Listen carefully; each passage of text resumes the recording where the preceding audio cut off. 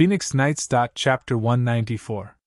Chapter 194. Agree to 3 conditions. Qin Feng, I would like you to help me. A while later, Lu Bingbing calmed down from her previously stunned state. After seeing Qin Feng's extraordinary skills, she had an even stronger desire to drag him to complete her secret mission tonight. Let's hear it. Qin Feng finally stopped complaining. He rolled down the window and stared out it in a daze.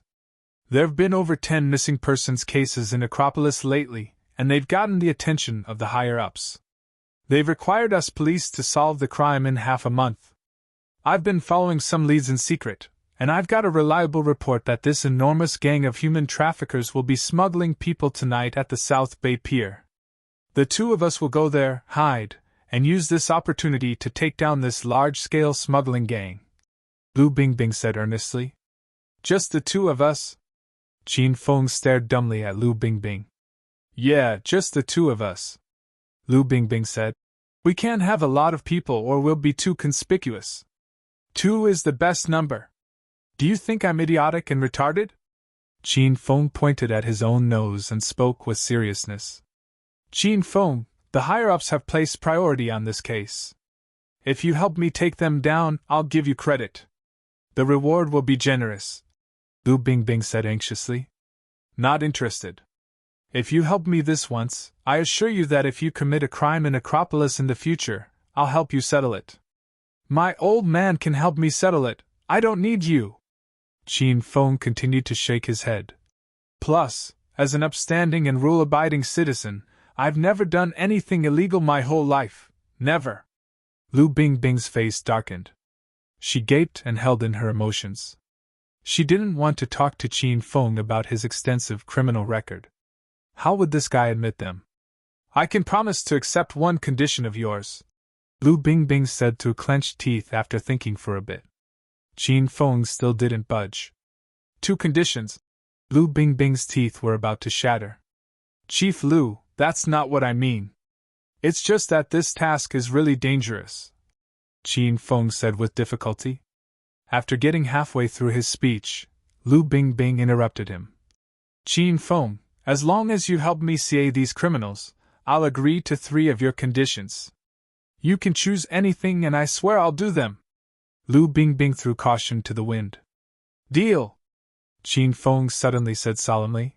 Chief Lu, get out and I'll drive. We have to get to the South Bay Pier. If we're too late, then these scumbags will escape. Lu Bingbing was stunned for 5 seconds, then she immediately exited the car and swayed into the front passenger seat. Chief Lu, don't go back on your word. Once Lu Bingbing got into the car, Qin Feng said with a jolly smile. You said 3 conditions, and you have to do whatever conditions I choose. Lu Bingbing glared coldly at Qin Feng and said emotionlessly, I will do anything within my abilities, but if you want me to do those vulgar things, dream on. In regards to vulgar things, do you mean getting into bed? Qin Feng asked. What do you think? Lu Bingbing glared viciously at Qin Feng and retorted coldly. No betting, no betting. Qin Feng immediately waved his hands. Chief Lu, even if you wanted to get in bed with me, I wouldn't have the guts to do so. Your temper is too violent. If I wanted to dump you after, I wouldn't have the guts to do that. Shut up and drive. Lu Bingbing stomped in anger. She wanted to tear Qin Feng's mouth to pieces. Chief Lu, sit properly, I'm going to take off. Qin Feng already began to shift gears, gas, and was prepared to leave at any moment. Lu Bingbing snorted with disdain. He was just driving, she didn't believe this brat could get the car to fly. Phoenix Night stopped, but in the next second, Lu Bingbing's scream resounded through the night and didn't stop. She found that Qin Feng made the car fly, and she was almost flung out of the car on several occasions. Chief Lu, we've arrived! Not 10 minutes later, the police car stopped and Qin Feng suddenly realized that it was great speeding in a cop car since the path was unimpeded. Lu Bingbing immediately opened the door, ran far away, and began to throw up. Usually when chasing a criminal she often sped, but this was still the first time she sat in a car ride that made her throw up. Chief Lu, I told you to sit properly, why don't you never listen to me? Here. Qin Feng extended a couple of tissues to her. Lu Bingbing glared coldly at Qin Feng. She didn't know what to say to this kind of person. Here was an expert fighter, a godlike driver, and a rich and powerful man. She suddenly felt as though the heavens were unfair. Qin Feng, let's hide on opposite sides of the underbrush. Wait for my signals later. Lu Bingbing finished wiping her mouth and immediately became stern. She looked at the terrain around her and chose two hidden paths of underbrush. They both got into their own places. These clusters of weeds were half a person tall and were great for hiding. If they squatted, it would be hard to detect the other's presence. Qin Feng squatted in the underbrush and looked around him. South Bay Pier was Acropolis City's sole port. Who knew how many ships came and went? There were both container ships and passenger ships. It was already deep in night. There were 3 large container ships stopped on the pier, and over 20 fishing boats on the 2 sides of the port. There were no more passenger ships at this time, so tonight it would be easy to discover people if they wanted to buy and sell people here. Who knew how long they squatted there in the underbrush subject to the river wind when they heard gusts of whistling from the boats on the river in the distance. Qin Feng looked out to see a large cargo ship nearing the port. At this time, Qin Feng looked towards Lu Bingbing, who signaled to him. At the same time, she squatted in the underbrush and slowly headed towards the port. Qin Feng immediately understood what Lu Bingbing meant. He slowly followed and headed towards the port as well. Each person hid one side of the port. In a bit, if the criminals were going to appear, it would be hard for them to escape their grasps. After all, Qin Feng and Lu Bingbing were incredible experts, so it would be no problem for one of them to fight 10 little hooligans. Sha sha! Suddenly, there was a rustling noise from the underbrush not far away. Lu Bingbing's eyes brightened and excitement filled her face. Based on her many years of experience in scouting, the noise in the underbrush wasn't the sound of wind blowing grass. Someone was hidden in it and was rushing towards the port. And based on the sound, it was a large group of people. Lu Bingbing signaled to Qin Feng again. Qin Feng heard rustling footsteps and quickly understood what Lu Bingbing meant. His eyes flashed swiftly in the dark and quickly determined the group's position. Toot toot! The large container ship was already about to reach shore, and it tooted its whistle again like it was signaling to the traffickers in the underbrush. When these people heard the second whistle, they immediately sped up. They rushed out of the underbrush and ran over to the docking large container ship. Chapter 195. Chapter 195, It's you! Qin Feng didn't need Lu Bingbing to instruct him. He was already running towards the group of people. He continuously swayed positions and was so quick that he was like a ghost in the dark night. No one noticed his figure. When he appeared again, he was already behind the traffickers. He ran while striking the backs of their heads. With each hit, one person was knocked down. Qin Feng knocked out 5 people before even getting to the port. Retreat! There's an ambush! There's an ambush! Suddenly, the man that got onto the cargo ship first strained his throat and yelled. He wore black nocturnal clothing and wore a black mask on his face. Even if someone shined a light on his face, this man's entire face would still not be visible. Qin Feng found this man's roar a bit familiar, but he didn't yell again, so Qin Feng couldn't determine who it was. You thugs, where are you running to?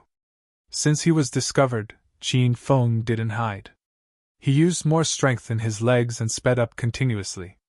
In the time it takes to form a couple of breaths, he already arrived onto the large container ship. Without another word, Qin Feng sent a fist flying towards the man in black. It's you! When the man in black saw Qin Feng, he froze in shock. He lost his senses and Qin Feng sent him flying with one punch. This fist made the man in black spit fresh blood. However, since he was wearing a mask, the blood sprayed into the mask. Who knew how much of that blood went back into his mouth?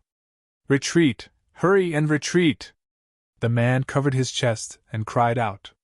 This time, he purposely made his voice raspier, and it sounded completely different from before. How could Qin Feng allow these people to retreat when they wanted to? He was certain that he knew this person, but he couldn't think of who it was. He chased after him and wanted to take him down. Qin Feng had just taken 2 steps when he retreated quickly. He pressed his legs into the ground and violently retreated midair. Tap tap tap. In the next second, the wooden board Qin Feng was standing on already became a hornet's nest from over 10 bullets. Tap tap tap. Qin Feng had just landed when the sound of a submachine gun was heard. He could only retreat again. In the end, he retreated back into the underbrush, and only then did the submachine gun shooting slowly stop. Toot toot. The passenger ship's whistle resounded once again, and the ship started up again. Not long later, it left the port and returned to the seemingly limitless river. It was then that Qin Feng stuck out his body. He looked angrily at the underbrush across from him for Lu Bingbing's figure. This woman was cruel. She tricked him into giving his life and disappeared during the most important moment. Whimper! Qin Feng had just arrived at the underbrush across from him, and saw Lu Bingbing trussed up with a dirty rag stuffed into her mouth. She was crying for Qin Feng to help, but her mouth was blocked, so she could only make whimpering sounds.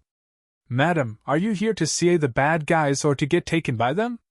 Qin Feng helplessly pulled the rag out of Lu Bingbing's mouth and helped her untie the rope. Lu Bingbing was so angry that her lungs were about to explode. She yelled viciously. Those bastards, they sneak attacked me when I wasn't paying attention and tied me up so I couldn't see them. Stinking brats, don't let me see you again or I'll shoot you all dead. Chief Lu, you're the reason we failed today. You can't go back on the 3 conditions you agreed to previously. Qin Feng didn't care about anything but the 3 conditions. He still had the quest to train Lu Bingbing and make this hot-tempered, icy woman become docile and obedient. Qin Feng was prepared to use these 3 conditions to commence his taming of Lu Bingbing and slowly make her his servant. In the future, she would follow him obediently. Once the ropes around Lu Bingbing were untied, she immediately stood and said to Qin Feng with regret. Qin Feng, it's true that I'm the reason we failed this mission today, so I will agree to those 3 conditions. But in the future you still have to help me CA this group of criminals and you have to come when called. That's cheating, I'm not doing that. Qin Feng only had 1 life, and he wasn't going to casually play around with it. Then I also won't agree to those 3 conditions. Lu Bingbing's expression fell, and she spoke coldly. What was a woman's heart? What did it mean to destroy the bridge after crossing the river? Qin Feng thoroughly experienced them now. Chief Lu, I've misjudged you. Qin Feng walked towards the police car with annoyance. Lu Bingbing chased after him and tugged on Qin Feng's arm. Qin Feng, how about this? If you agree to help me hunt down this group of traffickers from here on out, the 3 terms I previously agreed to still stand, and I can honor one of them right now. Lu Bingbing gave her all for this task that was pressed upon her by upper management. Qin Feng immediately turned around, lightly held Lu Bingbing's hands, and said with a laugh. Chief Lu, you're treating me like an outsider. I, Qin Feng, am an indomitable man, so my words hold enormous weight and I don't do things halfway. Since I agreed to help you CA these criminals, I won't back out halfway. Qin Feng paused. He changed the topic and suddenly said, Chief Lu, if I want to whip you with a belt right now, can I? Huh! Lu Bingbing's mouth twitched violently and thought she heard incorrectly. Her face darkened as she asked, What did you say? Qin Feng became stern. He already removed his belt and held it in his hand. He looked at Lu Bingbing with a powerful and domineering expression and yelled, Little beauty, this young master is really interested in you currently and wants to fiercely whip you with a belt. Bend down quickly and let this young master whip you 3 times.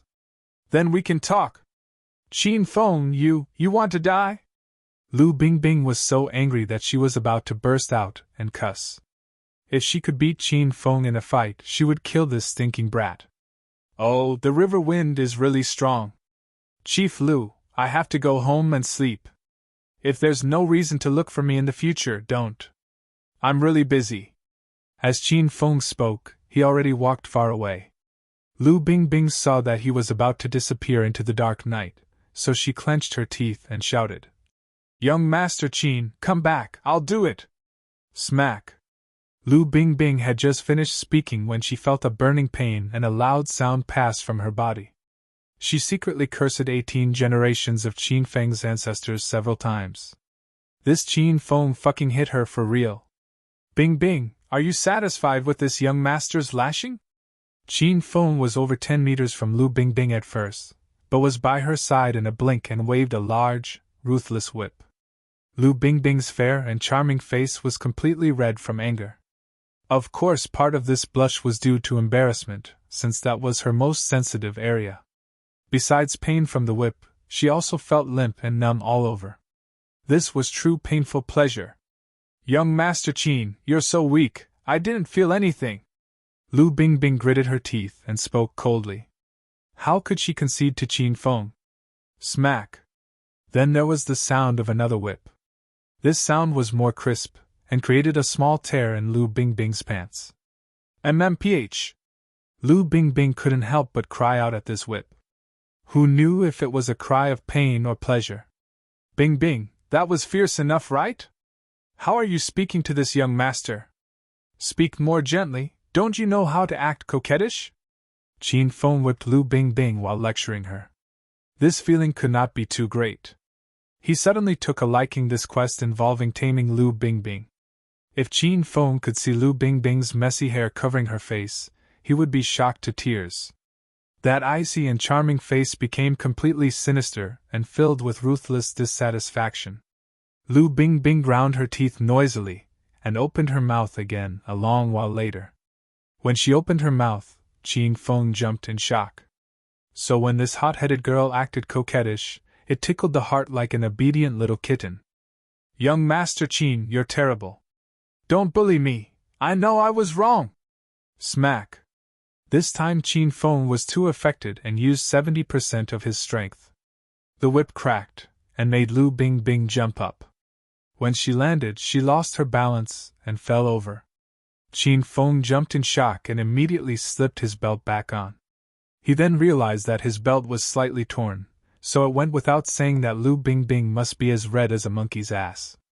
My bad, are you alright, Bingbing? Qin Feng bought a bottle of elementary gold sore medicine from the system and immediately went beside Lu Bingbing. He was about to press her down and help her apply medicine when he heard Lu Bingbing's grim reaper-like cold voice. Qin Feng, fuck off. Now the first condition is satisfied, so if you dare to not show up to CA people next time, I'll get an army and flatten the Qin manor.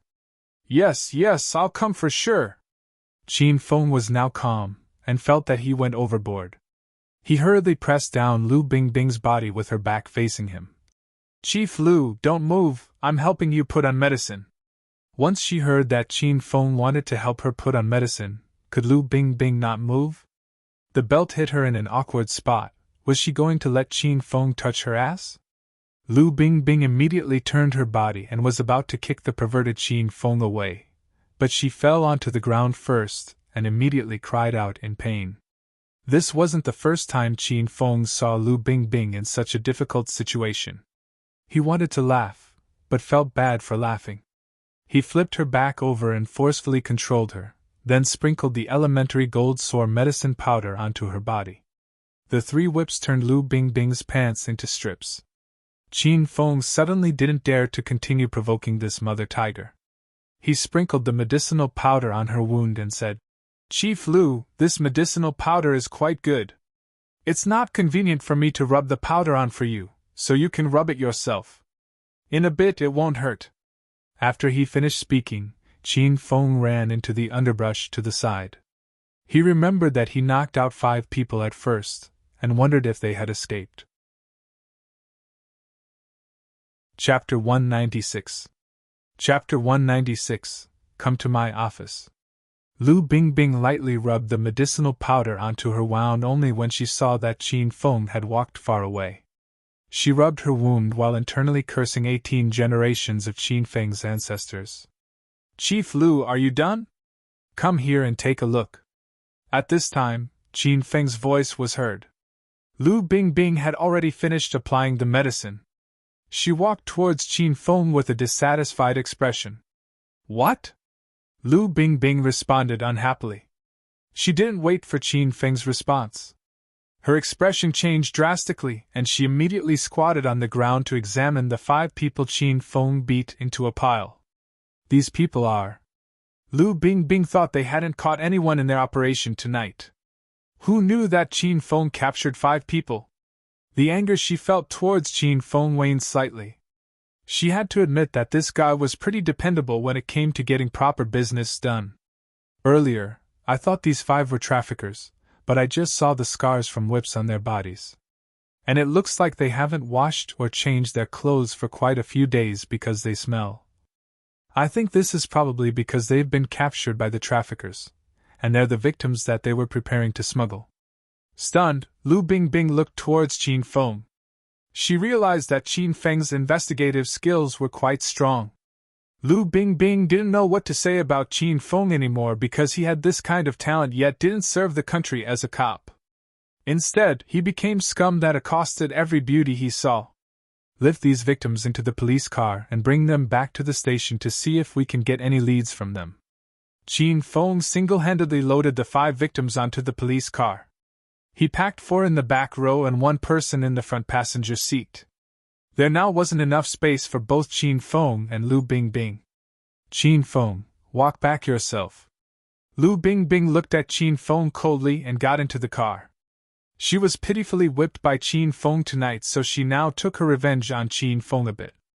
There's no need to mention how happy she was inside. However, she got into the car and came back out not 5 seconds later. With a darkened expression, she glared at Qin Feng and said, "Get in." Qin Feng knew Lu Bingbing wouldn't be able to leave without him. He smiled at her and said, "Chief Lu, why aren't you leaving? Cut the crap and get in the car." Lu Bingbing was so angry that she wanted to kill someone. Qin Feng got into the driver's seat and smiled at Lu Bingbing, who was currently standing outside the car door. "Chief Lu, I know your bottom will hurt once you sit down. Hurry and get in, spread your legs, and sit on me. I will try my best to bring you home safely." Lu Bingbing gritted her teeth and glared at Qin Feng for a whole minute. In the end, she stomped and got into the car. Lu Bingbing sat in Qin Feng's embrace the whole way. Her weight was held up by her legs, and suspended her bottom because it would hurt. This way, she couldn't help but hug Qin Feng's neck for support. Qin Feng propped up his chin on Lu Bingbing's shoulder to see the road. He drove with one hand and the other hand was wrapped around Lu Bingbing's small, full waist to prevent her from falling. Qin Feng thought this ride went by in the blink of an eye. Lu Bingbing felt as though this ride lasted a whole lifetime. Lu Bingbing immediately rose to exit the police car once they arrived at the police station. Her charming face was completely red. When she got to the station, she called over a couple of her inferiors and lifted these victims into the police station. Not long later, these 5 victims woke up one by one. Lu Bingbing questioned them personally and discovered that they didn't know one another. They were people of the lowest class that had come from other places to work and rented places to live in various suburban districts. The 5 of them were suddenly abducted at night when they were going home. After waking up, they found themselves locked in a large black house with a total of 38 people inside. Tonight they were going to get shipped out to who knew where to do who knew what. This inquiry took over an hour. Lu Bingbing's expression became increasingly heavy. She didn't find any useful leads. Instead, everything became even more jumbled. This large-scale trafficking group's goal was extremely unclear. Lu Bingbing couldn't figure out why they were abducting people. Lu Bingbing previously solved several small-scale criminal group cases in the past, and they either kidnapped children to a remote mountainous region and sold them, abducted women, took them to places of entertainment, and forced them into prostitution, or abducted people to sell their organs. But this time, this group of traffickers were extremely capable and abducted old and young alike. One could say that they were non-discriminatory in regards to age. But that wasn't the strangest thing. According to the 5 victims, they were locked in a little black house and saw quite a few dead people. Who knew how long the corpses were there for? And the traffickers even brought along the corpses in their operation tonight. They're even smuggling dead people? What are these criminals trying to do? Lu Bingbing couldn't understand this question.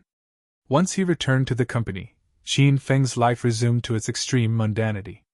Su Roro continued to be busy from day to night. She made phone calls at all times without taking any breaks, and when she got back to the Qin manor, she stayed up deep into the night making charts. Qin Feng had no idea what she was so busy doing. Because Qin Feng thought there was nothing to be busy about. That Liu Chen deliberated for a week but still provided no response, so Qin Feng had no hope in her response anymore. He thought something went wrong and wanted to find it and fix it, so his luck with women would return. But what went wrong? Qin Feng really didn't understand. The day was split in two. The first involved playing games, and the second involved a long nap. Before he knew it, the day was already over. When work was over, Qin Feng stood and prepared to go home. He deliberately slowed down to wait a bit for Su Roro, but this last didn't even lift her head.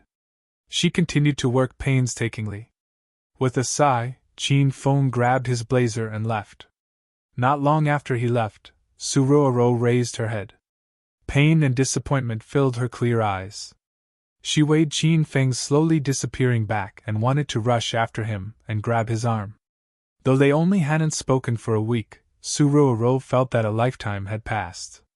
She suddenly really missed eating with Qin Feng, getting teased by him at work, and the feeling of sitting on his iconic 28 bicycle home after work. She lapsed into a daze as she thought about these fond memories, but what could she do now that events had progressed to this stage? She could only quietly pack up on her own, stand, and squeeze into that annoying bus and train. Roro, come to my office. Su Roro had just gotten to the doorway when Wang Chao's eerie voice drifted from behind her. This voice was like that of a demon's reverberating through her brain. She suddenly halted in her steps. She really didn't want to go to Wang Chao's office, but she didn't have the guts to just leave. Roro, are you deaf? Get here right now! Wang Chao yelled when he saw that Su Roro didn't react. Chapter 197. Chapter 197. Getting too far into the act. It was now half an hour after work was over, so there was no one else in the sales department lobby. Su Roro immediately thought of last time when Wang Chao also stopped her after work and wanted to disrespect her. That time, if Qin Feng didn't come in time, Su Roro would have been in trouble. Wang Chao's second shout scared Su Roro so much that her entire body trembled. She extended her hand and felt the inside of her bag. A soft and furry little head poked out. It was the Pikachu Qin Feng gifted to her.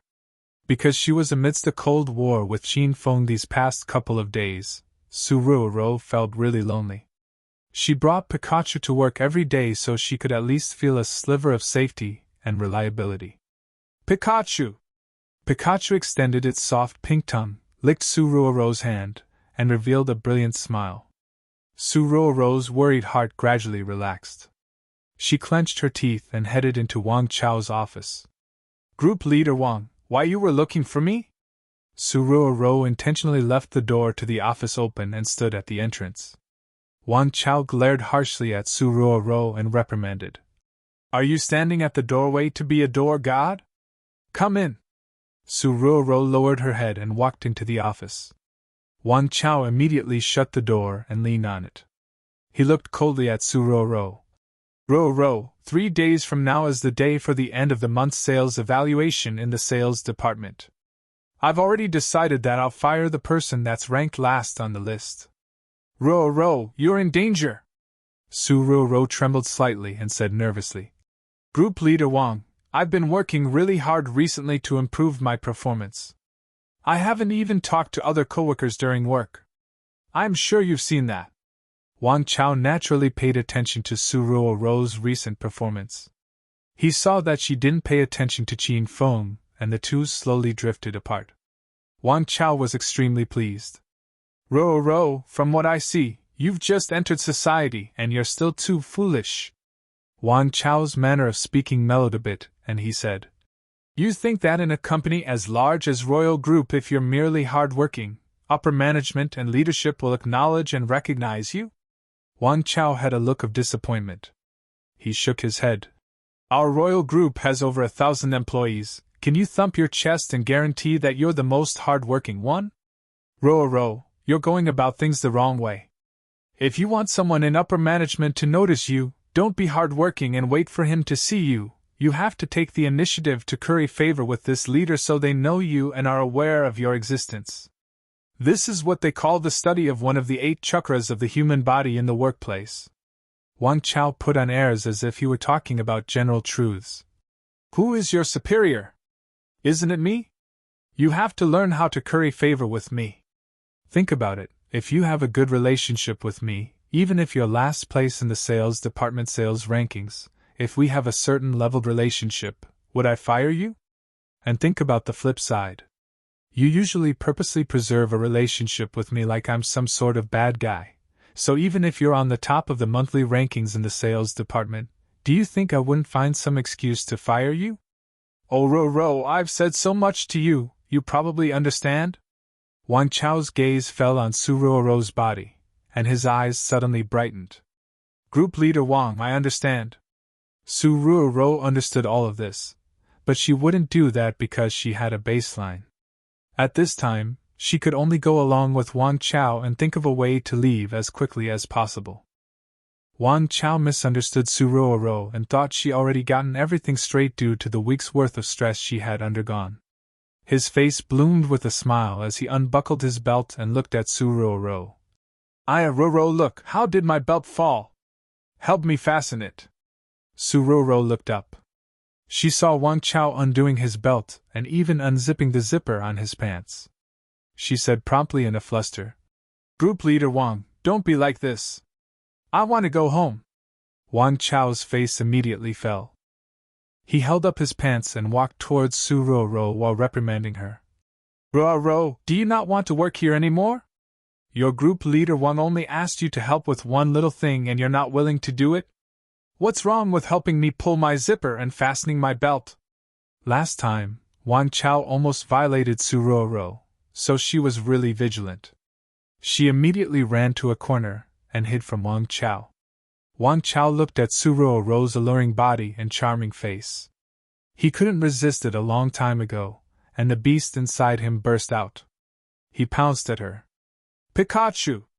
Suddenly, a yellow shadow was like lightning and passed by with a flash.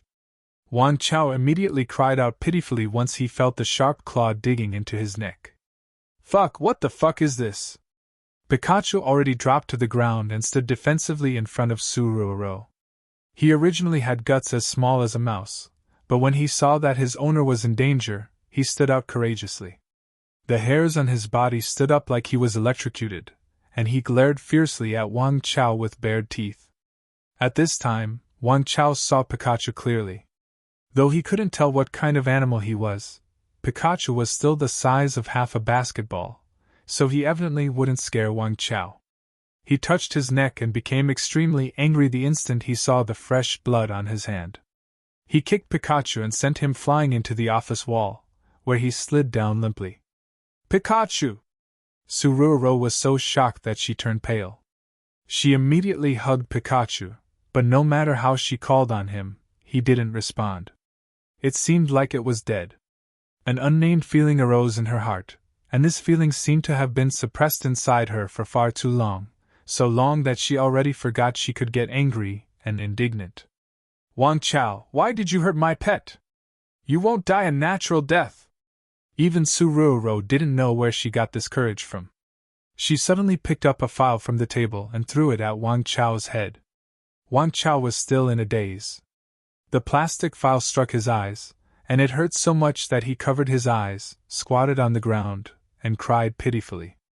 Su Ruoro took this chance to immediately open the locked door and run out. She ran while holding Pikachu and crying, Pikachu, you can't die. I'm bringing you home right now. I'm taking you to Qin Feng, he'll certainly find a way to save and awaken you. This was Su Ruoro's first time ever calling a cab. She spent 78 yuan riding from the company to the Qin Manor. Her little heart was still hurting, but to quickly save Pikachu, she gritted her teeth, paid the bill, and ran back to the Qin Manor. Qin Feng. Once Su Ruoro got to the 3rd floor, she wildly yelled Qin Feng's name. She suddenly realized that she hadn't yelled those two words in a really, really long time. Ro, what's wrong? Qin Feng ran out of his room. It was the first time he had seen Su Ruoro so anxious. Qin Feng. What, Pikachu's about to die? Su Ruoro cried the whole way back, so her eyes were red and swollen. Qin Feng immediately tugged Su Ruoro into his room and took Pikachu from her arms. Right when he carried him, Qin Feng saw Pikachu stick his tongue out mischievously. He was so shocked that he almost threw Pikachu. Ro, you're certain Pikachu is about to die? Qin Feng asked suspiciously. Su Ruoro was still wiping her tears with a lovely, moving, and pitiful expression. She said anxiously, Qin Feng, I was playing with Pikachu on the road, and accidentally let him fall from a high place. After falling, he didn't get up. He won't wake up however I call on him. Su Ruoro still kept the Wang Chao situation to herself. She didn't want Qin Feng to offend Wang Chao and get fired in consequence. To Qin Feng, Su Ruoro didn't look like she was pretending. Then, he lowered his head to look at Pikachu. This brat was winking mischievously. Master, Pikachu said he's completely fine. The reality is that Su Ruoro was in a cold war with you recently, but she can't take it anymore, so she wants to make up with you. However, women are sensitive and she feels embarrassed, so she found this excuse. So this was the case. Qin Feng had an expression of realization and was instantly tricked by Little Pig and Pikachu together. How could he not be worried about Pikachu? He directly tossed this large rat onto the bed and arrived in front of Su Ruoro. He lightly picked up her hand and brought her to sit on the side of the bed. He suddenly placed his hands on Su Ruoro's black stocking-clad thighs with a self-satisfied expression. I haven't touched your thighs in a long time, but they still feel just as familiar. Su Ruoro was slightly stunned. She immediately shifted her bottom, moved Qin Feng's hand away, and looked at him with dissatisfaction. Qin Feng, don't be like this. Did you forget what I told you before? Just quickly look and see how Pikachu is doing. Qin Feng was briefly stunned and immediately revealed a knowing smile. Women, they were really sensitive. Weak women like Su Ruoro were even more shy. Since she used the pretense of Pikachu's wounds to trick him, then he'd have to play along with her show until the end in order to help her preserve face. Ro, I've taken a look at Pikachu's wounds and they really aren't small. Qin Feng took the initiative to sit down. He held Su Ruoro's soft and small hand with a serious expression. Su Ruoro was so shocked that she stood immediately and hugged the Pikachu on the bed tightly. Her tears fell with splatters. Qin Feng, I'm sorry. I didn't take good care of Pikachu and I let him get hurt so badly. Qin Feng, you have a way of healing Pikachu, right? Help him. He hasn't awoken after falling. Qin Feng opened his mouth and felt like he wanted to swallow his fist. Was there a need to act so earnestly? Wasn't she just using the pretense of Pikachu's injury to mend their relationship? Why is she crying, and crying so dramatically? Qin Feng no longer had the confidence to act with a movie queen-leveled actress like Su Ruoro. Qin Feng, why aren't you saying anything? Su Ruoro cried and looked at Qin Feng reproachfully. Qin Feng suddenly slapped his forehead and immediately understood. Chapter 198. Chapter 198, Jump out the window right now. This Su Ruoro really knew how to play. She was clearly pretending to cry and pretending to be sad so he would hug and comfort her. After the two of them interacted intimately, feelings would naturally return and everything would be subsequently resolved. The act would be done, and the two of them will have mended their relationship. Ro, don't cry. You're crying so much that my little heart is going to be broken. Qin Feng wrapped Su Ruoro in his arms, took her hands and rubbed them on his chest. Su Ruoro indignantly flung Qin Feng's hands away and punched his chest. She carried Pikachu and walked out the door. Qin Feng, why are you so improper even at this time? If you don't want to save Pikachu then forget it, I'll go find him a veterinarian. After Su Ruoro said she wanted to find a veterinarian for Pikachu, Qin Feng saw the big rat's face darken. Suruo already ran out while panting. Qin Feng was slightly shocked and wondered to himself. That's not good enough? Maybe after not being with him for so many days, her emotions were hard to endure, so she needed stronger methods than usual to satisfy her? I know how to heal him. I will heal this big rat. Qin Feng immediately took chase. He arrived behind Suruo and carried her princess style. He ran back into his room, tossed her onto his bed, and pressed down on her. Walk closely. Today I'm going to fiercely heal this large rat and subdue him with my power. Qin Feng revealed a vulgar smile and already removed his top. Suruo was so shocked that she couldn't speak. After she came to, she bit Qin Feng's chest. Qin Feng jumped in pain. Qin Feng, what are you doing? Don't act recklessly. I'll hit you. Suruo already jumped off the bed and stared at Qin Feng with alarm while holding Pikachu. Qin Feng looked at his red, bitten nipple and thought to himself. This lass has a really accurate bite. Just tell me directly what I can do to coordinate with your role. Qin Feng leaned on the pillow and looked helplessly at Suruo. He always thought he was an acting king that fully deserved his title, but today, he met his ma and Suruo and could only have the guts to say he was only fit to be someone that played small roles. What are you saying? Who's acting with you? Suruo stared at Qin Feng with dissatisfaction. She pursed her lips and said angrily, I'll ask you one last time, are you going to help save Pikachu or not? If not, I'm going out. Qin Feng's lips tweed. He really couldn't understand what Suruo was thinking. He was quiet for a while, then his eyes brightened and he said with a happy smile.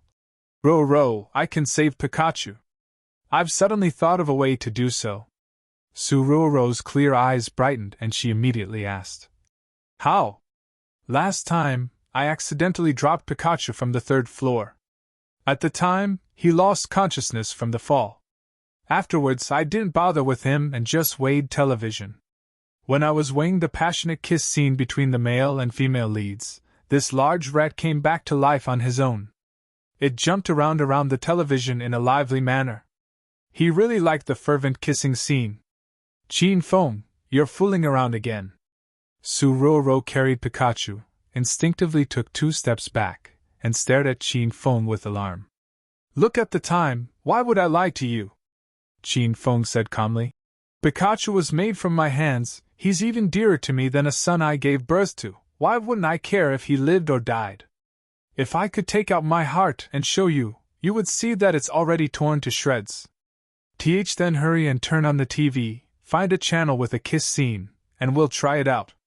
When she saw Qin Feng's serious expression, Suruo decided to try it out. No, it looks like Pikachu is about to die. I'm afraid we don't have time to flip channel by channel to find that kind of plot. I'm afraid we won't make it.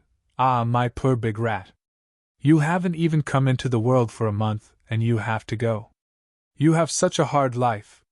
Qin Feng had a sorrowful expression and was about to rub saliva into his eyes. Qin Feng, why don't we try? Suruo said through clenched teeth in order to save Pikachu. Okay, let's hurry and start.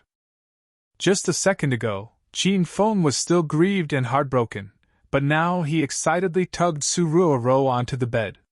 He hugged her small, full waist and was about to kiss her. Qin Feng, didn't you say we were kissing? Why are you touching my chest? Qin Feng was about to kiss her, but Suruo suddenly pushed him angrily away. She glared at him. Qin Feng smiled awkwardly. He took his hand away from Suruo's chest with a bit of unwillingness and said with a smile, Haha, I was just setting up that loving atmosphere before a kiss. Time is of the essence, let's hurry and kiss. While speaking, Qin Feng pulled Suruo into his embrace. This time, he didn't place his hand on her chest, he placed it on her thigh and touched it while leaning towards Suruo's alluring small mouth. Pikachu! Pikachu yelled once he saw that their lips were less than a centimeter away from one another and about to touch. Qin Feng could even smell Suruo's fragrant breath. Not only did he yell, this large rat jumped excitedly on them. Suruoro immediately pushed Qin Feng away and hugged Pikachu emotionally. She shouted happily, "Qin Feng, it's true, Pikachu really did wake up. That method really does work." Qin Feng shook his head awkwardly and secretly glared at Pikachu. This brat didn't know how to cooperate. Pikachu stuck out his tongue and had the wacky expression of someone asking for a beating. "Master, Pikachu said you're vulgar, and he misjudged you." Qin Feng's heart was hurting and Little Pig added another stab to it. It took a lot of effort for him to control his emotions. Once he did, he smiled at Suruoro and said, "Roro, look, should we finish up doing what we were doing at first?" Suruoro saw Pikachu awaken, and she was in the middle of screwing his furry little stomach. Pikachu was extremely happy. She said nonchalantly, "What? I wasn't going to do anything with you." Qin Feng's chest hurt again, and he was then treated like air. He could only wah as Suruoro had a sweet smile and was as beautiful as an angel. It's just that the prince with a white horse that she was close to wasn't Qin Feng. It wasn't even a person, it was a big, mischievous rat. Pikachu said Qin Feng was vulgar, yet he was in the middle of doing something even more vulgar.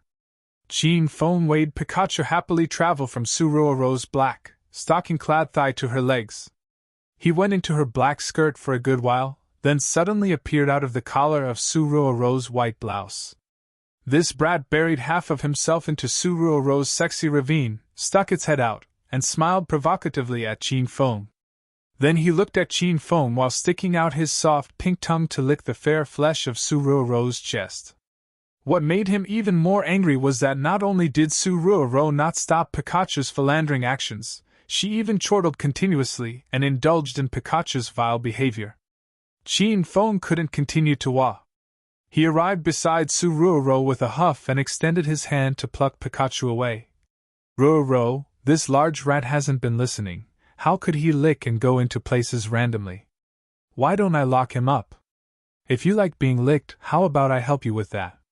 Suruoro immediately leaned away, escaped from Qin Feng's grasp and lovingly petted Pikachu's little head. She pouted and said, "No, I like little Pai licking me, and I like kissing him." Suruoro and Qin Feng had a cold war these past couple of days, and Pikachu was the one by her side. Every night she was sprawled in her room staying up into the early morning hours. Pikachu accompanied her while sprawled obediently on her shoulder. When Suruoro was in trouble, Pikachu bravely stood out to help. Suruoro loved him too much to part with him, and already treated him as if he were her own son. "Qin Feng, why don't you give me this Pikachu?" Suruoro suddenly looked at Qin Feng and said earnestly. Qin Feng nodded. With Suruoro's weak personality, it was right to leave Pikachu by her side to protect her. "Then you can have him. But in the future this large rat might look different when it gets older, so don't be startled by how he looks after the transformation. Maybe he might look like a bat." "Pikachu!" Pikachu complained indignantly. Then he licked Suruoro's chest tens of times in front of Qin Feng, and tickled Suruoro into rolling around on the bed. Qin Feng looked at Suruoro's musk clothes that revealed her small, full, and sexy waist and her black skirt that was already rolled at her waist, revealing her raised little behind. He swallowed his saliva and said, "Roro, if I jump from the 3rd floor right now, would you allow me to get into your thighs and lick your chest as well? If you agree, I'll jump out the window right now," Qin Feng said extremely earnestly. After speaking, he realized that Suruoro simply ignored him. Qin Feng discovered that he hadn't eaten dinner so happily for a good while. After all, he could once again eat dinner while secretly touching Suruoro's thighs. Suruoro once again returned to her cautious state while eating dinner. Though she already lived in the Qin manor for half a month, she was still nervous and afraid every time she ate at the same table as Chairman Qin and Assistant Han. She was afraid Han Ying and Chairman Qin would see Qin Feng touching her thighs. I'm done eating.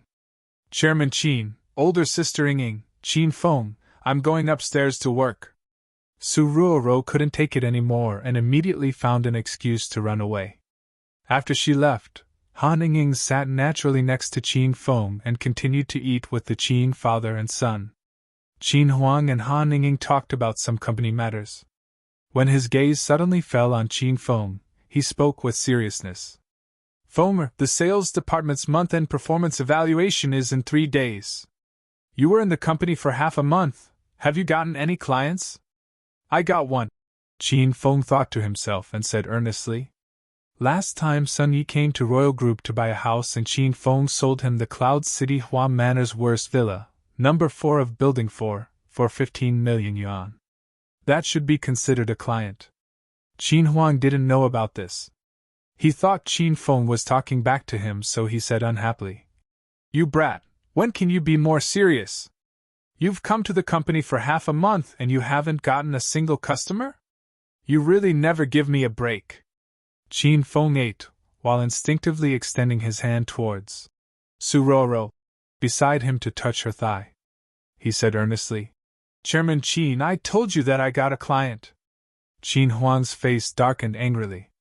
He was about to reprimand Qin Feng when he heard Han Ningning cry out with surprise. Ah! This sound was a bit charming, and it scared Qin Feng and Qin Huang. Chapter 199. Chapter 199, End of the Cold War.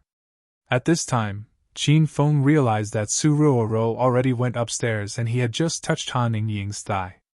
And since Han Ningning sat at a position slightly different from Su Ruoro, Qin Feng touched under Han Ningning's skirt according to the usual distance, and touched a really mysterious location. When Qin Huang came to his senses, he looked under the table and shook his head helplessly. You two are like this in the office and can't even hold it while eating. AI, you two should learn from that girl Su Ruoro, she's so hard-working. After speaking, Qin Feng shook his head and went upstairs. Qin Feng, you pervert!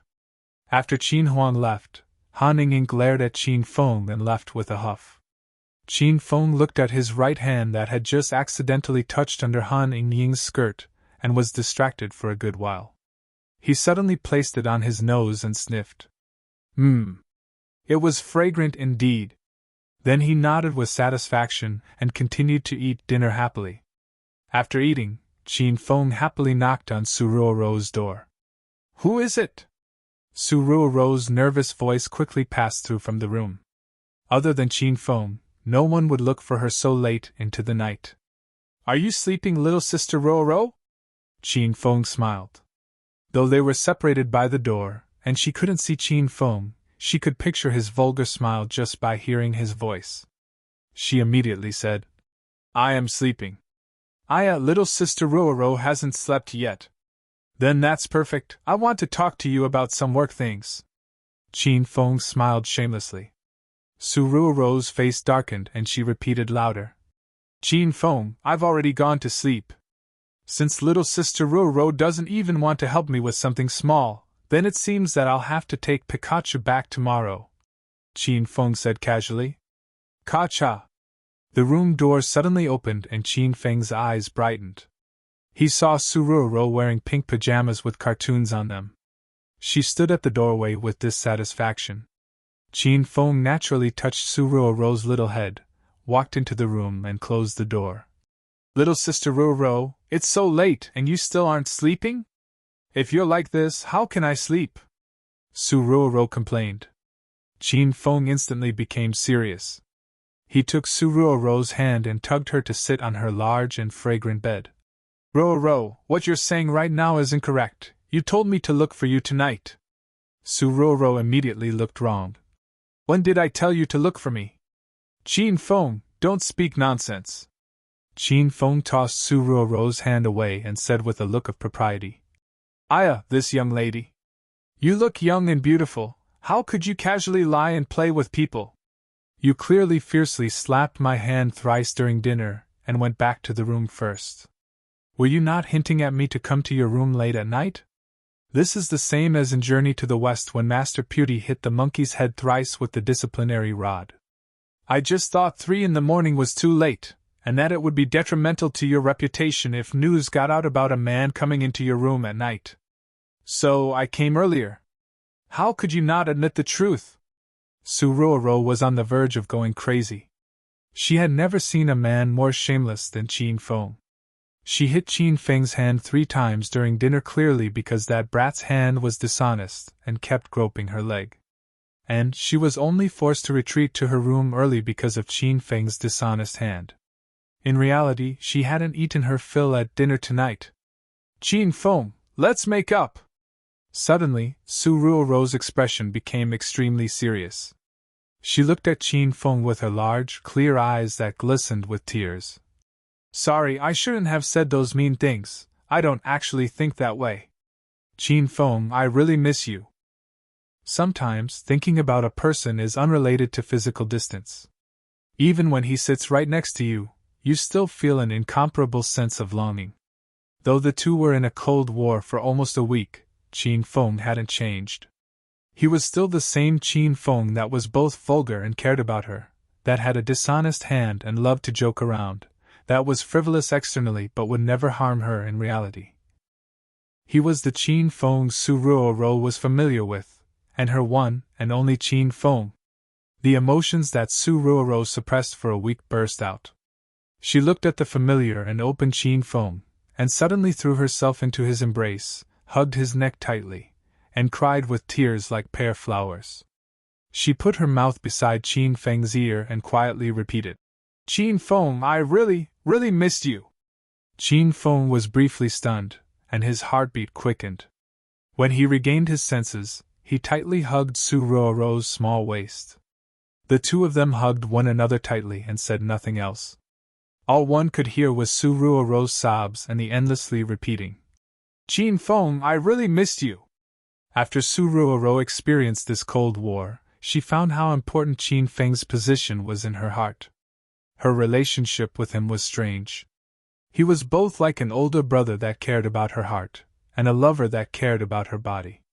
No matter what role he held, Su Ruorou now accepted and came to depend on him. "Ruorou, did something happen recently? Tell me, don't keep it all bottled to yourself."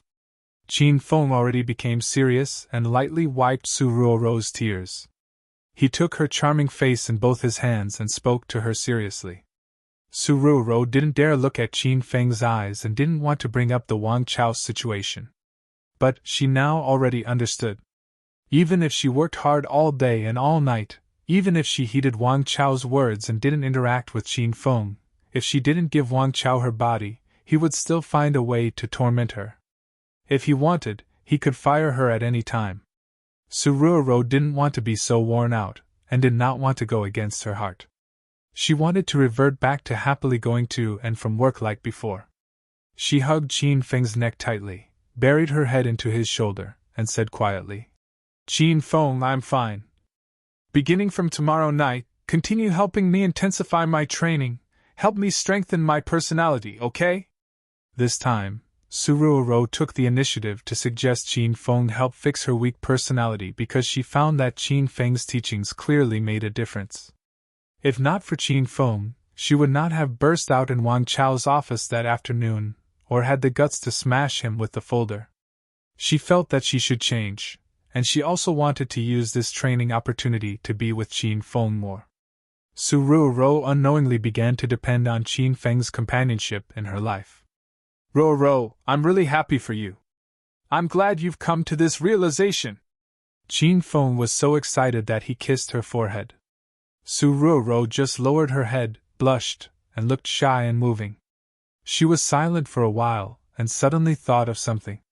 Now that she made up with Qin Feng, she felt that she shouldn't hide anything from him. "Qin Feng, I have to tell you something." Su Ruorou looked at Qin Feng with a bit of guilt. "I told General Manager Li about your identity." "What?" Qin Feng was suddenly stunned and his brain almost couldn't process what happened. He felt that this situation was really complicated, extremely complicated. A while later he grabbed Su Ruorou's arms and asked, "Ruorou, you told Liu Chen my identity?" "What identity?" "Just your identity as a member of the Qin household," Su Ruorou said carefully. "But don't worry, I just said you and I were members of the Qin household, but I didn't explicitly reveal your identity as young Master Qin's personal attendant. Why did you talk to her about these things?" Qin Feng's luck in the romance department was really bad recently. He knew something went wrong, and he just had to fix whatever that was, and he'd be able to beckon and have women come or go. Now that he and Suruoro made up, he knew that Liu Chen was going to be in his grasp soon. General Manager Li took the initiative to ask me that time she called me into her office. She even asked me for a way to contact young Master Qin. Suruoro was like a little child who had done something wrong and felt aggrieved. So you gave her young Master Qin's QQ? Qin Feng had an expression of surprise. He finally understood. This relationship was indeed too complicated. The whole time, Suruoro thought Qin Feng was young Master Qin's close attendant. In fact, she didn't know that young Master Qin's QQ was Qin Feng's. She misunderstood this relationship and made Liu Chen misunderstand it as well. Liu Chen now thought Qin Feng was Qin Feng, and young Master Qin was young Master Qin. No wonder Liu Chen was unrestrained and fiery hot at night but cold and icy towards Qin Feng at work. Qin Feng instantly understood everything. Suruoro nodded nervously and suddenly looked towards Qin Feng and said quietly, "Qin Feng, why you wouldn't blame me, right? Hee, Ruoro, you've committed a grave mistake, so of course I have to ferociously discipline you." Qin Feng smiled vulgarly. How could he blame Suruoro?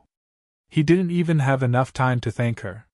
He pressed Suruoro onto the bed and kissed her on the lips, wildly licking her small mouth. Suruoro was badly shocked by Qin Feng's actions.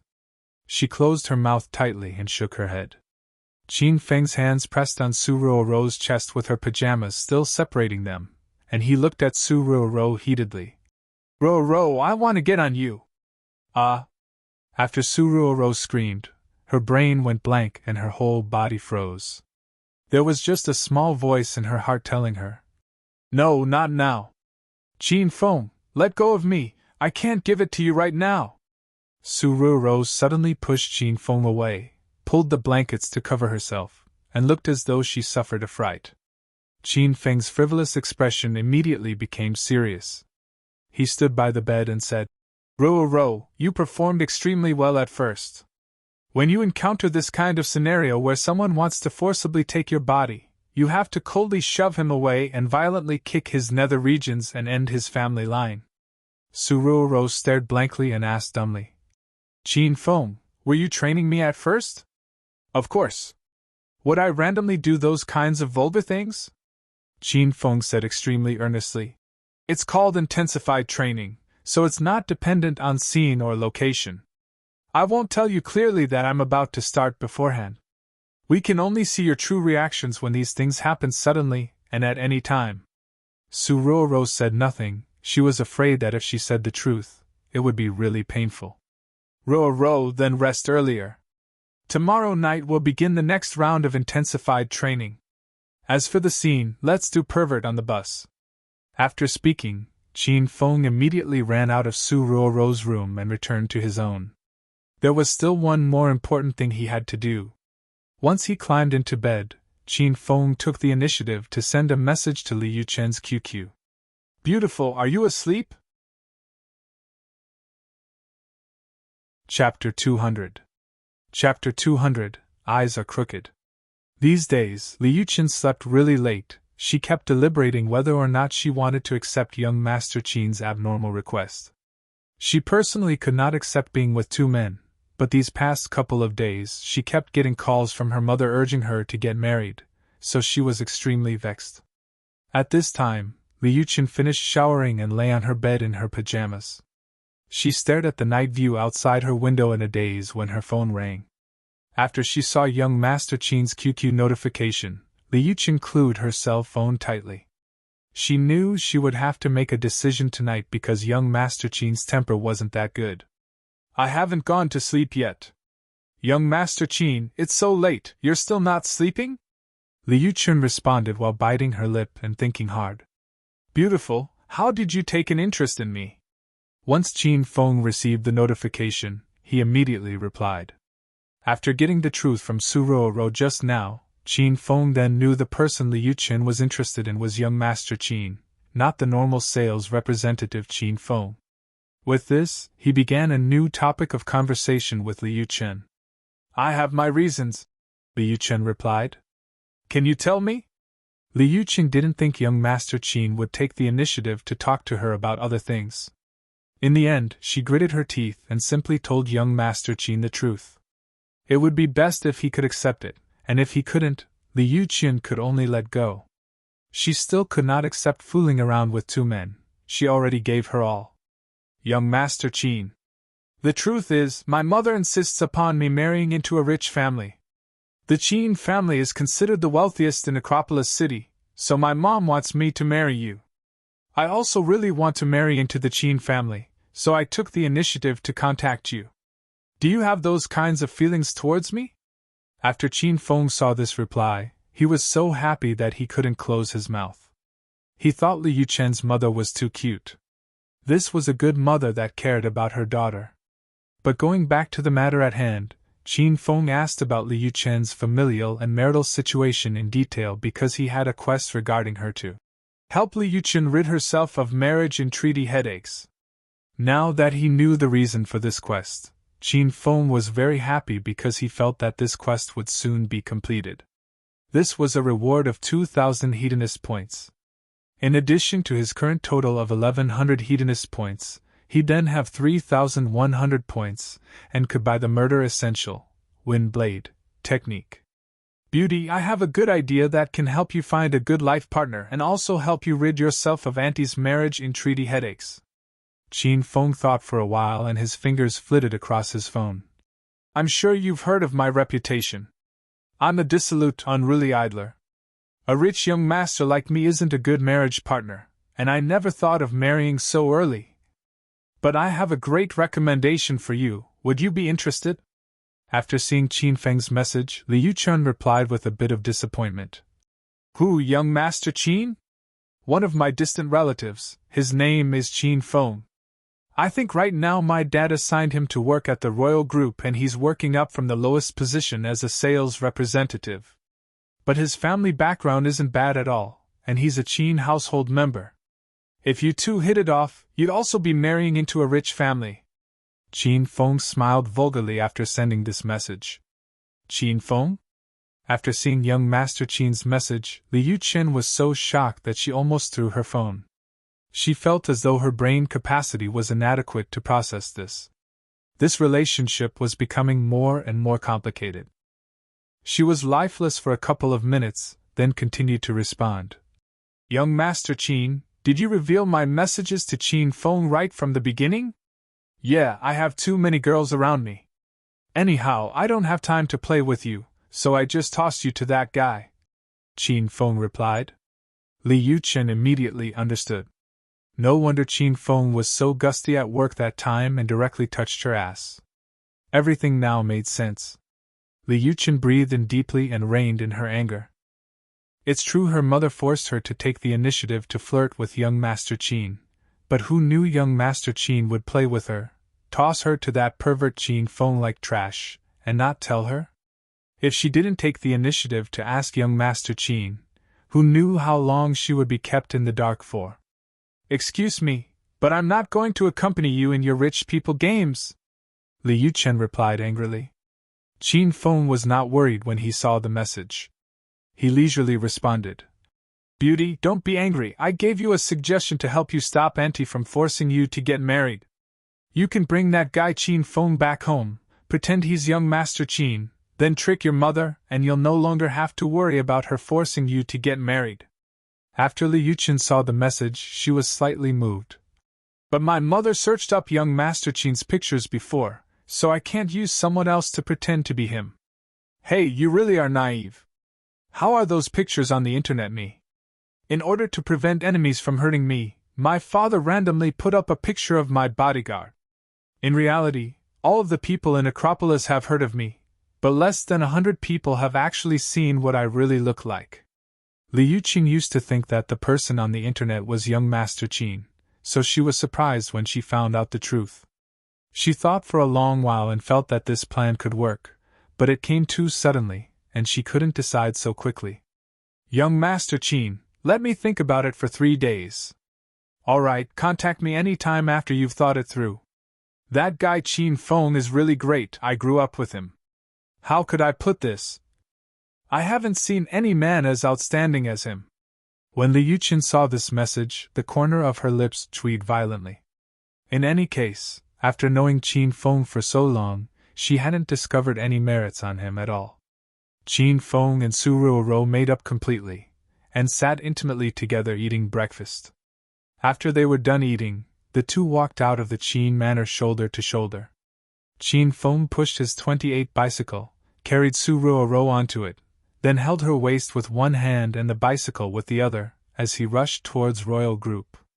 "Oh, Group Leader Wang, you're so fashionable. Are you cosplaying a pirate captain?" Qin Feng held Su Ruoro's hand and had just walked into the sales department lobby. When he saw Wang Chao with gauze covering one eye, he couldn't help but laugh. When Wang Chao saw Su Ruoro and Qin Feng walking so intimately, he was so angry that he gnashed his teeth. What cosplay? He was already an adult, and so old that he didn't even know what cosplay was.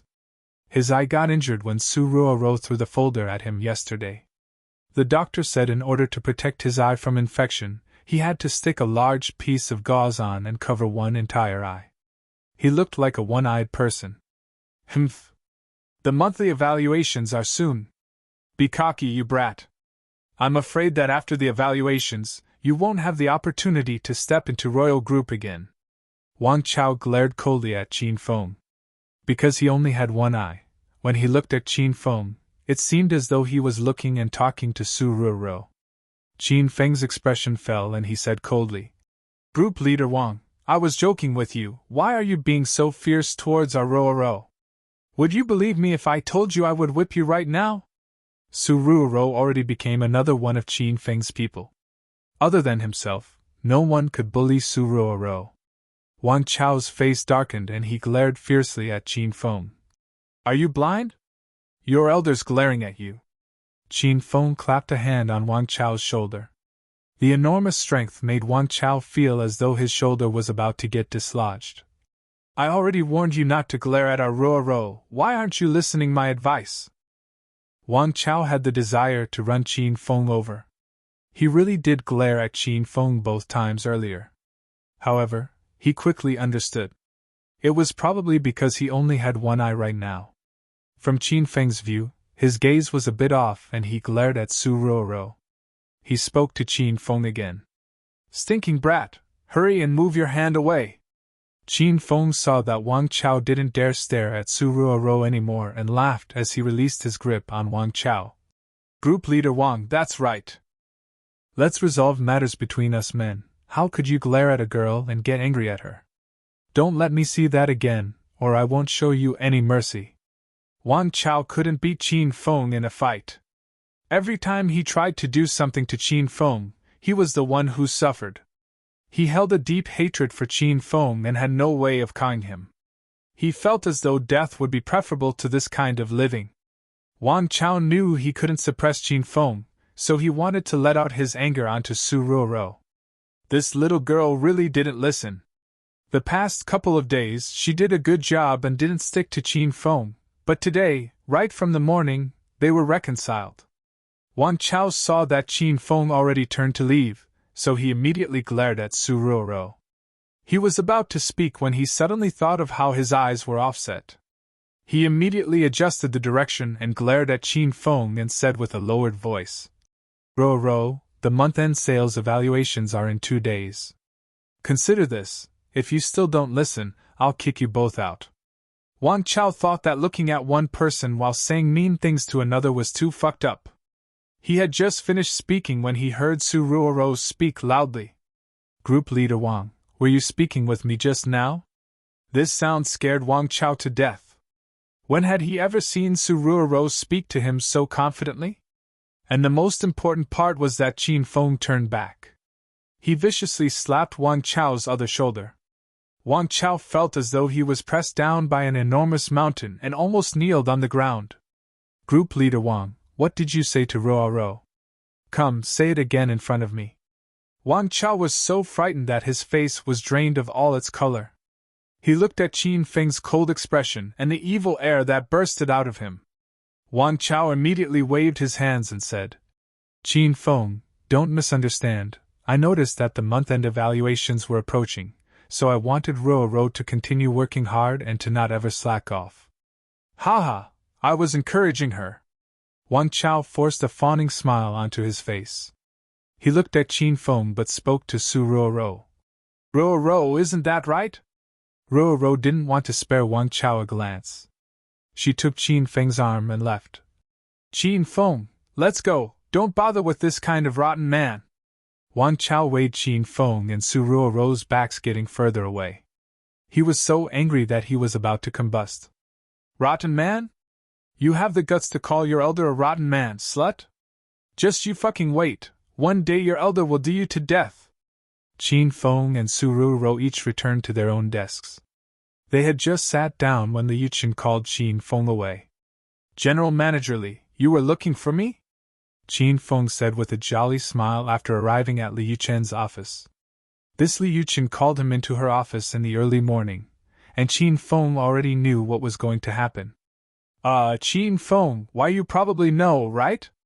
Liu Chen didn't sleep the entire night last night. Her brain was filled with thoughts of using Qin Feng to pretend to be young Master Qin. In the end, she decided to try, so she called in Qin Feng in the early morning. Chapter 201. Chapter 201. How could it be a fool? General Manager Li, are you talking about the matter regarding young Master Qin? Qin Feng probed. Liu Chen's charming face turned red. She said a bit shyly, about that, since young Master Qin already told you everything, then I don't have to beat around the bush. Qin Feng, I already set a good time with my mom, so I'll bring you to see her at the end of the month.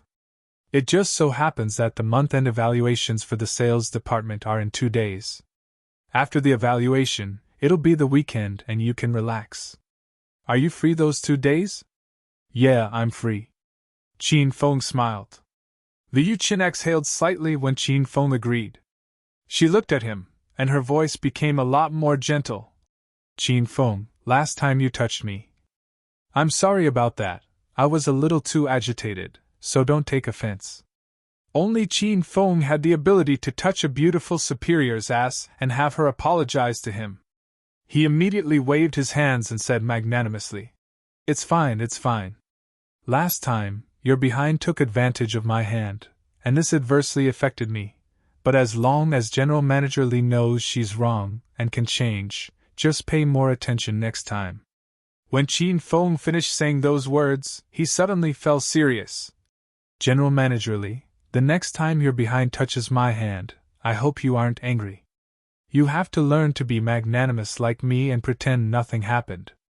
Liu Chen's face darkened.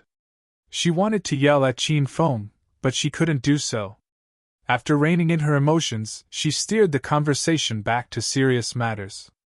She said, Qin Feng, this weekend, pretend to be young Master Qin and go to my house. I hope you can prepare a bit. My mother has sharp eyes, don't let her see through you right after you walk through the door.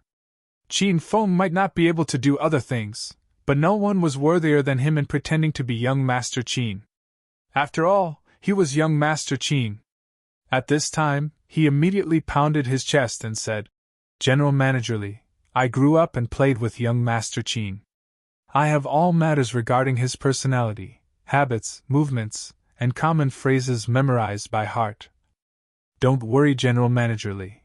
When the weekend comes, I'll even wear the red underpants young Master Qin likes to wear. Even if Auntie examines me from the outside to the inside, from beginning to end, she won't discover anything suspicious. Pervert. Liu Chen couldn't take it. She faintly uttered a complaint. All right, go out and work. We'll iron out the other details when we meet on the weekend. That day, Qin Feng couldn't be too pleased with himself. He could touch Su Ruoro's thighs again, and Liu Chen took the initiative to invite him to her house over the weekend. Time flew by, and Qin Feng felt as though work was over in the blink of an eye. Su Ruoro hugged Qin Feng's arm and they walked out of the company together. They had just gotten to the ground floor when Qin Feng's cell phone rang. Longhair, what's up? Longhair had called, and Qin Feng directly got to the point. Young Master Qin, I've already completed the matters you've instructed me to last time. When would you have time to swing around the Fei Tian bar? Longhair spoke with reverence. Okay, I'll head over right away. Qin Feng ended the call and told Su Ruoro to wait and go home in Chairman Qin's car. He rode his 28 bicycle on his own and sped towards the Fei Tian bar. 10 minutes later, Qin Feng casually tossed his 28 bicycle at the entrance of the Fei Tian bar in passing, and swaggered in. Young Master Qin, you're here. When they knew that Qin Feng was coming, Longhair and his other 2 brothers waited at the lounge of the bar after hanging up. When they saw Qin Feng heading over, the 3 of them immediately greeted him together. Come, let's go talk in the office. Qin Feng walked in front of the 3 of them, and led them energetically into the bar. Last time, he toured the Fei Tian bar, so he knew the layout like the back of his hand. After walking into the office, Qin Feng casually sat on one of the chairs and beckoned at Longhair and the others before they sat in a row on the sofa. Young Master Qin, last time you used the plan of luring the tiger away from the mountain and tricked the wild wolf gang into the plaza. Baldy, Wolf Tattoo, and I brought our brothers and smoothly took over the land around the Plaza Road and the International Road. This war was happy and easy for us, while the wild wolf gang suffered heavy losses. I heard that those 100 brothers are still locked up in the police station. Longhair talked about the phone group's situation with great delight. The current phone group had already controlled the powers in the northern district of Acropolis. This news about a new group that had been formed not a month ago, yet seized half of the wild wolf gang's territory, already passed through Acropolis City. But Qin Feng was low-key the whole time, and was the phone group's boss behind the scenes. Outside, rumors bragged about Longhair and his 2 brothers, and no one knew that the phone group was entirely created by young Master Qin. Very good. Qin Feng nodded and said, now that the phone group has made a name for itself, I'm sure many stragglers in the streets would want to join our group. During this time, continue to expand our group and completely stabilize our hold over the land in the northern district. When you feel that we have enough power, eliminate the wild wolf gang and take the western district as well. Qin Feng didn't pay any special attention towards the phone group. What was important to him was his quest to help Lu Wenjing develop the number 1 power in Acropolis City. Otherwise, Qin Feng would be too lazy to spend time battling Acropolis City's underground powers. After defeating the Wild Wolf Gang, fight the Flying Dragon Gang and unite Acropolis City's underground powers as quickly as possible. Then I don't mind what the phone group does next, you can do as you see fit. Only look for me if there's something really big that you cannot resolve yourselves. Qin Feng then thought of something important. He suddenly became serious. Have you located that woman I wanted to find? Longhair shook his head with a bit of nervousness and said quickly, Young Master Qin, the 3 of us dispatched all of the phone group members to look for her, and we even asked the brothers in the streets, but no one knows that girl. Young Master Qin, does that girl get along on the streets? The woman Qin Feng wanted to find was Lu Wenjing. Ever since Lu Wenjing misunderstood him and ran away, Qin Feng was in a hurry to find her. Since all she talked about was forming a powerful group and taking over Acropolis, Qin Feng thought she was also a woman that got along in the streets, so he had Longhair and the rest look around for her. However, the outlook was gloomy. The 3 brothers practically asked everyone in the streets, but still couldn't find Lu Wenjing. Qin Feng began to suspect that this young lady never hung around the streets. If this girl was never in the streets, why would she suddenly come build a power and talk big about uniting Acropolis? Qin Feng began to increasingly feel that this woman wasn't very normal. Young Master Qin, why don't we expand our scope and ask around in the neighboring cities? When Longhair saw that Qin Feng said nothing the whole time, he was so scared that cold sweat dripped out of him. There's no need to look anymore. I'll resolve this on my own. Qin Feng waved his hands and said, You guys just focus completely on the phone group's development, and take over Acropolis quickly, you hear? Young Master Qin, don't worry, us 3 brothers will give our all to develop the phone group. The 3 brothers immediately stood and shouted in unison. Qin Feng came to the Fei Tian bar this time because he was worried about the Lu Wenjing matter. Since the 3 brothers couldn't find her, Qin Feng stood up to leave. He rode his 28 bicycle slowly and admired the night air and scenery. Quite a few pedestrians secretly laughed at him when they saw his old bicycle. Some men even said to the women in their arms, "Do you see that? Your husband has enough money. At least I paid down the down payment of a home and bought a minivan. If you found that kind of man, prepare yourself to sit on that bike and cry until you turn blind." During the whole ride, there was quite a bit of mockery. Maybe over 20 cases. He shook his head and ignored them. If these men and women that mocked him knew of his identity as young Master Qin, they would most probably cry until they became blind. "Help, help!" Qin Feng had just gotten to the deserted riverside when he heard a little lady crying for help. Her voice was filled with youthfulness, and it was extremely pleasant to hear. Smack! Another crisp sound echoed, and a man's cold voice was heard. "Don't fucking yell. If you yell, walk out because I might stab you to death." Qin Feng rode his bike and had just passed a minivan. They forcefully stuffed a girl into the car. The girl's hands were tied behind her back, and her legs were tied up as well. She was fighting for her life on the seat of the car. Her large, clear eyes were wide open, and her expression was filled with fear. She wore a small pink backpack and a clean and neat uniform. She was clearly a student that hadn't yet gone into society.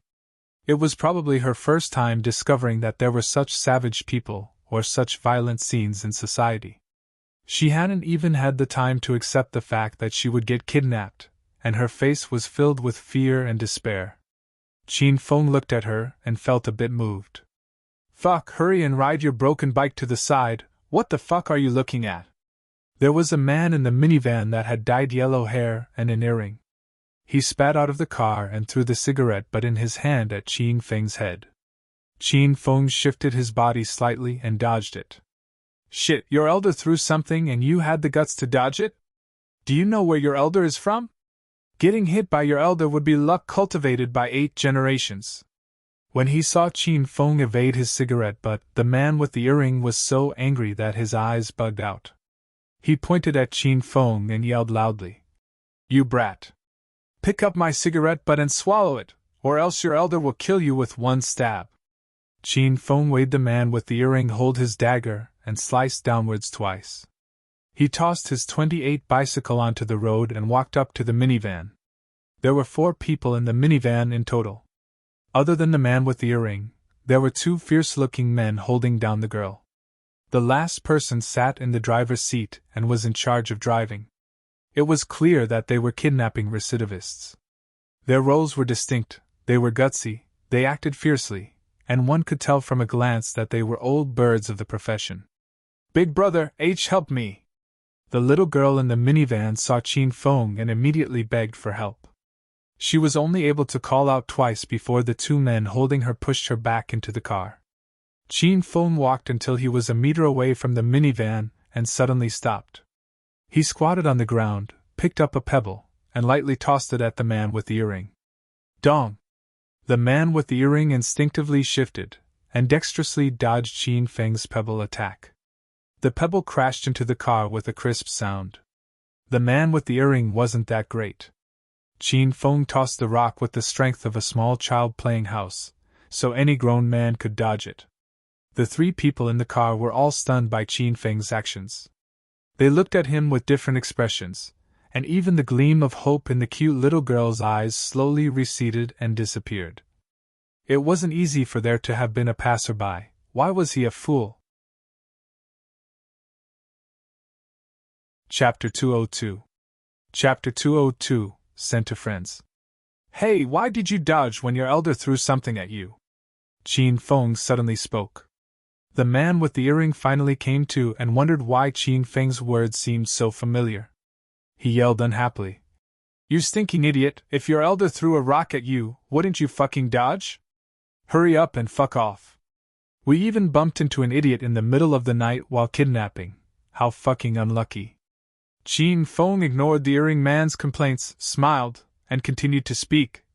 "Brat, pick up that pebble on the ground and swallow it in front of your elder." "Fuck." This time, the earring man's temper blazed. He suddenly understood. Weren't these the words he said earlier when he threw the cigarette butt at the idiot? And this idiot actually took a rock, threw it, and said the same thing. The earring man was so angered by Qin Feng that his lungs were about to explode.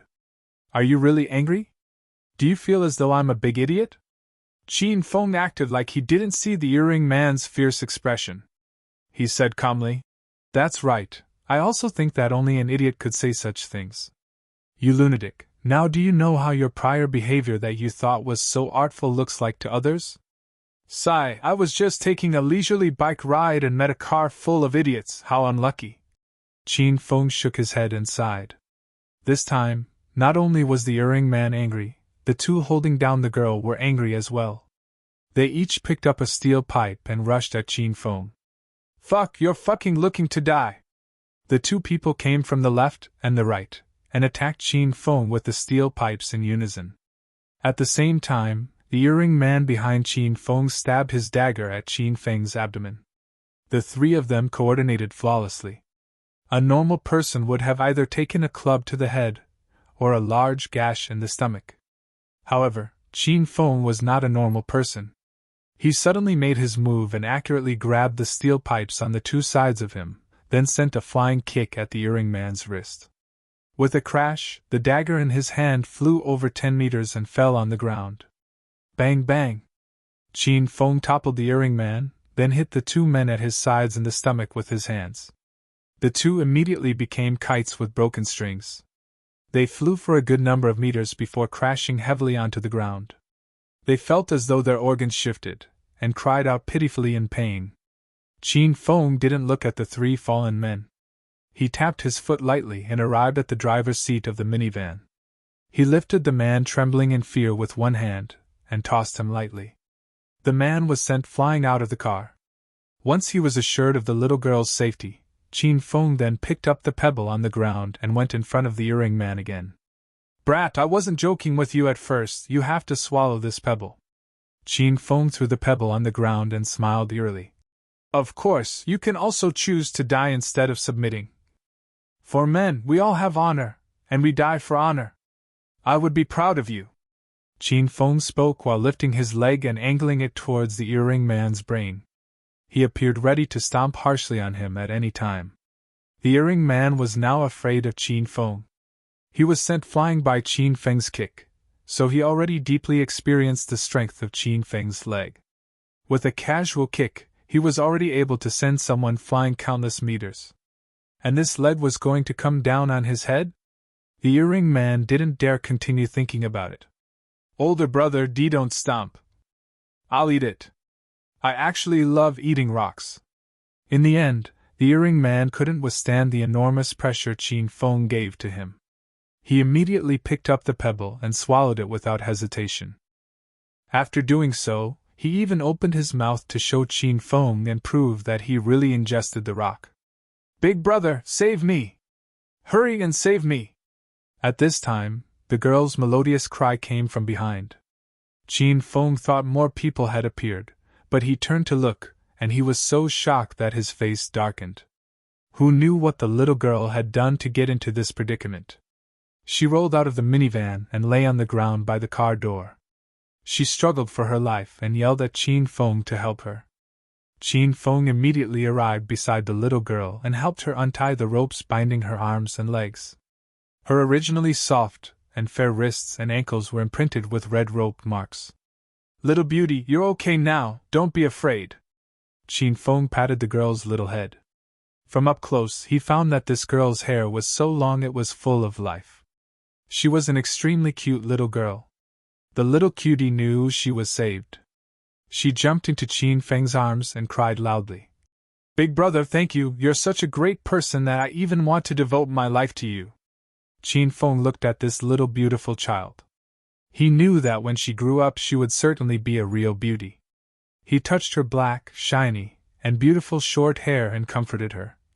"Okay, then you can devote your life to me. How about you marry this big brother?" The little beauty suddenly stopped crying and shoved Qin Feng away. She wiped away her tears with the back of her hands while looking at Qin Feng with alarm. "Big brother, why you wouldn't happen to be a bad guy as well, would you?" Qin Feng looked at the little beauty's foolish expression and laughed.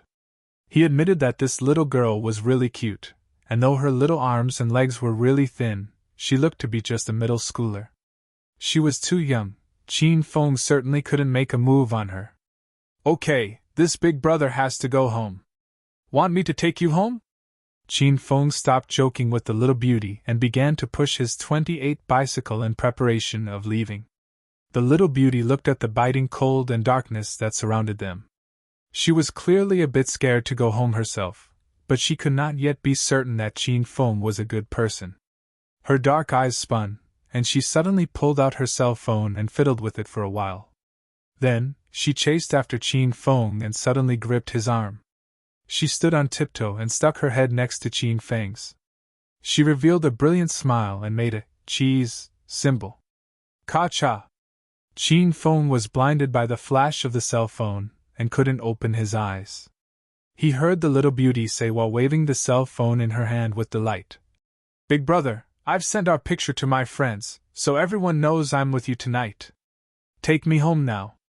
If something happens to me, the policeman uncles will see you very quickly." Qin Feng's lips tweaked as he looked at the little beauty's self-satisfied smile. How could students nowadays be like this and lack even the basic trust between humans? "Big brother, what is your name?" After taking their picture, she was no longer afraid of Qin Feng at all. She even took the initiative to climb onto his bicycle. She sat on the 28 bicycle and had Qin Feng push her on it. Her uniform was composed of a white dress shirt with a little necktie and a short skirt with Scottish stripes. Her long, thin, tender, and pale legs swayed leisurely, and she gave Qin Feng a silly smile of self-satisfaction. "Qin Feng said with seriousness. "Then I'll call you Big Brother Feng in the future," the little beauty said. "I'm Lu Xiaojia. Big Brother Feng, you can call me Xiaojia." "That's right, Big Brother Feng, we must call the police and arrest these bad men." Lu Xiaojia spoke to herself for a while and her expression suddenly fell cold. She pulled out her phone to call the police. However, before she called them, she turned her head to look towards the area that the minivan was previously parked. It was already completely empty. Who knew when these kidnappers made their escape? Those stinking brats got lucky. If this young miss sees them again, I'll have to brutally beat them up. Lu Xiaojia shook her small pink fist, clenched her teeth, and made an angry expression. However, anyone who saw her expression wouldn't be frightened, they would melt from this little brat's cuteness. Qin Feng patted her little head lightly and said coldly, "The next time you see them, you should just run for your life." Qin Feng got onto his bike and held Lu Xiaojia's little waist to prevent this energetic little brat from falling midway. He rode the bike and asked, "Hurry and tell me where you live." Lu Xiaojia was in no hurry to reveal her address. She pouted and complained angrily. "Big Brother Feng, I have a name. When you speak to me, you have to call me Xiaojia or else I won't know who you're talking to." Chapter 203. Chapter 203, Monthly Performance Meeting. Lu Xiaojia rolled her eyes and scrunched her delicate nose. "Big Brother Feng, let me tell you a secret. Does it relate to your older sister's 3 measurements? Qin Feng's eyes lit up. He lowered his head and placed his ear close to Lu Xiaojia's mouth. "You're incomparably the most shameless older brother I've ever met." Lu Xiaojia chortled with laughter. Qin Feng lost his balance and almost knocked the bike into a tree. "Fuck, we came to kidnap a little girl, bumped into an idiot, and the idiot was so fucking powerful. Why have I been so out of luck recently?" After Qin Feng and Lu Xiaojia left, 4 people came out of the shadows. They were the 4 that had just kidnapped Lu Xiaojia. The man with the earring and the dyed yellow hair was the big brother. His nickname was Big Brother Chang. Qin Feng forced him to swallow the pebble earlier, and he now clewed his throat and tried to find a way to spit the rock out. "Big Brother Chang, are you all right?" The remaining 3 younger brothers were all brutally beaten and wanted to cry. During their many years in the streets, who knew how many old, weak, sickly, and disabled people they abducted? They had never been so disgraced. Fuck, that idiot forced me to swallow a rock. Tell me whether or not your elder is okay. Don't let me see him again, or I'll bring brothers to hack him to death. Once Big Brother Chang thought of Qin Feng, he began to yell. One of the three younger brothers' eyes spun like he suddenly thought of something. His eyes brightened. Brother Chang, I had just said that the brat looked familiar, and I now remember why. Do you guys still remember that poverty-stricken district in the outskirts of the northern district? And that little building in the alleyway? We were squatting there and saw a pure beauty get into a Benz. At the time, we regretted not squatting there earlier because then we nabbed that girl first. When he said this, the other men remembered it as well. At the time, the girl was too pure and pretty. She looked gentle and weak, so she left quite an impression on the four of them. Fuck, your elder was talking about that idiot. Why are you fucking talking about women? Brother Chang slapped the younger brother's head and cursed at him with dissatisfaction. That younger brother rubbed his head and felt wronged. He immediately said, Big Brother Chang, at the time, a man walked out with that woman. I'm certain that man was the idiot that beat us up just now. The other three immediately fell into deep thought, and thought earnestly about the scene that day. They compared the man then with Qin Feng, who they saw tonight, and found that the two seemed increasingly similar. Fuck, that seems true. Damn, but then what? We don't know that woman and we still don't know where the idiot is. Brother Chang spat. Big Brother Chang, I have a way of finding that brat and kidnapping him with the pure beauty from that day. That younger brother smiled vulgarly and whispered his plan to the others. 3 minutes later, Brother Chang and the rest smiled vulgarly and coldly. This plan was indeed effective. It just so happened that they were currently too short on their monthly kidnapping quota. After getting tonight's idiot and the little beauty, they'd finished their jobs. 20 minutes later, Qin Feng rode his 28 bicycle to the Cloud City Hua Manor Building 3 Phase 1 villa. They could have arrived in 10 minutes, but Qin Feng was afraid the night air would give Lu Xiaojia a cold, so he intentionally rode at half speed. Big Brother Qin Feng, I'm home. Thank you for saving me and taking me home. Lu Xiaojia hopped off the bike, smiled at Qin Feng, waved, and turned to leave. Qin Feng immediately said, Little sister Xiaojia, did you forget something? Lu Xiaojia stopped and raised her head to look up at the building. She said with a happy smile, Big Brother Qin Feng, my older sister isn't home yet. I don't have the guts to bring you into our villa alone, and I don't know whether or not Big Brother Feng is a bad guy. Next time when my big sister is home, I'll invite you to play at our house. As she said this, Lu Xiaojia held her phone and ran up to Qin Feng. Big Brother Feng, tell me your cell phone number. Qin Feng told her his number and said nonchalantly, Little sister Xiaojia, you've misunderstood. I didn't say I wanted to go to your house to see your big sister. I was just asking if your arms hurt. Qin Feng looked at Lu Xiaojia's arms and could see the still clear red rope marks. Lu Xiaojia made a face at Qin Feng and said with disdain, Big Brother Feng, if you really cared whether or not my arms and legs hurt, you wouldn't have hugged my waist and secretly touched my navel. You could have helped rub my hands. You really are the most vulgar older brother ever. Qin Feng's eyes rolled. He suddenly felt that girls these days weren't as easy to pick up as before. He almost couldn't even handle a pretty little middle schooler. Xiaojia, come here. Qin Feng bought 2 bottles of elementary gold sore medicine from the system and called Xiaojia over. In the light of the sound-controlled light at the entrance of the villa, Qin Feng rubbed a bottle of gold sore medicine evenly on Lu Xiaojia's wrists. Lu Xiaojia was in her 3rd year of middle school. Her little hands were soft and white.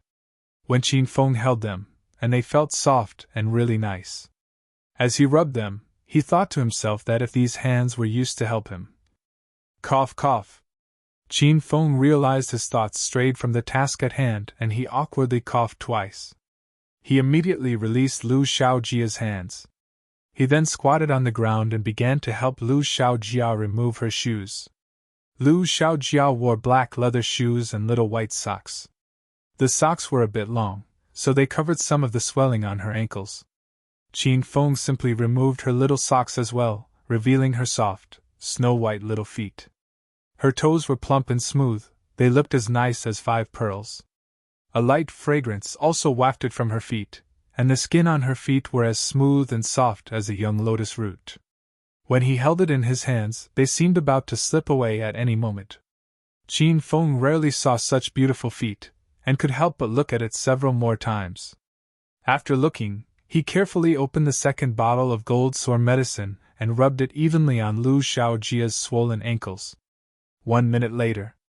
Okay, Xiaojia, sleep and it won't hurt the next morning. Qin Feng stood after helping Lu Xiaojia apply the medicine. He rubbed her head and said, As a young lady, don't run around at night.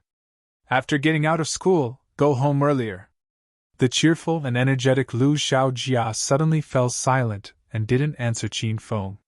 She lowered her little head, and her short hair covered her delicate pretty face. Her expression could not be seen. Qin Feng bent over and then understood that this little girl was silently crying. Big brother Feng, you're so good to Xiaojia. Lu Xiaojia suddenly dived into Qin Feng's arms and couldn't help but cry. This little girl looked strong and cheerful on the outside, but her little heart suffered quite some trauma tonight after experiencing the kidnapping.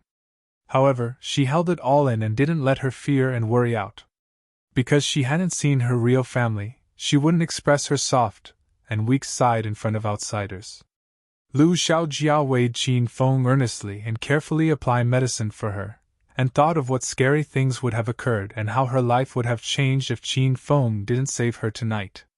Her bit of ill will and the guard she put up against Qin Feng completely dissolved, and she truly treated Qin Feng like her older brother. She jumped into his embrace and revealed her truest self. In reality, she was really scared. She trembled in Qin Feng's embrace. Little sister Xiaojia, don't be afraid, don't you have Big Brother Feng? If someone dares to bully you in the future, just call Big Brother Feng. Whether they be an emperor or an elder, Big Brother Feng will brutally teach them a lesson. Be a good girl and go home, take a shower, and have a nice sleep. Don't think too much about anything. When the sun rises tomorrow, everything will be back to normal and you'll find that nothing actually happened, it was all just a nightmare. Qin Feng patiently comforted Lu Xiaojia. Okay, Xiaojia will listen to Big Brother Feng. I'll go back and sleep right now. Lu Xiaojia's emotions stabilized. She finally revealed her signature sweet smile and waved at Qin Feng. Big Brother Feng, be careful going home. When I have time, I'll look for you to play. Qin Feng waited for a while at the foot of the building and wade Lu Xiaojia carry her backpack and run into the villa. Qin Feng was only fully reassured when he saw a light on the 3rd floor of the villa turn on, and Lu Xiaojia's cute little head poke out of the window. He rode his low-profile 28 bicycle and quickly disappeared into the night. Royal Group Sales Department Lobby. The whole sales department, from the managers to the normal sales representatives, sat upright surrounding a circular meeting desk. A man and a woman sat on opposite sides of the meeting desk. The man was the Royal Group's chairman Qin Huang, and the woman was the new beautiful assistant Han Ying. With these two important people present, the sales department's monthly performance meeting was uncharacteristically cold and serious. Even the general manager of the sales department, Liu Qin, didn't even dare to say anything extra. Once everyone was serious and composed, an elegant man in the crowd with an impressive appearance had a natural expression and placed his right hand below the table. He dishonestly touched the thigh of the beauty sitting beside him. This restless man was the hedonistic young master Qin Feng, and the woman that he touched was Su Ruoro. Su Ruoro wanted to find a hole and hide in it. What were the circumstances right now? What time was it? Who knew Qin Feng was still so gutsy? Su Ruoro kept her emotions in check, and sweat was about to drip from her face. Since everyone is here, the monthly sales meeting will now officially commence. Qin Huang's deep voice resounded, and an applause immediately followed from the subordinates. It was the first time these sales representatives sat at the same table as someone as important as Chairman Qin. They were extremely moved and wanted to make themselves look good. What if Chairman Qin took a liking to them? Even Liu Qin hadn't received the notice. She didn't know Chairman Qin would appear at this month's evaluation meeting. When did such a normal sales department meeting gain the attention of such a leader? General Manager Lee, I think Assistant Han should host this month's performance review meeting. You have nothing to say about that, right? Qin Huang waited until the applause ended to continue speaking. As you wish, Chairman Qin. Liu Cheng immediately stood and maintained a smile as she spoke. Liu Chen sat and Han Ying stood in due course. Her gaze swept over the audience with seriousness. She used her strong aura to take command of the scene. When everyone else fell serious, she then opened her mouth to speak. Chapter 204.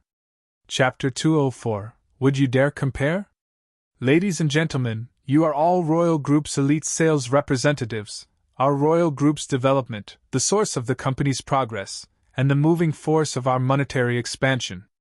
We could even say that all of you sitting here support the Royal Group in its continuous development. You're the pillars that held us up until today. Han Ying's voice revealed a sliver of severity, but no other emotions. Thus, I'll represent Chairman Qin and the entire Royal Group in expressing our heartfelt gratitude towards all of you hardworking sales representatives.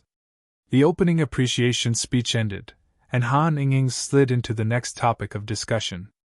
But as one of Acropolis City's 10 most prominent companies, Royal Group also has lots of opportunities to expand. It is because Royal Group provided everyone equal opportunities to compete for promotions that everyone works hard to strive upwards. Hereby, I, as a member of Royal Group, represent both myself and all of Royal Group's employees to sincerely thank Chairman Qin and Royal Group. Clap, clap, clap. Han Ying's words stirred the group, and the applause was like thunder. The atmosphere was even more enthusiastic than when Qin Huang spoke earlier. Qin Huang silently nodded as he weighed Han Ying's performance from the side. This girl really had the air and aura of a chairman. Han Ying made a pressing motion with her hands, and the applause immediately quieted. She opened her mouth again. Today we are gathered here to evaluate everyone's work results for this month. I've always believed that effort will lead to results. Everyone invested energy from the beginning of the month until today, the end of the month. This is the time for you to reap the fruit you have sown, so I presume that all of you are a bit excited. Of course, some people probably feel a bit unsettled. Han Ying changed the topic again, and her expression became a bit cold. As she said those words, all of the eyes of the sales representatives fell onto Qin Feng. Everyone had seen Qin Feng sleep all day at work and tease Su Ruoro. A lot of them were internally dissatisfied with Qin Feng. This person was taking liberties with the pure goddess of every male sales representative's heart. Why would some employees feel unsettled? Han Ying continued to speak. Because they didn't truly work hard, or maybe they didn't work hard at all. So at the end of the month, not only do they lack results, it would also be revealed that they were just fooling around all day. They wanted to have the terrible misconduct of expecting gains without working. Us at Royal Group clearly differentiate rewards and punishments. The hardworking employees will never be neglected, and those who fool around all day will absolutely not be indulged. Beginning from this monthly performance evaluation, I've formulated a standard requirement. In the future, the sales representative that is last place for 3 consecutive months should please submit their resignation to General Manager Lee. Conversely, the sales representative ranked number 1 for 3 consecutive months will be promoted to the group leader position. When I get back, I'll perfect the sales department promotion criteria. Does anyone have any objections in regards to these reward and penalty regulations? No. Wang Chao stood. He waited a long time for this ass-kissing opportunity, so how could he let anyone else steal it from him? He raised his hand up high and said, Assistant Han, this system is extremely reasonable. As Group 2's group leader, I will be the first to voice my approval. As the sales department's general manager, I also approve of Assistant Han's suggestion. Liu Chen also stood. Since the general manager and a group leader had already stood out, the rest of the sales department employees immediately stood as well. Since no one is against it, then it's decided. Han Ying waved her arms, and everyone sat back down in succession. Next, the general manager of the sales department and each group leader will present this month's performance summary. Han Ying spoke after sitting again. Liu Chen began to speak. She talked about some superficial summaries and sat down. Then each group leader spoke. After a while, it was Wang Chao's turn. He suppressed his brimming excitement and stood unhurriedly. After standing, Wang Chao didn't immediately speak. He glared at Qin Feng and Su Ruo, arrogant and self-satisfied. He waited a long time for this moment, and it finally arrived. He had thought it through from the beginning that he must use the monthly performance evaluation to harshly criticize Qin Feng and get him fired once and for all. First of all, I think the point Assistant Han mentioned earlier was extremely good, and I personally strongly agree. This way, the employees in the sales department can be more proactive in forging ahead. This way, there would be forward-moving results for both ourselves as individuals and the company. Once Wang Chao went up, he kissed Han Ying's ass. The audience members' internal sighs were heard, and they wondered if Wang Chao had already forgotten the situation where Han Ying threw the seaweed egg drop soup and the bowl on him. Shameless people are invincible under the heavens. Wang Chao was about to become invincible under the heavens. After praising Han Ying, he changed the topic and suddenly looked coldly at Qin Feng. He continued to speak. Speaking of Assistant Han's suggestion, I thought of one of the employees under me. As a new employee, I haven't seen him seek additional knowledge, improve in the slightest, or possess any qualities of respect towards leadership. I've only seen him play games or sleep at work every day. However, I didn't give up. I ceaselessly told him to come to the office, and I put great care in teaching him. There were many times when I spoke with him and taught him how to be a qualified sales representative. But I didn't see any changes in him. I'm sure Assistant Han and General Manager Li have felt this feeling of hopelessness before. After all, we are good superiors that are diligent and earnest. After saying this, Wang Chao paused. He cleared his throat and suddenly began to mention names. Qin Feng, tell Assistant Han and Chairman Qin, what did you do in the sales department all month? You've been here for the majority of a month, and you haven't even gotten a single listing. This can't go on. Our royal group cannot tolerate an idler like you. Wang Chao's words pointed a spear towards Qin Feng. All gazes fell on Qin Feng and they looked at him with pity. They thought to themselves that this brat who usually loves butting heads with Wang Chao was certainly going to be sent away by Wang Chao today. An expression of disapproval hung on Qin Feng's face. He said lightly from his seat, Group Leader Wang, don't treat a good person unjustly. I had one listing this month. Haha, did everyone hear that? Wang Chao laughed with self-satisfaction. You only got one listing and you're acting like a big shot. Every sales representative here has at least 5 listings a month, so they must have all become kings. Assistant Han, General Manager Li, I can't handle an employee like Qin Feng. I think you should either assign him to another group or just fire him. If we keep him, he'll just be a moocher. Wang Chao voiced how he felt inside. Su Ruo knew Wang Chao wanted to make things difficult for Qin Feng during the monthly meeting. She nervously held Qin Feng's hand. She already thought it through. If Qin Feng was fired, she also wouldn't work at Royal Group anymore. Qin Feng smiled lightly and stood. He looked calmly at Wang Chao and said, Group Leader Wang, of course you can't manage me. Your sales revenue can't even compare to that of your subordinate. How are you qualified to manage me? Wang Chao's face darkened.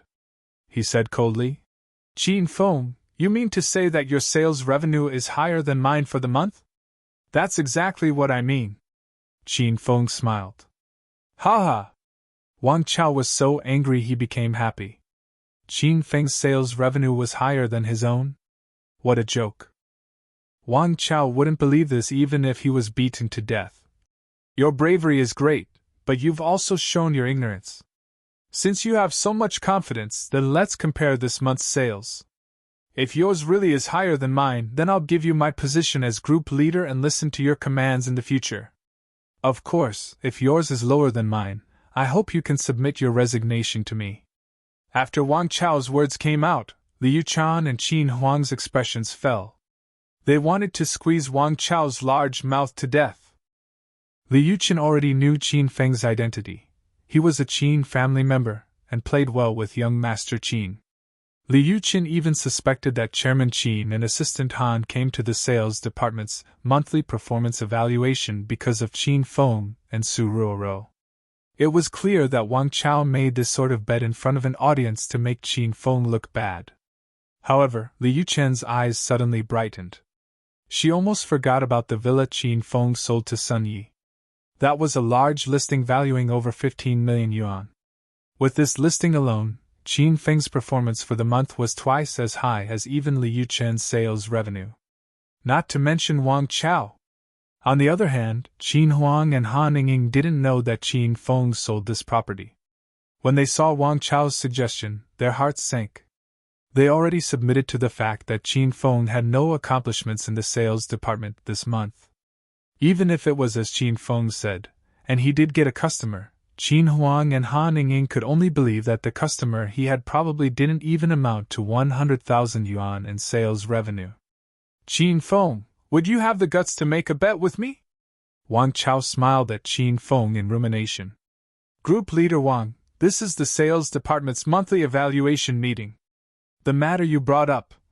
Han Ying stood out to help Qin Feng speak and bypass the situation. She had just spoken half of what she wanted to when Qin Feng cut her off.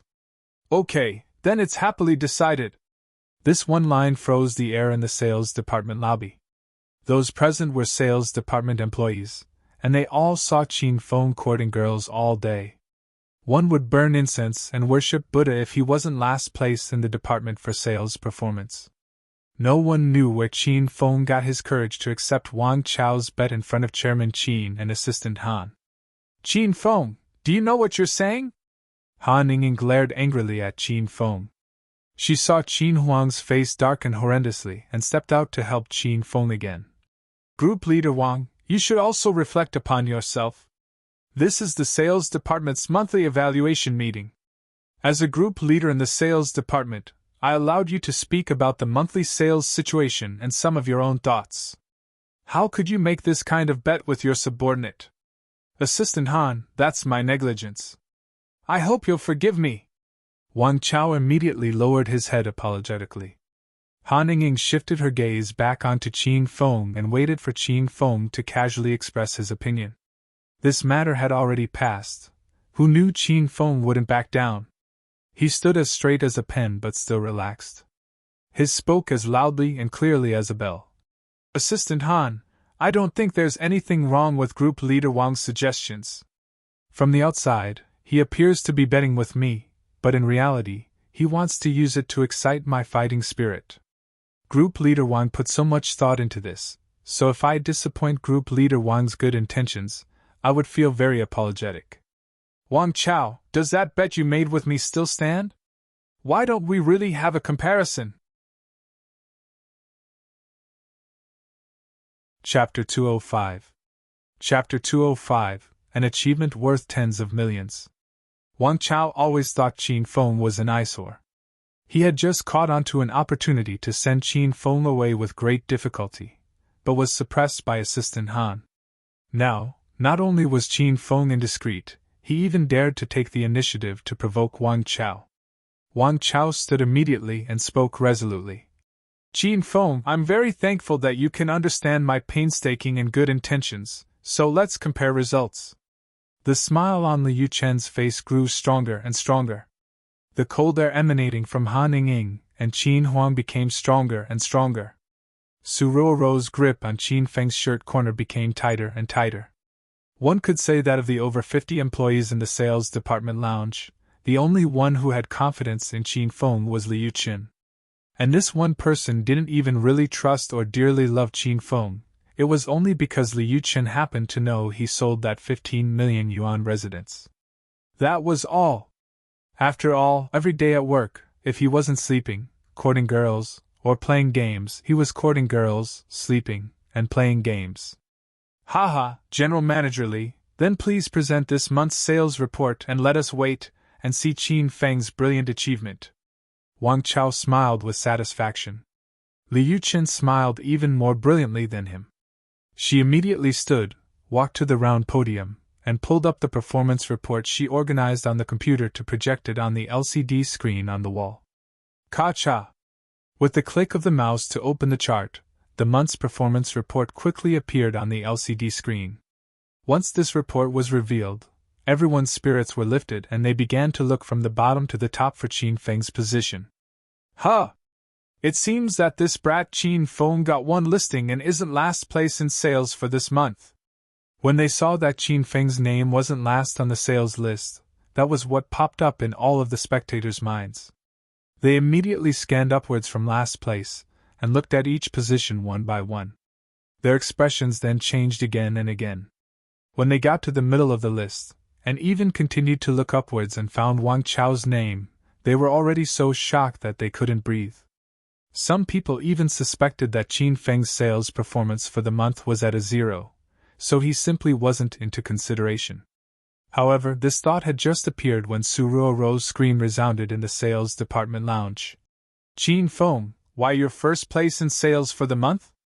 A sales achievement of over 15 million? Qin Feng, have my eyes gone blurry? Su Ruo wasn't the only one that thought her eyes had gone bad.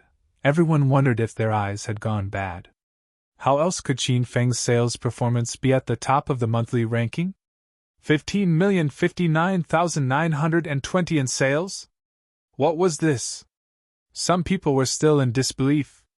They counted every number several times and found that it really was a result of over 15 million.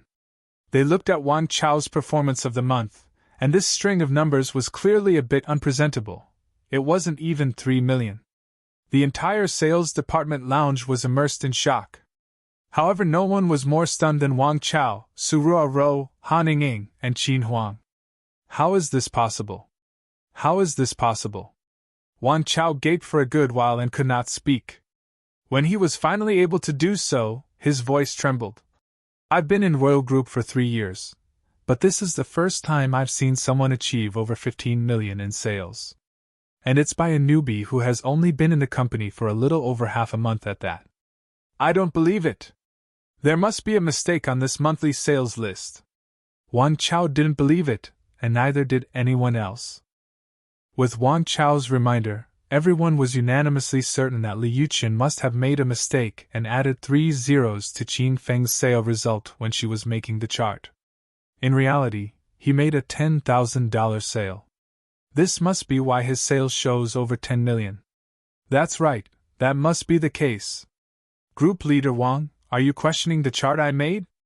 Are you insinuating that I was typing randomly or that I was negligent in my work? Li Yuqian's emotionless voice was suddenly heard. Wang Chao's heart thumped. Li Yuqian was his immediate superior. He immediately looked at Li Yuqian and said to her in an attempt to curry favor. General Manager Li, that's absolutely not what I mean. I'm using a serious attitude to look at the chart, and I think that there was a problem with Qin Feng's sales result. Maybe there was something wrong with the computer's calculation or chart system. This has absolutely nothing to do with General Manager Li. Since Qin Feng is my subordinate, I've seen his conduct at work. I don't believe that he could make a 15 million yuan sale. I hope General Manager Li can look into it carefully again. There's no need to look into it. Li Yuqin glared at Wang Chao and said indifferently, I weighed Qin Feng complete the 15 million yuan sale. A couple of days ago, he helped Royal Group sell Cloud City Hua Manor Phase 2's Building 4 District 4 Villa. I saw the contract signed with my own eyes, and the down payment has already been received. Group Leader Wang, is there anything else to be questioned? Group Leader Wang was immediately like a deflated ball. His legs fell limp and he directly sat down in his seat. His eyes were lifeless and looked as though someone had taken his soul. All of the other sales representatives were so shocked that their jaws fell to the ground. Even the previously steady Han Ying and Qin Huang stared wide-eyed at Qin Feng.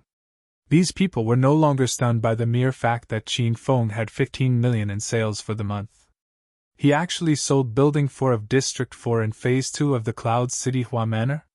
And for more than 15 million. Everyone was extremely clear about the property. First of all, the numbers were unlucky. Secondly, it didn't have a backyard or a parking lot. Royal Group would have made a profit if they sold it for 5 million. However, Qin Feng actually sold the residence that was the most difficult to sell, and sold it for over 4 times the price. General Manager Li, is what you said true? Han Ying had to confirm all this with Li Yuqin directly after she came back to her senses. Li Yuqin nodded extremely solemnly and said resolutely, Assistant Han, it's absolutely true. This contract is in the file bag in my office. Would you like me to get it for you right now? There's no need for that. Sorry to trouble you, General Manager Li. Han Ying waved her hands. She already believed that this matter was true. It seems that Comrade Qin Feng was a low-profile dark horse this time, and has amazed everyone with his feat. You just came to Royal Group for half a month and you've taken first place in the monthly sales. You've surprised us all. Han Ying did her best to control the chaotic situation and continued to host. Since everyone has seen the monthly sales, then I'll determine the results of the matter regarding some people's insistence on making a bet. I now announce in front of all of the sales department employees that from now on, Qin Feng will be promoted to the team leader of Group 2, and the prior group leader Wang Chao will be demoted a level to vice group leader. In the future, fully cooperate with Qin Feng to finish the work. After Han Ying made her announcement, Wang Chao was so regretful that his intestines turned green. At this time, he couldn't help but harshly tug on his 2 large lips. How could his mouth be so despicable that he had to compare sales achievements with Qin Feng? Han Ying looked at the monthly sales results again. First place was Qin Feng with 15 million, and second place was Li Yuqin with over 5 million. Wang Chao was third with 3 million. She looked down 5 or 6 places and found Su Ruo's name. She was in 9th place at 880,000 yuan. As a graduate who had been here for a little over a month, it was pretty good to be able to get 880,000 in sales. Han Ying immediately looked at Su Ruo and said, Su Ruo's performance this month is pretty good. As a new person with sales much higher than most of the tenured employees, I propose that this month's Best Sales Representative Award goes to Su Ruo. Does anyone have an opinion about this? Assistant Han, I also wanted to do this, and I was prepared to give the award to Su Ruo, Li Yuqin said as she stood immediately. Assistant Han brought up the name, General Manager Li also expressed consent, and Su Ruo's hard work was obvious to everyone, so fame followed merit for this award. Su Ruo was wide-eyed and slack-jawed. She never thought matters would progress in this way. She originally thought that this month's performance meeting was a meeting where Wang Chao would make things difficult for her and Qin Feng.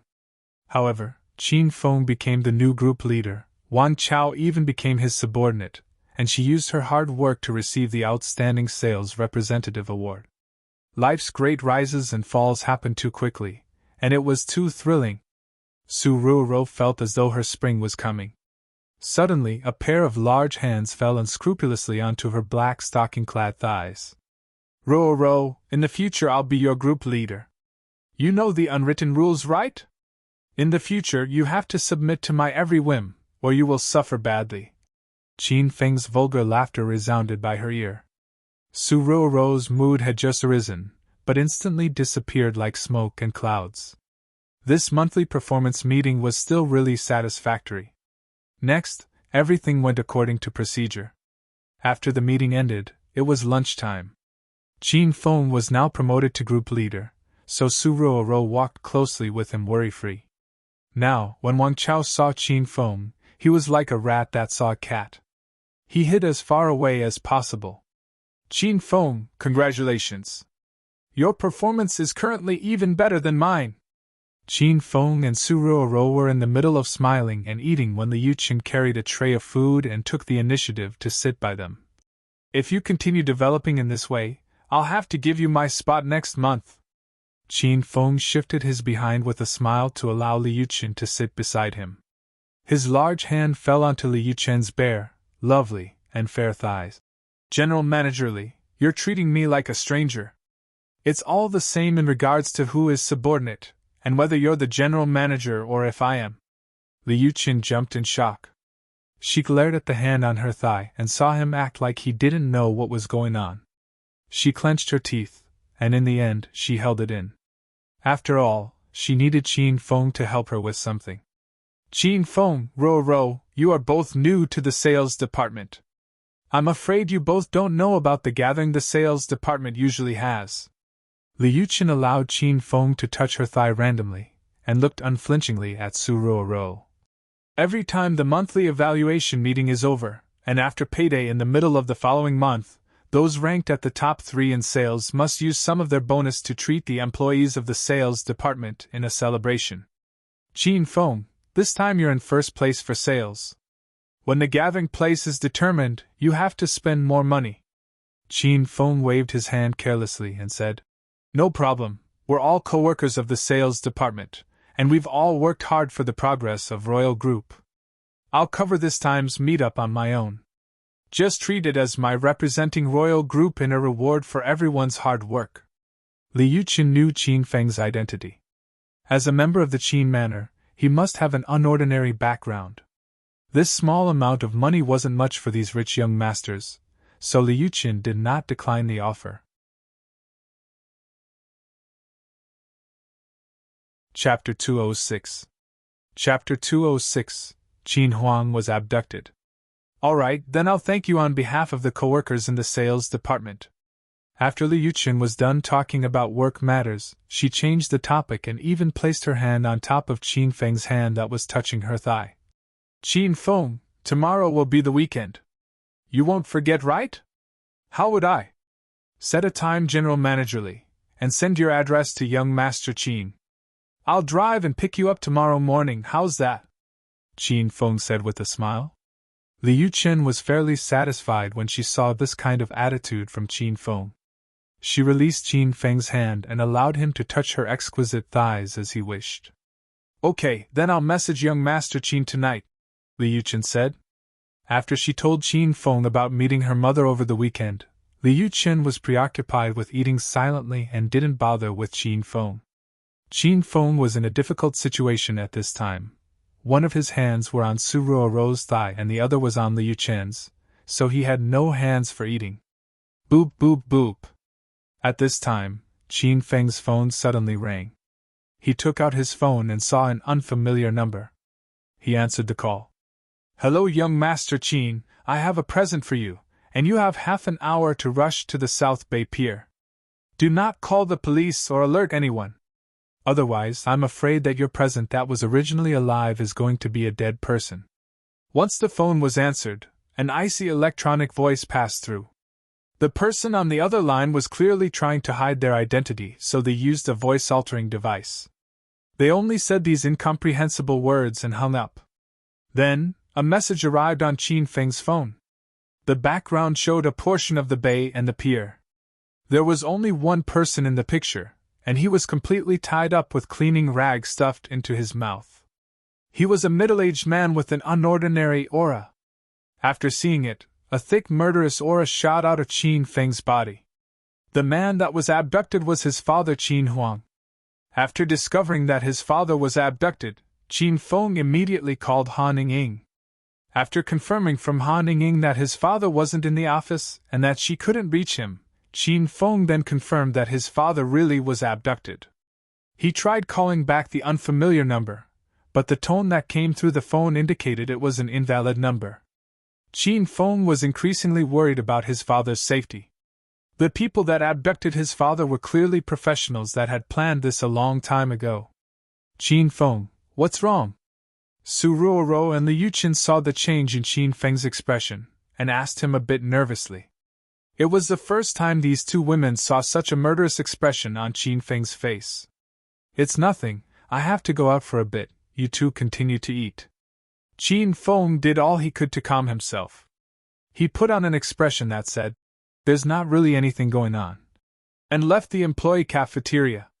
It was now a time of danger, and he couldn't let anyone know his father was abducted.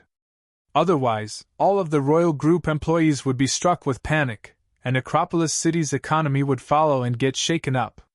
Qin Feng left Royal Group alone and immediately rushed towards the South Bay Pier on his 28 bicycle. 10 minutes later he arrived. Qin Feng was pretty familiar with this portion of the South Bay Pier because this was where he came to see the trafficking gang with Lu Bingbing a couple of days ago. However, the South Bay Pier at night was different from how it was during the day. At night, there were only a few ships passing by on the Song River, and the winds were chilly, so the pier was bleak. However, during the day, it was extremely bustling. Various fishermen boats, cargo ships, and passenger ships came and went. The voice on the other side of the line was still computerized, and one couldn't even tell if it was a man or a woman. After hanging up, Qin Feng rode his bike unrelentingly northwards along the shore of the Song River. He rode for close to 5 minutes and saw a row of abandoned red brick houses not far away. This row of houses was hidden in the weeds surrounding them, and the weeds were as tall as a person, so one couldn't clearly see what the situation was within them. However, the closer Qin Feng got to the brick houses, the air of danger became much more intense. This area was over 10 kilometers from the South Bay Pier, and was considered a desolate and uninhabited area. Qin Feng didn't see even one person in there, so it was clear that this was where the callers were truly hiding. The South Bay Pier was only a test to see whether or not Qin Feng had called the police. It was only a pretense. "Brat, you're pretty quick, quicker than I expected." Suddenly, a rustling passed from the underbrush, and a low and eerie voice passed out. "But the faster you arrive, the faster you die. Since you want to die so much, brat, your elder will send you on your way." After speaking, a black shadow leapt out of the weeds. Without waiting for Qin Feng's response, a man wearing black nocturnal clothing appeared over his head with an enormous reclining moon blade in his hand. He slashed at Qin Feng's head. This person fought when he said he would, and Qin Feng was unprepared. When he reacted, he immediately leapt to the side and dangerously evaded the slash.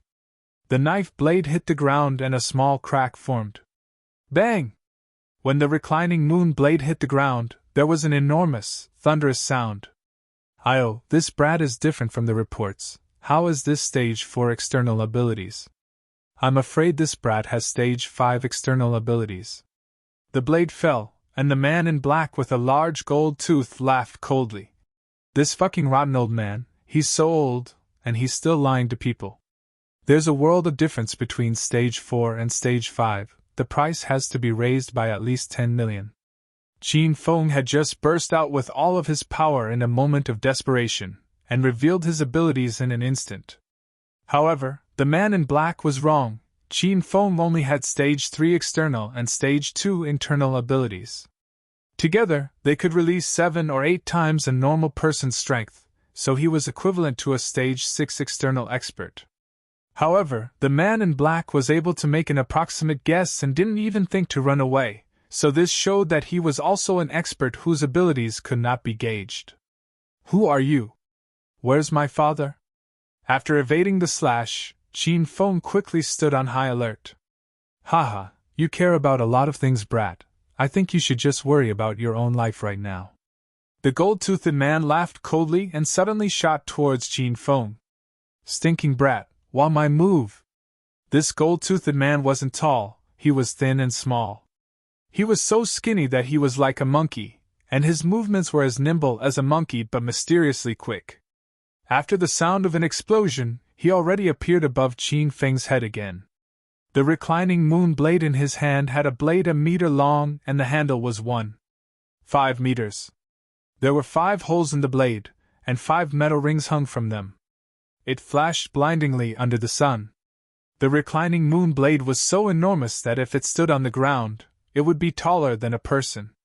Hearing the wind-splitting sounds it made as it danced, it was a very heavy weapon. The gold-toothed man wielded the large blade easily, so it was clear to see this man was not someone one would provoke. Swish! The gold-toothed man's blade fell toward the top of Qin Feng's head, and even the violent surrounding wind whistled. Dong!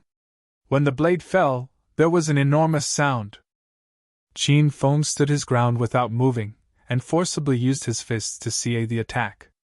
2 winter iron gloves flashing with wintry light appeared on his fists, and hit the reclining moon blade. The impact even created sparks. "Fuck, you actually use your fists to see this elder's blade?" How is that possible? Shock flashed through the man in black's expression. He was extremely confident in his abilities, and he was extremely confident in his 41-kilogram green dragon reclining moon blade. After using 6x strength, with the weight of the reclining moon blade, none of his opponents ever fared well. They were either split in half or internally injured by the blade. However, the current Qin Feng simply used his fists to block the ferocious slash, yet he was completely unharmed and even looked as though he spared no effort at all to complete the move. The gold-toothed man knew he underestimated Qin Feng. This brat wasn't fucking at stage 5, he must have stage 6 abilities. Damn, we've fucking fallen at the hands of that damn old man. The man in black shouted angrily, and he already began to retreat quickly because Qin Feng had already moved and a fist was heading towards him. The wintry light flashed from the silver gloves in the sunlight, and the previously unbridled and arrogant man in black was suddenly filled with terror. He already felt enshrouded in a veil of death. This time, after seeing Qin Feng's power, he was extremely alarmed. He didn't dare take Qin Feng lightly again, but once he saw the speed Qin Feng currently employed, he was so shocked that he was wide-eyed and slack-jawed. He had 1.7x speed. If he hadn't reached external stage 7, how could he exhibit such brilliance and ease? He went from guessing that Qin Feng was a stage 5 external expert to a stage 6, and now stage 7, and this was all within a short couple of minutes. In just a couple of minutes, his opponent's strength seemed to shoot up like a rocket and rose 3 levels.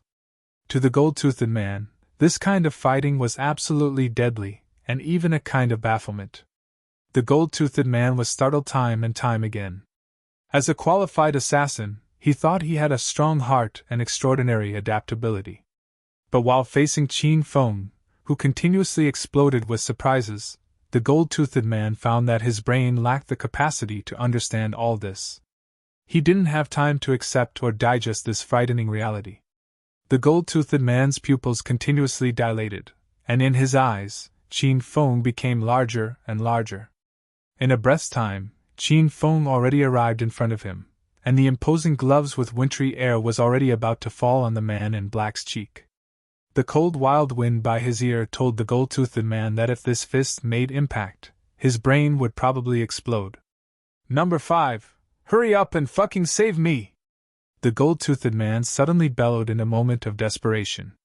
Crackle! At the same time, there was the sound of lightning in the sky. However, it wasn't actually lightning, it was a long whip with orange light that was in the shape of lightning. The whip split the sky and made gusts of noises that sounded like the air was exploding. From the sound of the powerful wind, one could tell how much power the whip contained. Qin Feng, who was about to punch the gold-toothed man, immediately retracted his fist, kicked the gold-toothed man in the stomach, and used the rebound to quickly flip backwards. Only then was he able to dangerously evade the long whip. "Bronze number 5, if you didn't make a move, your elder would be dead." The gold-toothed man wearing black was kicked to the ground, and he complained towards the rooftop after crawling to his feet. Chapter 207. Chapter 207, Sword that Splits Mountains and Rivers. At this time, another man in black stood on the rooftop of the abandoned red brick house. The man's arms were covered with a red cloak, and it rang in the cold and strong winds. It looked like a burning flame. "Bronze number 8, even if you died during this assignment, you could only blame yourself for your inadequate abilities." The man spoke with a deep, raspy voice, and his eyes were glued to Qin Feng as he spoke. At this time, he weighed Qin Feng's every move with vigilance. Earlier, number 5 weighed Qin Feng's fight with bronze number 8, so even he didn't dare take Qin Feng lightly. This was an absolutely thorny assignment. Fuck his grandfather, this was all because that dumb old man lied about the target. This brat has stage 7 external abilities or higher, how is he something our bronze group can handle? It would make more sense to get the silver group. Number 8 was still foul-mouthed. Number 5 ignored him, and his deep eyes were pinned onto Qin Feng. A cold light shot from his eyes like he wanted to look through Qin Feng. "Where is the person you guys took? Release him now and I can spare your lives." Qin Feng's icy voice was heard. His voice wasn't loud, but for it to clearly pass into the two men's ears despite the cold and violent winds was only a result that could be achieved through inner qi. External techniques cultivated inner strength that burst out once. Then when the inner strength was condensed, it bursted out again. Internal techniques cultivated inner qi. One move could burst out many times or in one go. The expression of bronze number 5, who stood on the rooftop, changed slightly as if he smelled even greater danger. But he didn't dare guess in that line of thought because Qin Feng showed external techniques previously, so he didn't believe that Qin Feng also practiced internal techniques as well. This kind of genius that cultivated both internal and external abilities was one in a million. He's already dead. Bronze number 5 stood motionlessly in the violent wind and said dully, "And you're also going to die next." Rumble. These words were like a bolt of lightning that struck Qin Feng's brain, and his brain immediately blasted apart. Usually, he had a vulgar and indecent image, but his face was currently brimming with malevolence and ruthlessness. His eyes shined with angry fire, and all of the hairs on his body stood on end. The current Qin Feng was an enraged beast. The smile on his face was no longer harmless, and there was no longer even a sliver of vulgarness in his expression. The hands he extended were no longer to touch other people's thighs. He brandished his arm this time to kill. "You'll pay for what you just said with blood." Qin Feng's icy voice drifted in the air, and didn't disperse for a long time. His feet lightly tapped the ground, and his whole body was like an arrow leaving a bow. He shot towards the rooftop. No one could harm young Master Qin's relatives unless they died. "Stinking brat, don't speak too soon." "Want my whip?" Bronze number 5 was currently weighing Qin Feng. The moment he moved, the long orange whip in number 5's hand also began to dance. It was like a little snake in the air that whistled by. Crackle! Another ear-piercing explosion resounded in the air. Compared to number 8, bronze number 5's abilities were clearly stronger. Since he was considered a long-range attacking expert, the long whip in his hand moved freely and was impressively strong. At this time, Qin Feng brought the winter iron gloves to battle. It could only be used for close combat, but he wasn't able to get close to bronze number 5 at a moment's notice. He quickly retreated and jumped into the pile of weeds and quickly shuttled through them. In the second month of the lunar calendar, the grass grows and germinates slowly, and the yellow warblers fly about. The willow branches brush the embankment, and the water vapor from the pond, grass, and trees forms smoke-like condensation in an intoxicating manner. However, it wasn't the second month of the lunar calendar, and there weren't yellow warblers dancing in the weeds. However, this situation and scenery with the river, the setting sun, and Qin Feng agilely flying on the grass seemed to fit this kind of concept. Crackle! This poetic scenery was extremely dangerous. Bronze number 5's long whip shook the ears and every whip was meticulous. Every time, it brushed Qin Feng's arm and passed by, hitting into the weeds behind him. Every lash of the whip left a deep scar on the ground. The dense weeds were originally as tall as a person, but were toppled by the long whip not long later. It was clear that they could no longer hide Qin Feng from his enemy's gaze. After a series of dodges, Qin Feng took an elementary step in understanding bronze number 5's abilities. Previously, he met Liang Jinwei, an expert that also used a long whip as a weapon. Liang Jinwei was also a stage 4 inner expert, and his whip formed a layered shadow that looked like a curtain when brandished. But bronze number 5's long whip was much more powerful when it fell, and this man's attack radius wasn't as tightly grouped as Liang Jinwei's. Bronze number 5's whip didn't form shadows, it was like small bolts of lightning that hit wherever it pointed. This made Qin Feng sure that bronze number 5 and bronze number 8 were only external experts, and they never cultivated internal techniques. Swish! After understanding their abilities, Qin Feng lightly tapped his feet and his body suddenly shot upwards. This time, he didn't evade, but rushed towards bronze number 5 who was on the roof. Qin Feng instantly released the weight of the flying dragon armor, used his inner qi to increase his speed, and the speed already reached its limit. When compared to bronze number 8's previous speed, he was considerably faster. I've already said that you are going to pay for what you said at first with blood. Qin Feng's ice-cold voice suddenly resounded. Bronze number 5 was completely stunned. He even didn't clearly see Qin Feng's concrete position before he found that Qin Feng was already above his head. And what defied bronze number 5's understanding was that Qin Feng held a long sword with an orange light, but he had no idea where it came from. Fuck, what level expert are you?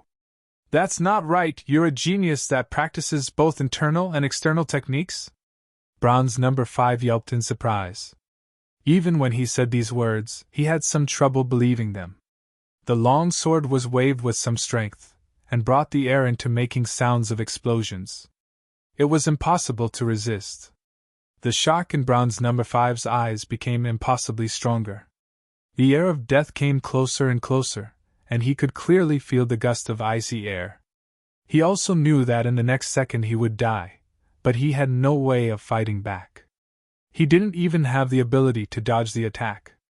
He still had a lot of questions.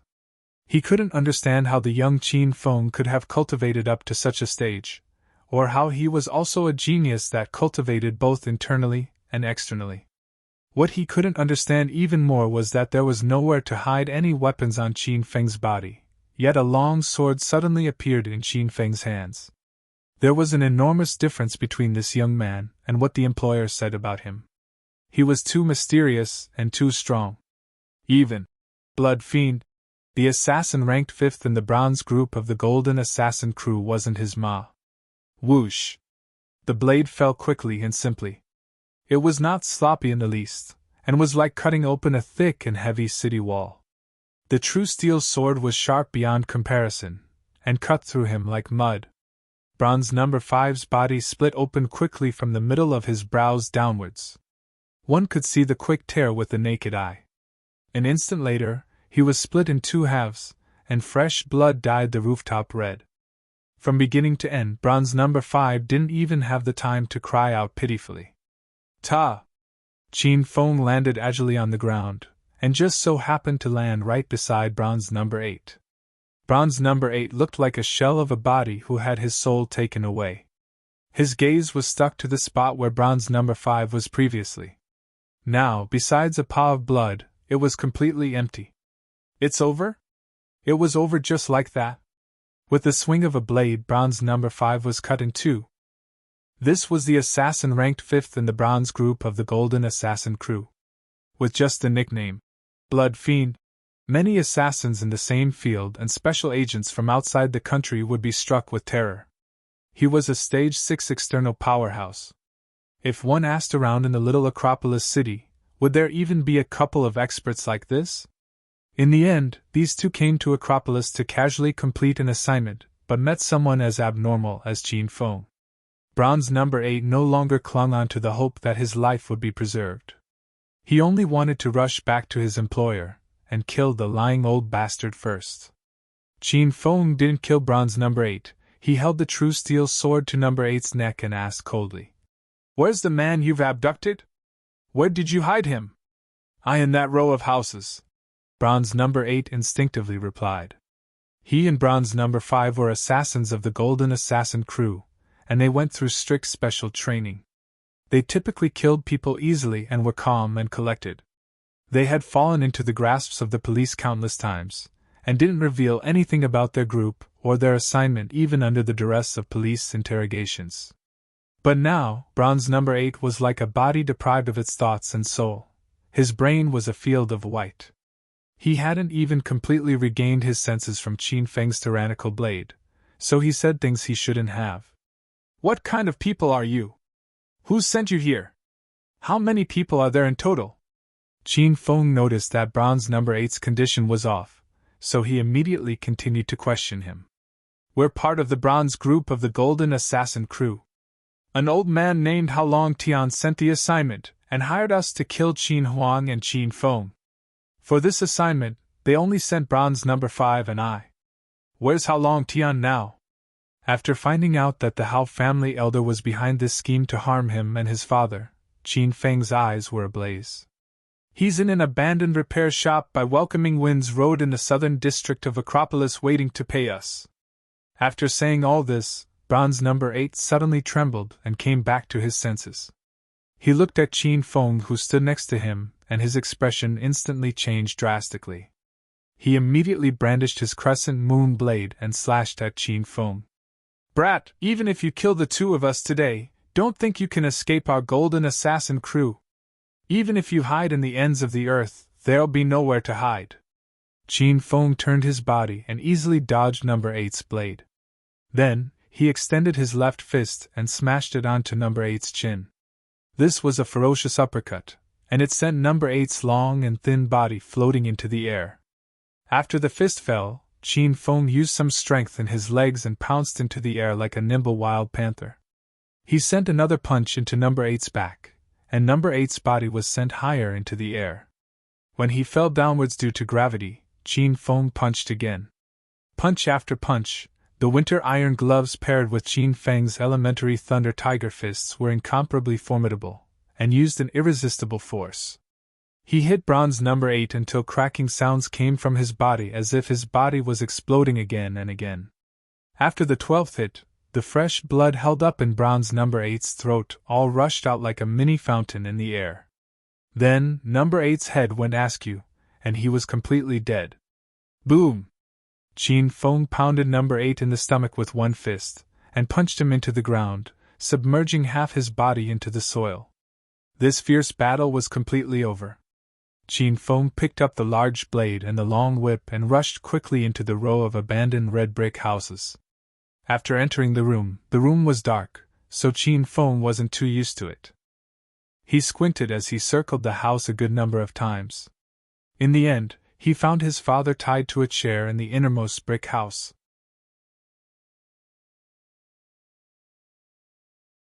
Chapter 208. Chapter 208, Green Dragon Crescent Moonblade. Dad, are you all right? Qin Feng shot beside Qin Huang and began to help him untie the ropes around him.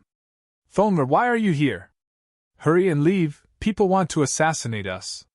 They found 2 extremely skilled assassins and they're nearby. Don't fall into their trap. Leave quickly, Fenger, leave quickly. Qin Huang still wasn't aware of what happened outside. This area was at the riverside, so the wind was extremely strong. When situated within the house, one couldn't heard the fighting outside of it. Dad, those 2 are already taken care of. We're safe now. Qin Feng already untied the ropes and helped his father up. Qin Huang looked at Qin Feng with a startled expression. He clearly didn't dare believe this. He immediately ran out of the house to see bronze number 8, who was half submerged in the ground, and the 2 halves of bronze number 5, who fell from the rooftop and rolled to the 2 sides of him. Qin Huang was so frightened that he almost yelped. Fenger, did you kill these people? Qin Huang looked at Qin Feng with alarm. His voice trembled. How did you find this place? Who are these people? Dad, these 2 are assassins from the Golden Assassin crew. How Long Tian paid them to kill us. While I was eating in royal group, they called and told me you were abducted, so I rushed over to save you. Qin Feng quickly summarized the complicated things that happened in the past hour for Qin Huang. After hearing all this, Qin Huang was swept with lingering fear. Recently, he had forgotten to deal with How Long Tian. His deep eyes locked onto Qin Feng as he suddenly asked. Fenger, tell me honestly, what stages are your abilities at currently? Qin Feng hesitated a bit before speaking. Dad, I can't really tell you clearly, but even if I met a stage 7 external expert, I could handle him. If I met an expert that cultivated internal techniques, it'd be hard to say, but a stage 4 internal expert is already no ma for me right now. Stage 7 externally, stage 4 internally, this was a pretty good expert already. Qin Feng was now only 20, so for him to wield such abilities made him a rare talent.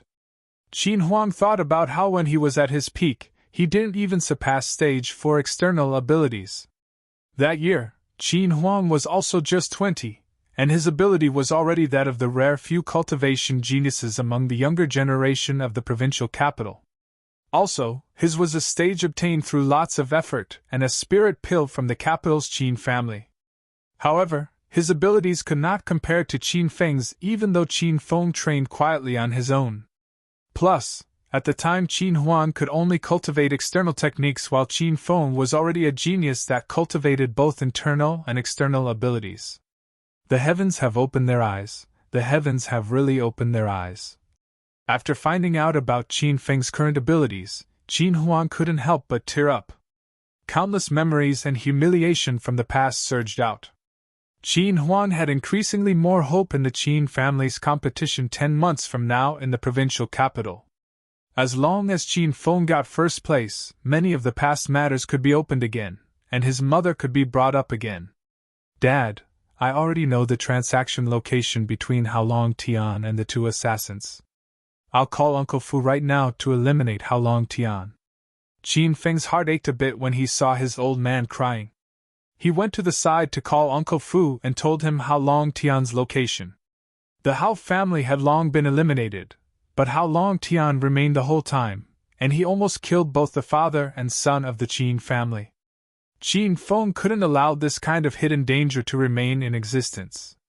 This time, he'd cut the weeds, eliminate the roots, and completely eliminate the Hao family. After making the call, Qin Huang's mood stabilized. Qin Feng handled Brown's number 5 and number 8's bodies, then rushed towards the Qin manor with his father. Qin Feng rode his bike, and Qin Huang sat in the front.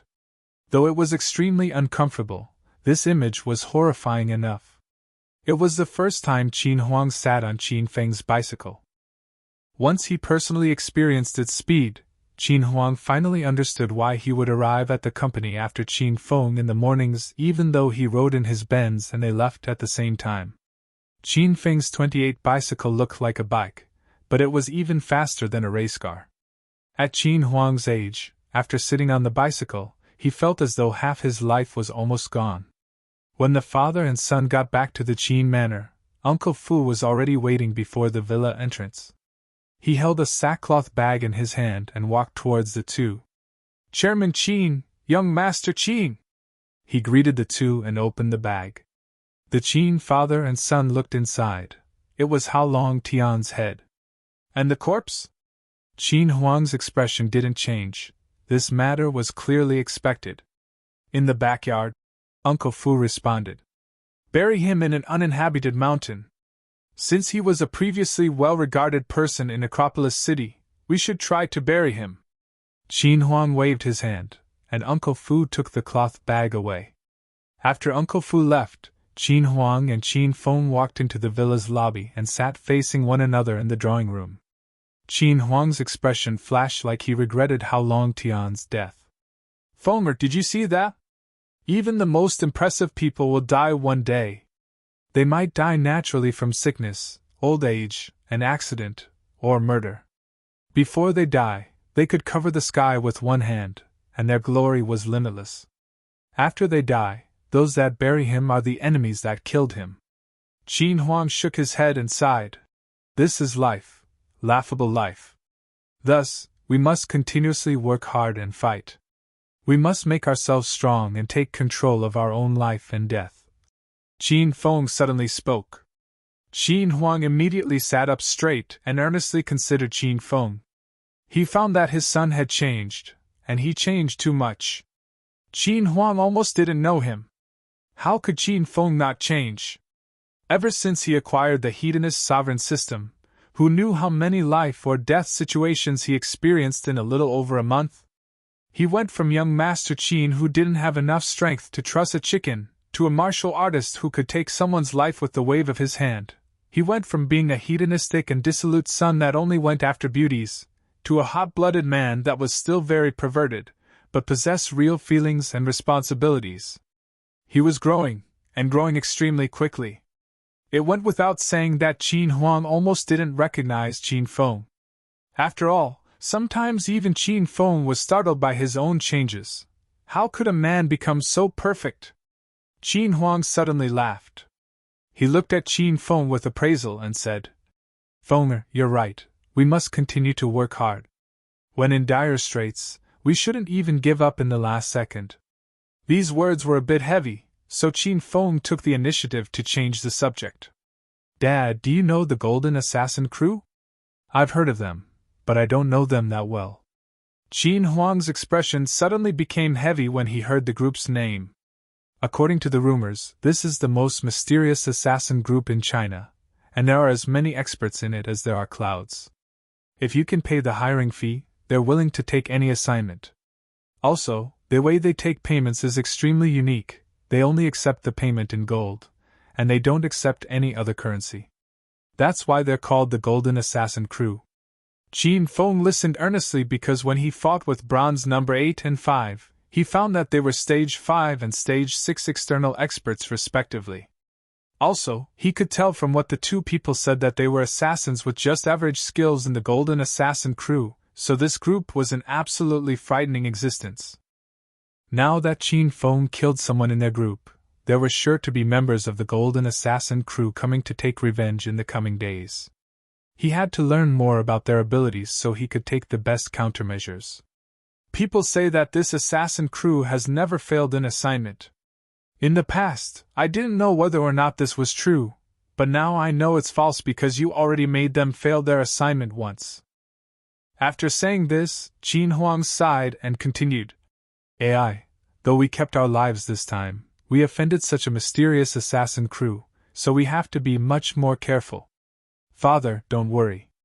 If these people dare to come looking for trouble, I won't let them off lightly. Qin Feng said earnestly. After Qin Huang heard these words, he felt gratified. In the past, he always protected his son and was busy wiping his butt or cleaning terrible messes. Now his son was finally grown up and began to protect him. This kind of change made Qin Huang's heart surge with warmth. Okay, let's not talk about these inauspicious things. This time, your old man didn't die thanks to you.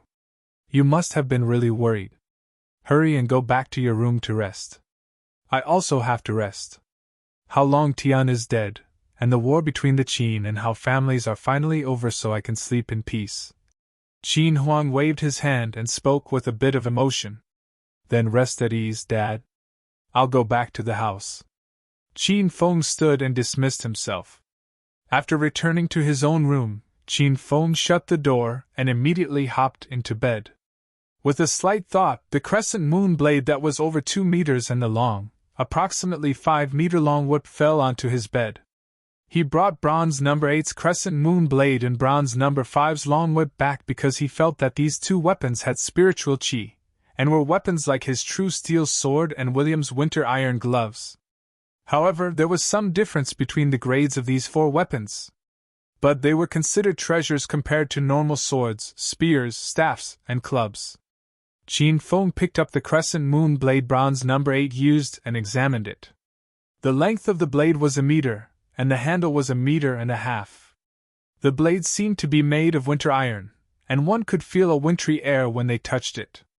Besides the 5 holes in the blade, there was a vivid and lifelike green dragon with closed eyes EED into it. It seemed as though once the dragon opened its eyes, it would fly to the sky. This crescent moon blade looked extremely tyrannical from the outside, and was a very heavy, 41 kilograms in total. Normal people would be unable to play around with it. Qin Feng held the crescent moon blade and examined it for a bit. Then, he used the hedonist sovereign system to discern the item. This system could discern weapons with spiritual chi, and the winter iron gloves was a weapon that the system itself discerned. Green Dragon Crescent Moon Blade. Equipment grade, white top grade equipment. Weapon description, crafted with the 1,000-year winter iron as its main material, it is incomparably solid and can cut mountains and split land. Natural winter iron properties can allow the user to feel the ice-cold air of the winter iron and clear willpower. Increases nimbleness and precision during a fight.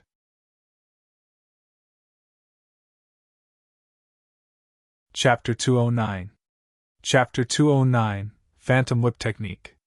Green Dragon Crescent Moon Blade? After seeing the system's description, Qin Feng gaped. It seemed that this weapon was a famous historical weapon like the true steel sword that he obtained from the system previously. One was the Green Dragon Crescent Moon Blade Guanyu used in the last years of the Eastern Han Dynasty.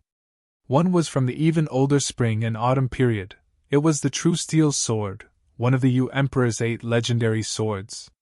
However, the true steel sword was appraised by the system as an orange-grade equipment, so it was a bit better than the green dragon crescent moon blade that was a piece of white-grade equipment. Equipment grades: hedonist gold equipment, purple equipment, blue equipment, orange equipment, white equipment.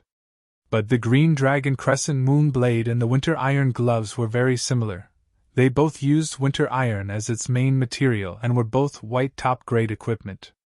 Qin Feng used the winter iron gloves a good number of times to fight, so he knew how strong and fierce these gloves were. Though the green dragon crescent blade was clearly a very impressive weapon, Qin Feng wouldn't use this crescent moon blade. Though it was very powerful, its downside was that it was excessively heavy. Without a crescent moon blade technique, it would be difficult to manage this kind of heavy weapon. After understanding the crescent moon blade, Qin Feng returned it to the system and then held up the long whip to examine it. The long whip was a total of 5 meters. From a glance, he didn't know what kind of material it was made of. It was smooth like jade, and faintly glowed orange. Qin Feng had seen whips before.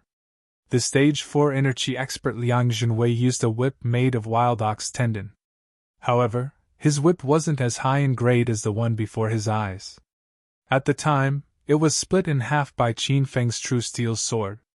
Qin Feng could see that there was more than meets the eye with the long whip in his hands, and used the system to begin identifying it.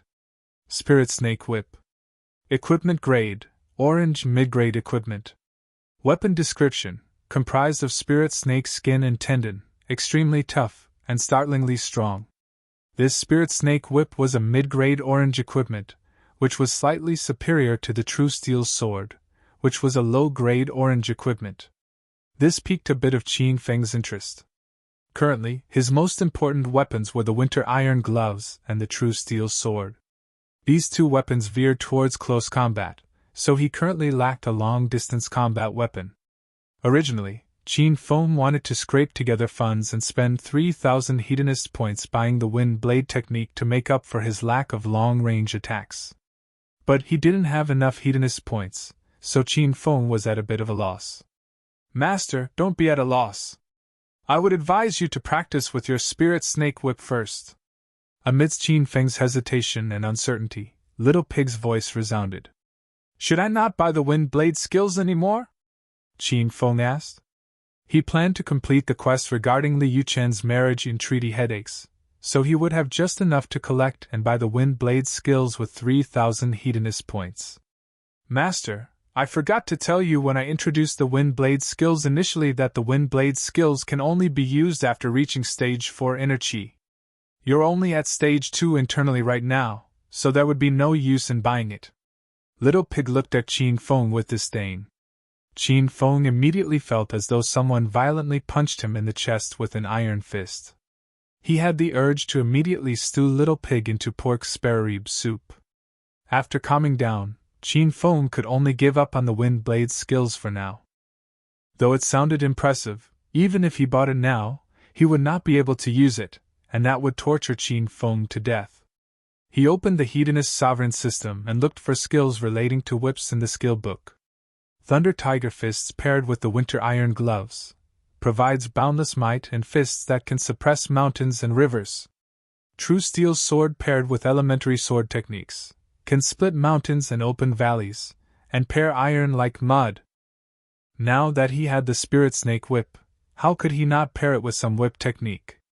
Qin Feng quickly found an Phantom Whip technique in the skill book. It was 1,000 hedonist points. Qin Feng looked at how many hedonist points he had. He had exactly 1,000 points. Thus, he clenched his teeth and bought the skill book. Purchase Phantom Whip Technique skill book. With this notification, his hedonist point balance became 0. At the same time, an enormous wave of foreign information surged into his brain, quickly melded with Qin Feng's original memories, and became his memories. Phantom Whip Technique.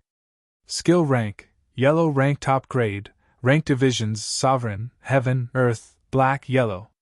When using this skill, the host can release thousands of overlapping whip shadows to form a screen and confuse the opponent.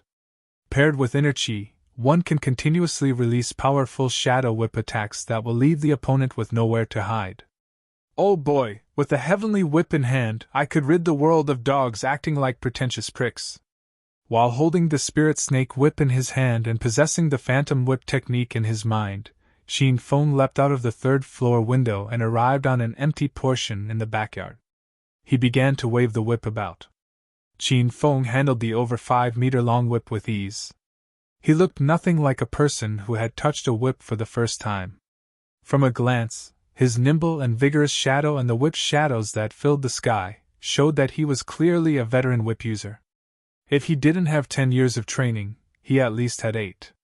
After prancing about wildly in the backyard for a while, Qin Feng immediately ran back to his own room. He found that he had ruined a flower bed that his father personally tended to with his whip, and filled the ground with shredded flowers and leaves.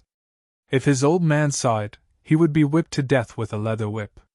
Qin Feng didn't dare practice his whip skills in broad daylight because he was afraid of hitting the flowers and grass and getting scolded by his father in consequence, and because the whip technique was too powerful that it would be a nuisance if someone saw it. He lay in his bed until night fell before returning to the backyard again, and waving his long whip. The phantom whip technique melded in his mind for a full afternoon, so when he used it now, it was smooth and easy.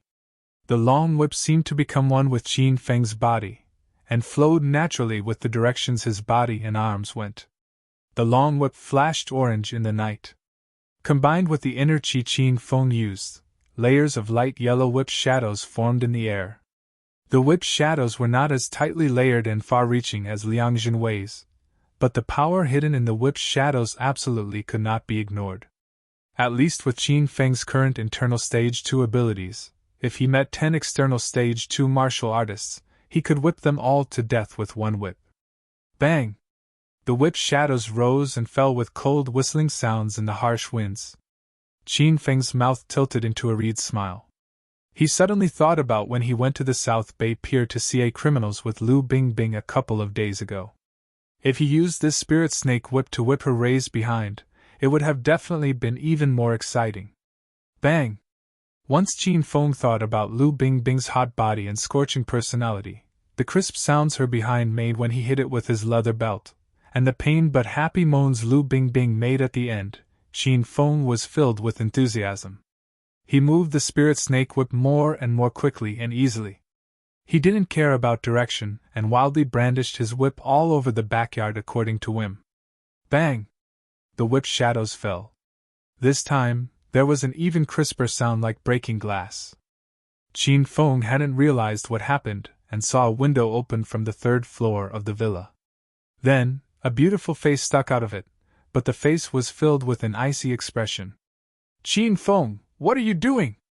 Are you bored and trying to rebel by using rocks to break my window? The voice was icy but pleasant. It belonged to Han Ying. Qin Feng immediately put his spirit snake whip in the system. Han Ying was angered to death. Qin Feng was becoming more and more dishonest recently. First, he brought the condom to her office to hint at her, then he unscrupulously touched under her skirt at the dinner table, and now he ran to the backyard to break her window with a rock in the middle of the night. It was clear that he wanted to break the window, climb up to her window with a ladder, and secretly wah her shower. After all, the window Qin Feng broke with his whip was the window to Han Ying's bathroom. Do you have the guts to do things more honorably? You want to secretly wah me shower in the middle of the night? Do you have any civility? Han Ying put her hands to her waist. Qin Feng was going to drive her mad.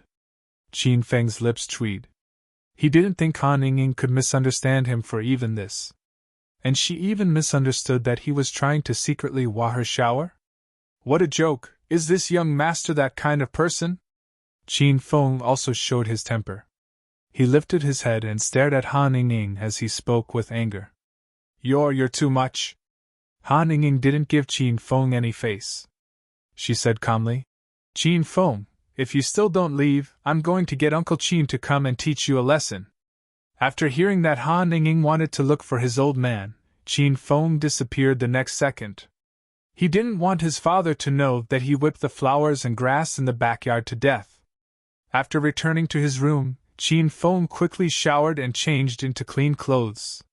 He saw that it would be dinner time soon. Suddenly, Qin Feng's phone rang with a QQ notification. Young Master Qin, could you tell Qin Feng to wait for me at 7 o'clock sharp at the north door of West Lake Courtyard District? Tell him not to forget.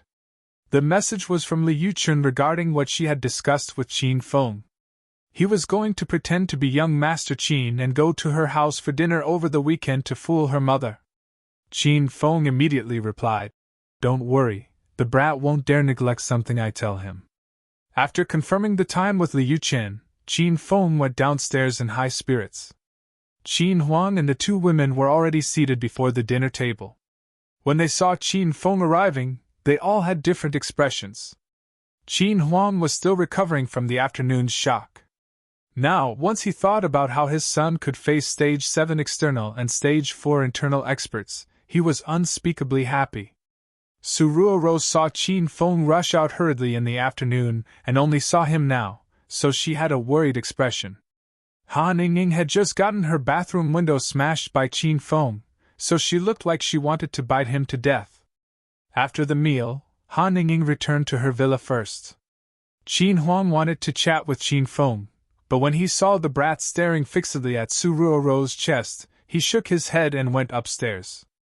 Qin Feng, you left in such a hurry at lunch, and I haven't seen you the whole afternoon. Did something happen? Once Qin Huang and Han Ying left, Su Ruoro immediately grabbed Qin Feng's arm. It was a very severe matter, and it's a long story. Come on, let's go to your room. I'll sit on your bed and talk with you for the whole night. When Su Ruoro saw Qin Feng's serious expression, she was worried. She obediently followed Qin Feng to her room. After entering Su Ruoro's chambers, Qin Feng shut the door, pulled Su Ruoro to sit on the bed, and said seriously, Ruoro, we can't delay the intensified training anymore, let's start tonight. Su Ruoro wasn't able to react. She was briefly stunned and said, Qin Feng, didn't you bring me up here to talk about why you suddenly left at lunch? What happened? Qin Feng looked at Su Ruoro with mistrust and said, Nothing, I just suddenly felt extremely tired so I ran back to the Qin Manor to sleep for the rest of the afternoon. What could be the matter? But at the dinner table you said the matter was very severe. Su Ruoro glared at Qin Feng with a huff. She could mostly guess that Qin Feng came to her room to take some liberties and found some excuse. He made her so worried about him at first. Su Ruoro really wanted to bite Qin Feng violently. I did. When did I say it was really severe? I just slept. How is that severe? Qin Feng shook his head. I'm sure you heard wrong. Ruoro, has there been something wrong with your ears recently? There's something wrong with your ears. I don't want to deal with you. Su Ruoro punched Qin Feng's chest, turned her head, and didn't speak to him.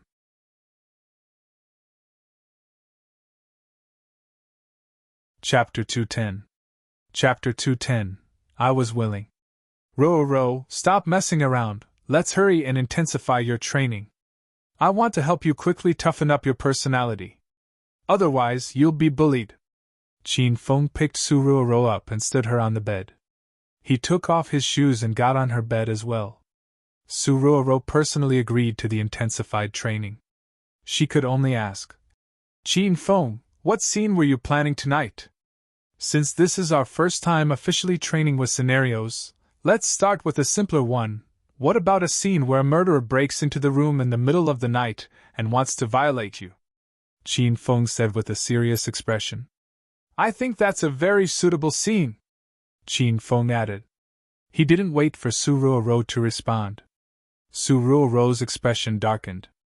She stared at Qin Feng. You think this is a simple scenario? This scenario is clearly kind of abnormal. Haha, it's abnormal? Okay, then let's go for another. Su Ruoro could even tell that the scene was abnormal, so Qin Feng screwed his head apologetically and smiled as he said, Then we can do a scene where you meet a pervert on the bus and he touches your body. This scenario was indeed much simpler than the previous one. Su Ruoro hesitated for a good while before she clenched her teeth and nodded. Okay, then let's begin now. Suruo's voice was as small as a mosquito. Qin Feng's gaze swept over Suruo. She still wore the woman's suit from work, so her outfit suited Qin Feng's tastes very well. He walked up behind Suruo, blew hot air into her ear, and said, "Then we're going to begin." After Qin Feng finished speaking, he completely changed. He smiled vulgarly, his gaze was lascivious, and his movements were like that of a hooligan. He stood behind Suruo and looked unscrupulously at her chest. "Little sister, you're so pretty. Look at the development of your large chest, it's sure to be at least a D cup. Little sister, what did you eat growing up that you developed so well? Can this older brother touch?" After speaking, Qin Feng didn't wait for Suruo's response. His large hands fell on her raised behind, and he began to squeeze unscrupulously. "Io, little sister, your behind is also pretty perky, you're really a quality item in the mortal world." After touching her behind, Qin Feng became even more dissatisfied with the small gain. He already used his body to rub her raised behind. Suruo's pretty face became extremely red. Even if the person behind her was Qin Feng, she couldn't really accept these loose actions and words. In order to make the scene more realistic, she imagined that the person behind her was a hooligan type with dyed yellow hair and a pierced nose and ear pierced. When Suruo thought of a despicable hooligan touching her, she was so angry that a strong fire arose in her. However, she couldn't really vent her emotions.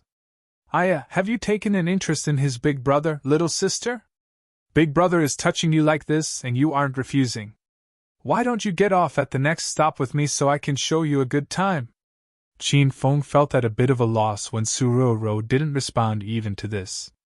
If Suruo really encountered this situation when she was alone on public transportation one day, would she just let them touch her so unscrupulously? Qin Feng got a bit mad when he thought about this.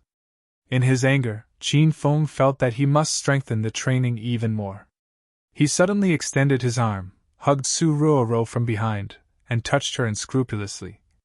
Qin Feng bullied Suruo while smiling evilly. "Io! Why aren't you responding, little sister? It seems that you aren't a normal person, beautiful. You really are to this older brother's liking." Qin Feng used clean and pure intentions to train and take advantage of Suruo. Suruo was so angry she wanted to die, but she kept hesitating and didn't dare resist. Suruo had enough of an unfamiliar man and big pervert daring to violate her. How could she continue to tolerate this? When Suruo encountered these kinds of situations in the past, she didn't have a reason to burst out. She was indeed taken advantage of, but the losses were just her own. Her weak personality allowed her to accept this kind of loss. However, at this time, Qin Feng's evil smile appeared in Suruo's head. It was like she was grasping in rice straw. She finally found a reason to resist. She knew if Qin Feng saw this scene, he would certainly be really angry, and she didn't want Qin Feng to be angry.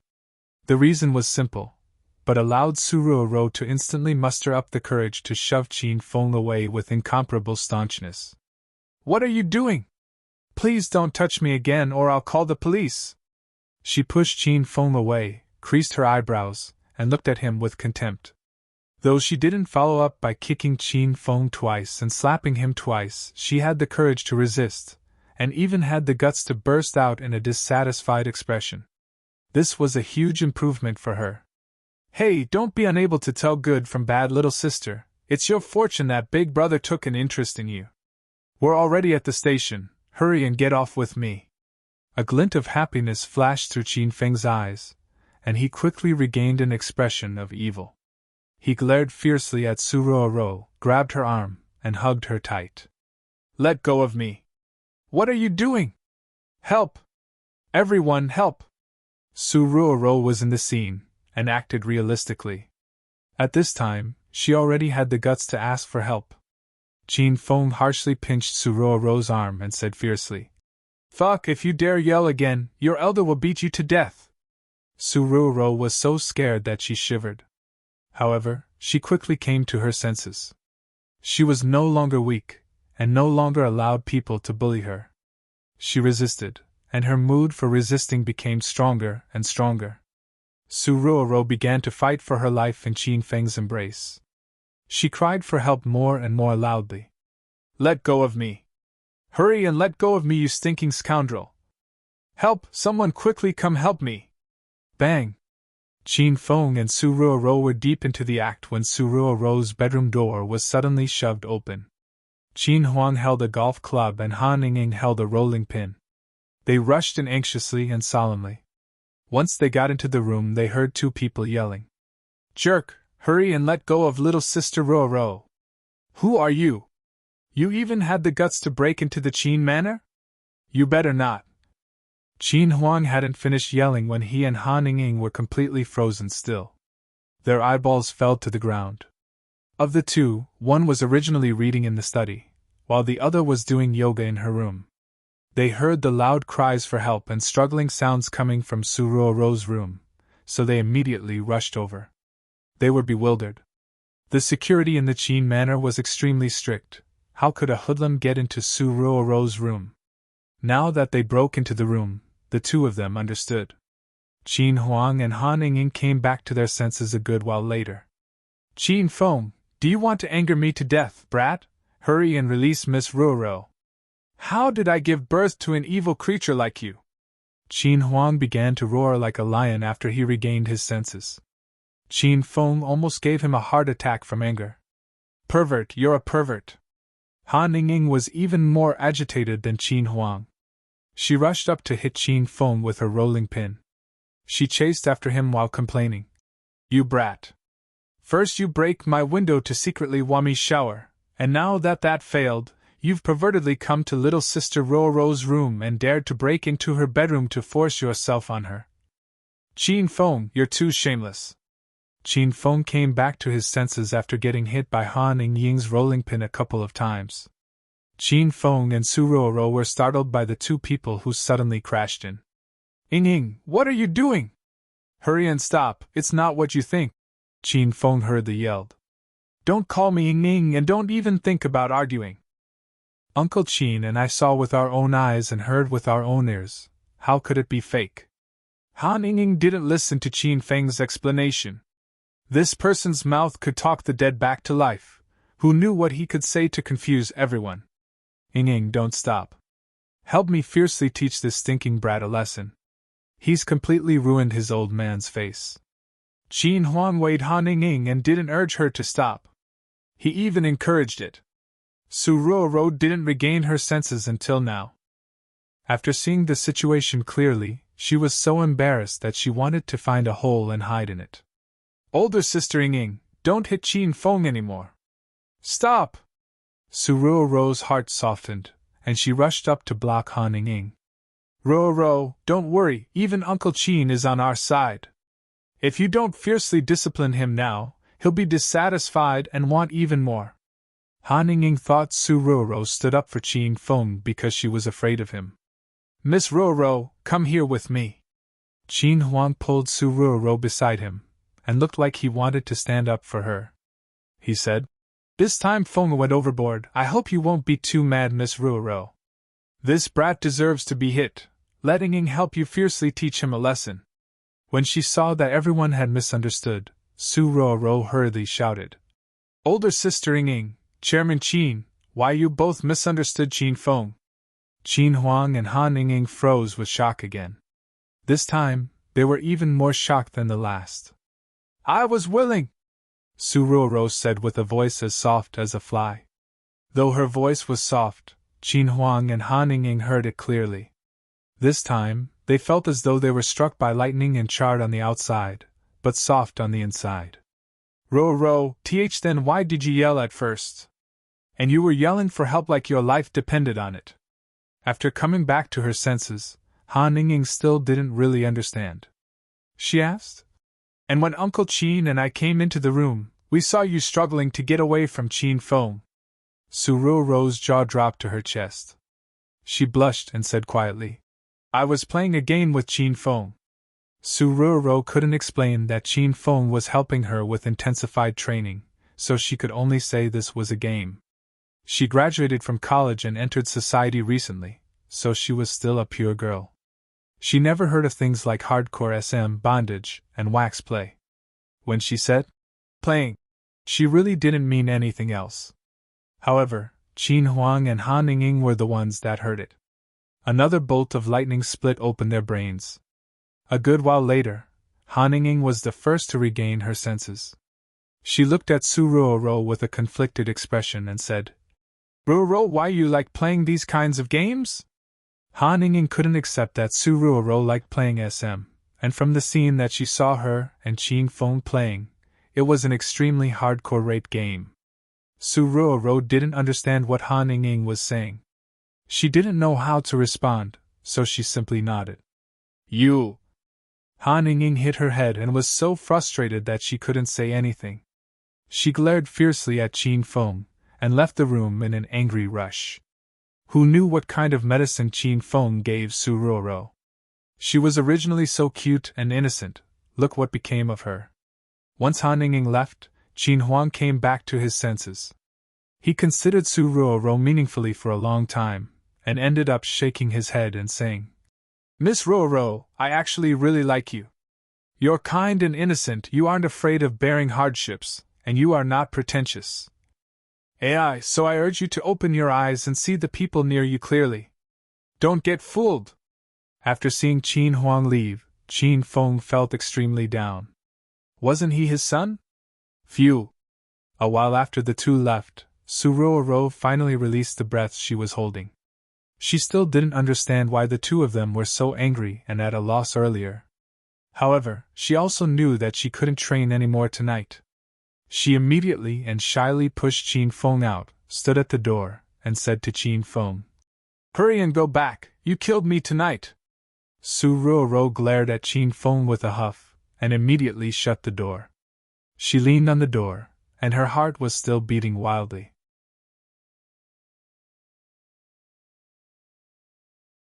Chapter 211. Chapter 211, Dearest. It wasn't always the weekend. Su Ruoro, Han Ningning, and Qin Huang were still sleeping in while Qin Feng, dressed impeccably, drove his father's commercial Benz, and arrived at the northern door of the West Lake Courtyard District. He stopped the car at the entrance, and saw Li Yuchen already waiting there. Qin Feng's eyes brightened. Today, Li Yuchen didn't wear the completely black uniform she wore to work. Instead, she wore her own pretty clothes. A head of blonde, curly hair billowed on her shoulders. She wore a light purple flower-collared shirt that exuded elegance, and striped suspenders with shorts that showed youth. Her long white legs were unrestricted, and were extremely eye-catching in the sunlight. She wore Prada's newest red heels and wasn't lacking in fashionableness. Li Yuchen's outfit today could be described with 3 words: elegant, casual, and fashionable. General Manager Li, here. Qin Feng had a hard time coming back to his senses, and he immediately rolled the windows down and waved at Li Yuchen. Li Yuchen looked at the commercial Benz Qin Feng drove and was slightly stunned. She didn't think this brat would even get Chairman Qin's car. It seemed that he and young Master Qin were pretty tight. Qin Feng, do you have any concept of time? You're half an hour late. Li Yuchen sat next to the driver's seat, looked at her and glared coldly at Qin Feng. Last night, she specifically told young Master Qin the time. She didn't think Qin Feng would still be late. Li Yuchen knew this person wasn't very dependable. Qin Feng clearly disregarded Li Yuchen's complaints. Once Li Yuchen got into the car, he stuck his nose towards Li Yuchen and sniffed harshly. Not bad, Chanel's newest fragrance. It appears that General Manager Li reaped quite a bit of profit in Royal Group. It seems that I have to report this to young Master Qin or Chairman Qin. When she saw Qin Feng's jolly expression, Li Yuchen wanted to back out temporarily. Could she really trick her mother with such an undependable person pretending to be young Master Qin? Were you born in the year of the dog? Hurry and drive, we're half an hour late. I really want to give you a good beating, you brat. Li Yuchen rolled her eyes at Qin Feng and didn't explain the perfume situation. Though she was the general manager of the sales department, she was just selfless and uncorrupted from the beginning. She bought this 20,000 yuan perfume through clenched teeth after saving 3 months of pay. How could a rich young master that was blessed from birth with good fortune like Qin Feng understand that feeling? It isn't even 8 o'clock right now, it's still early. We just need to get there at noon. It's not a big deal, I can just drive faster, and we can easily get there in half an hour, Qin Feng said casually. With the intermediate racing skills, Qin Feng was pretty confident in his driving skills. Oh? Then take this information and look through it well. Don't get caught before you walk through the door later. Liu Chen didn't pursue the matter regarding Qin Feng's tardiness and tossed him a file. Qin Feng opened and looked through the file. It had information about Liu Chen's background. The information was extremely detailed. It went from Liu Chen's elementary school days to her current job and described her path towards growth. Even information regarding her height and weight, favorite clothing brands, whether or not she had a boyfriend before, and whether or not she ever got a room, were described in detail. Qin Feng's gaze first fell on the information regarding Liu Chen's figure. After looking at it, he immediately looked towards Liu Chen's collar. Hey, what are you looking at? Liu Chen glared fiercely at Qin Feng and found that the first thing he looked up were her 3 measurements. He was too shameless. I'm not looking at anything. Qin Feng's gaze didn't move, and he said with seriousness. Qinchen, before we go to Auntie's house, I have to talk to you about our current situation. Beginning from now, I'm young Master Qin, and you're young Master Qin's woman. If you want to trick Auntie and stop her from forcing you into marriage in the future, effort from me alone would be inadequate. You also need to work hard to cooperate with me. Since we're a couple, I naturally have to deeply understand your 3 measurements. I also have to address you intimately, and our movements have to express intimacy as well to trick Auntie, no? If you treat me coldly, harshly, or as your subordinate like you do at work, then I think this plan to pretend to be young Master Qin can stop right now. I believe that Auntie is an astute person, so she'll be able to tell from a glance that our relationship is fake. That way, why don't I just go back home and sleep during the weekend? Why would I come all the way here to sow something that will have no results? Qin Feng threw out the general truth, and Liu Chen's expression changed slightly. She was just in the midst of deliberating what Qin Feng had just said, and found that it was very reasonable. Since she decided to trick her mother and rid herself of marriage and treaty headaches, then she'd have to act properly. If she was unwilling or not proactive from the beginning, why not give up now? Then we'll let you benefit, brat. If you want to look, then look as much as you like. Liu Chen inhaled deeply. She suddenly moved her hands away, and even intentionally straightened her back and simply let Qin Feng look to his heart's content. The corner of Qin Feng's mouth flashed with the evil smile of someone who got his way. He suddenly extended his hand to touch, but before he could, Liu Chen's slender jade hand hid it away with one slap. Qin Feng, letting you look is the limit, don't push it, or else we'll cancel the plan right now. Liu Chen glared at Qin Feng with a huff. If things really progressed this way, Liu Chen was certain that after 5 minutes, Qin Feng would have removed all of her clothes. Qin Feng smiled awkwardly. Liu Chen's body was too perfect, and he was almost mesmerized earlier. After regaining his senses, Qin Feng quickly calmed himself. He looked closely at other places. How could Qin Feng let go of the opportunity to admire Liu Chen from such a close distance? Especially when his gaze fell on Liu Chen's unrestricted legs, he thought of the prior scene in the office and almost pounced onto them.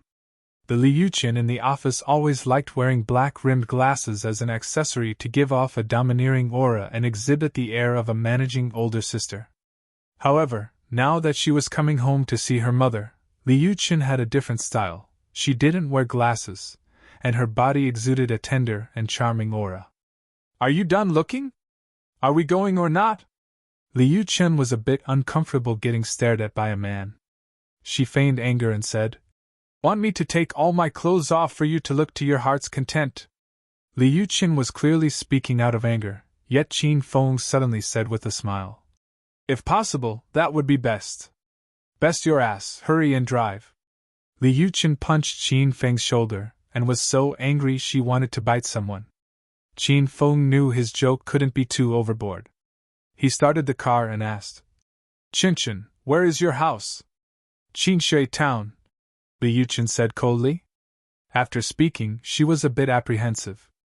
Qinshui Town was a small township below Acropolis City. It was backward and remote. Liu Chen was afraid a rich son like Qin Feng would look down on a small place like this, and even decide not to go because it was too far away and too remote. And Qin Feng was Acropolis City's #1 hedonistic young master. Would he go somewhere small like that? Liu Chen was worried for nothing. Qin Feng didn't even ask anything about Qinshui Town and changed the topic. Chen, you're my woman now, you can't speak so harshly. How about this, let me hear you call me dearest. After hearing, you're my woman now, she felt obedient, but she had no way of retorting. She bit her red lips and hesitated for a good while before saying softly, dearest. The sound was too low, and even Liu Chen almost couldn't hear it. However, she really said it, and it was also Liu Chen's first time saying this to a man. Once she said it, she was like a frightened little deer. Her heart thumped wildly. Chen, hurry and say it, Qin Feng urged while driving. I said it. Liu Chen glared at Qin Feng with a bit of anger. This guy was really annoying. You did? Why didn't I hear it? Qin Feng raised his eyebrows and spoke. No, you have to be a little louder, even I couldn't hear you. Uncle and Auntie are older, their ears aren't as good, so they definitely won't be able to hear. There were many kinds of lowly people, but the highest tier belonged to Qin Feng's type. Everything he said made you want to pinch him to death, but everything he said was also filled with reason, making you unable to retort. In the end, you even have to obediently follow his plans. Dearest. Liu Chen breathed deeply, clenched her teeth, and yelled. This time, not only was the sound really loud, it almost burst Qin Feng's eardrums. Because Liu Chen strained her throat to yell right next to Qin Feng's ear. This was clearly a blatant form of revenge. Chen, are you trying to kill your husband? Qin Feng barely avoided getting frightened, and almost hit the car into the railing on the side of the road. He looked at Liu Chen with a bit of dissatisfaction and said, No, if you speak to your man like this, you'll become a tigress. Your voice is loud enough, but it lacks emotion. Here, let me teach you. Qin Feng suddenly said softly, Dearest. Liu Chen almost threw up after hearing it. If the car wasn't going so fast, she would have opened the car door and jumped out for certain. Say it. Qin Feng raised his eyebrows and looked at Liu Chen. Liu Chen knew she had to use this nickname, and if she didn't say it now, she wouldn't be able to avoid it later at home. It was better to get it over with than prolong the agony, so she cast her dark eyebrows, stuck her face to her shoulder, and said sweetly, Dearest. She called twice, and each time was greasier than the next. The gentle voice fell into Qin Feng's ears and made him impossibly excited. He even thought that if employees in the sales department saw this, they would all be frightened to death. Was this the usually cold, stern, strong, and tyrannical general manager Li? Not bad. Qin Feng was very satisfied with Liu Chen's current voice.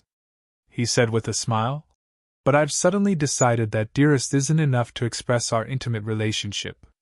Why don't you just call me husband? Chen, just let me hear you call me husband. Qin Feng hooked Liu Chen's chin. Qin Feng, you want to die?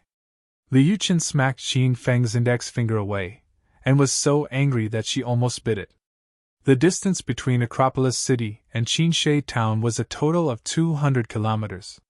It was originally a boring ride, but due to Qin Feng's appearance, his teasing towards Liu Chen made it very fun.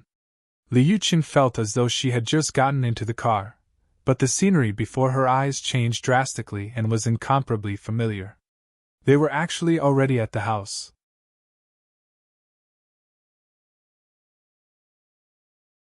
Chapter 212. Chapter 212, Real or Fake Young Master Qin. Qinshui Town was a little township in a valley.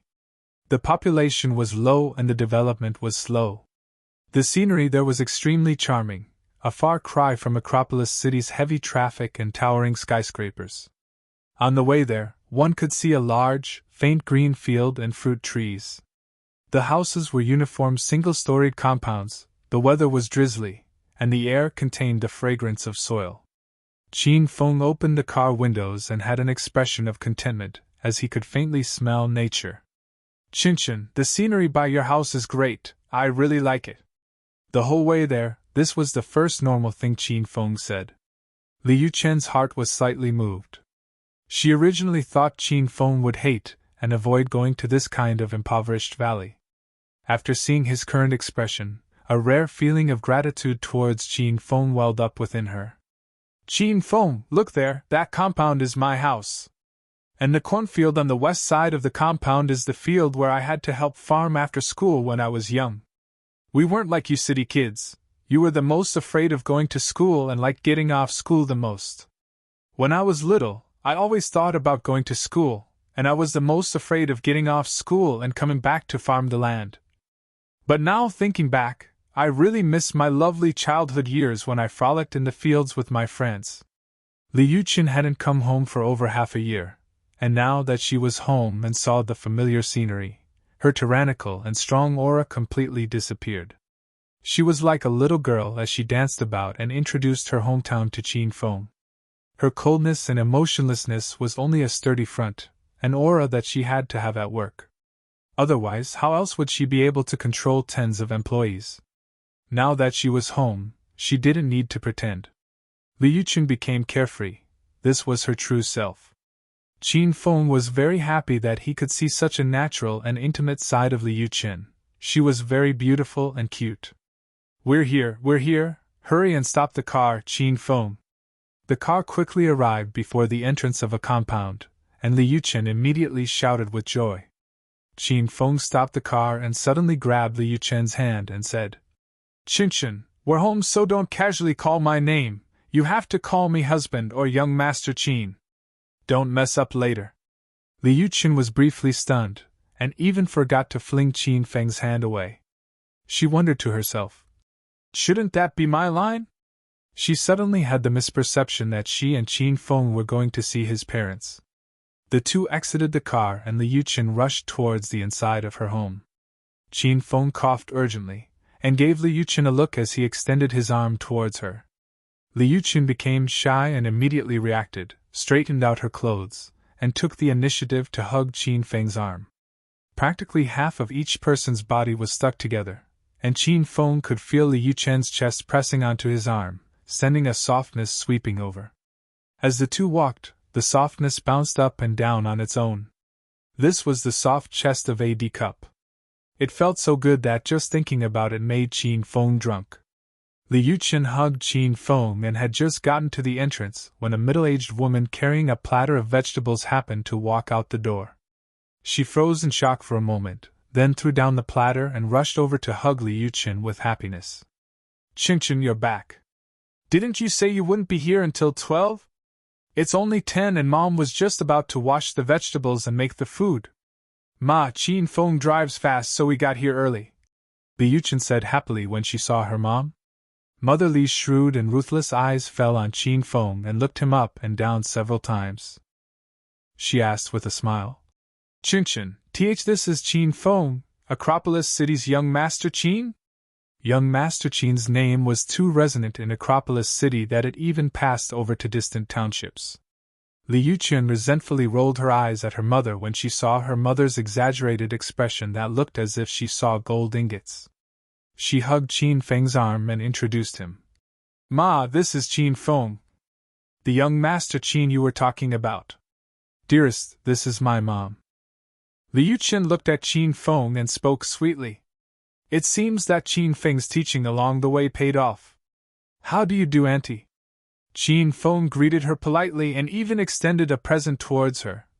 "This is for Auntie and Uncle. I hope you all can be healthy and that all things go as you wish." Mother Li froze and didn't know what to do as she weighed Acropolis City's richest young master standing before her. She had suddenly received Liu Chen's call last night saying that she would bring young Master Qin home today. At the time, Mother Li thought her daughter was joking. Who knew it would be true? Old man, hurry and come out, your girl has brought a son-in-law to our door." After coming to her senses, Mother Li strained her throat and suddenly yelled. The sound was so loud that Qin Feng jumped in shock. On the other hand, Liu Qin stood awkwardly and didn't know what to say to her mother. Not long later, a middle-aged man ran out of the house. He hadn't even come out when his voice drifted out. "Boss, don't shout anymore. Are you only going to be happy if your throat shakes my ears so much they become deaf? I just heard your voice and didn't hear what you said." "What did you say?" "Old man, hurry and look, your daughter brought a son-in-law back." When Mother Li saw her husband come out, she immediately ran and pulled him over.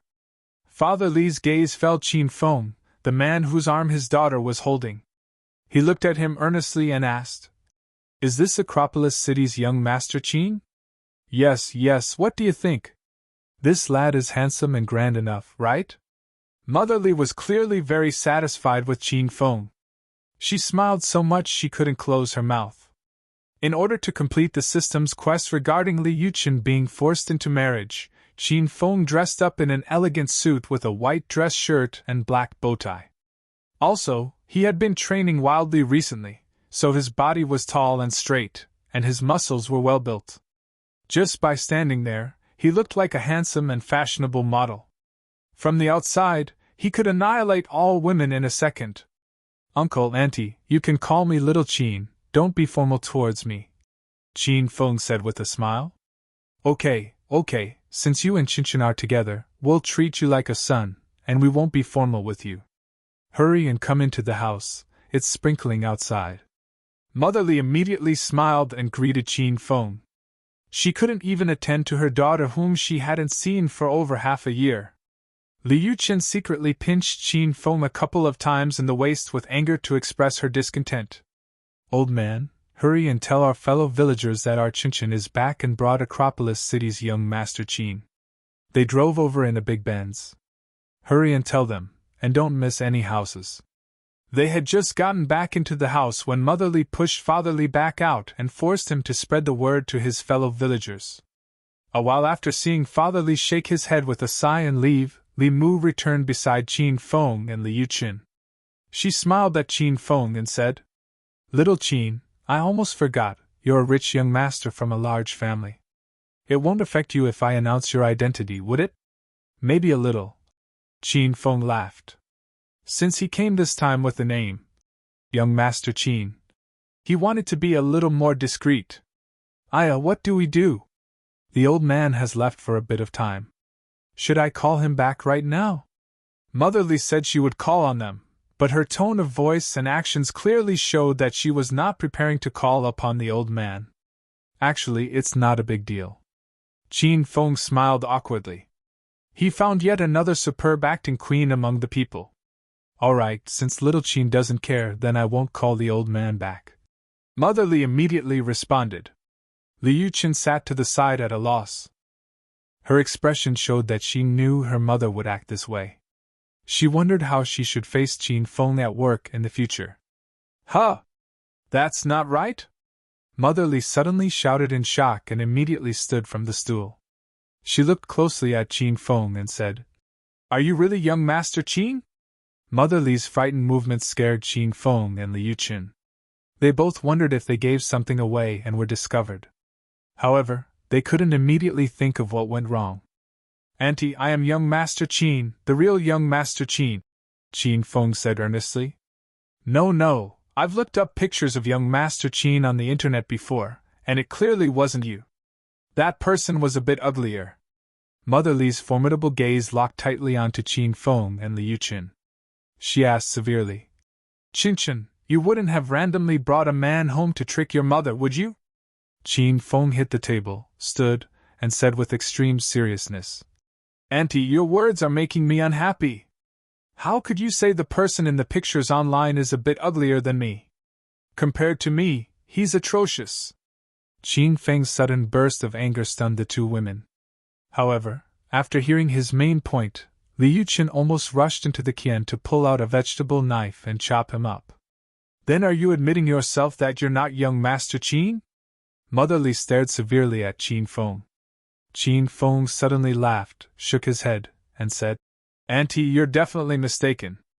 The pictures of the person online aren't young Master Qin. My father wanted to protect me, so he purposely put up pictures of one of our bodyguards. You couldn't have known that once the pictures were posted on the internet. My family's bodyguard was kidnapped practically every day. It's considered a miracle that he's still alive. Qin Feng explained. Mother Li was stunned. She looked at her daughter. Chen, is this true? Yes, it is, Mom. Li Yuqin immediately tugged her mother back down to sit. She followed along with Qin Feng and said, What kind of person is young Master Qin? He's the son of Acropolis City's richest man. If just anyone could find his picture on the internet, then wouldn't all robbers and murderers rush over and squat outside the doors of the Qin Manor? Thus, the picture is fake, it's to fool people. This explanation was extremely reasonable. Mother Li's mood calmed slightly, but it was evident from her expression that she wasn't as trusting about Qin Feng's identity as she was in the beginning. I know, I have a way of proving whether or not this is young Master Qin. Mother Li thought hard for a while and suddenly and excitedly stood. I'm going to go to your Auntie Wang's house and bring that girl Wang Ying over. That girl found a rich man in Acropolis, and she's seen all of upper society. She's sure to know the real young Master Qin. Mom, Wang Ying is back? Once Li Yuqin heard Wang Ying's name, her face paled. Wang Ying was the ostentatious woman Sun Yi brought to Royal Group to buy a house. That house was the Cloud City Hua Manor Villa Qin Feng sold to them. If they really called Wang Ying over, then Qin Feng's identity would be instantly exposed. Wang Ying knew about Qin Feng's status as a sales representative in Royal Group. She came back a couple of days ago, and has been home for half a month. Mother Li tilted her head and looked at her daughter. When she saw Li Yuqin's anxious expression, she suspected Qin Feng's identity even more. Ma, don't go bother them. This, really is young Master Qin. Li Yuqin had the urge to get run over. How could it be so coincidental that Wang Ying came home as well? She knew that if her mother really brought Wang Ying over, that woman would expose their act in a minute. Then, not only would she lose face, even Dad and Mom would lose all of their face. Li Yuqin thought that at this time, her father probably passed the phrase, "Young Master Qin is here," through the village several times.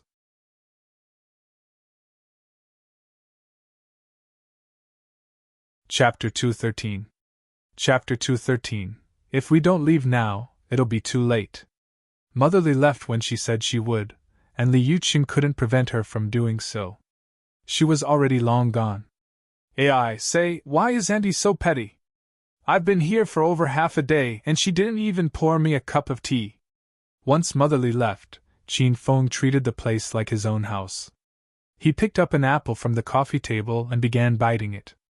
Li Yuqin was about to die of anxiety, yet Qin Feng had an indifferent expression. She was so angry that she glared coldly at him and tugged on his arm to leave. Qin Feng, let's leave quickly, we can't continue acting any more. Qin Feng's expression suddenly changed. He angrily tossed the apple he had taken a large bite out of back into the fruit platter and complained. So it's true that people who don't belong together don't live together. I originally thought Auntie was stingy, but you're actually even stingier than Auntie. I just ate an apple and you're unhappy. Are you satisfied now that I've put it back?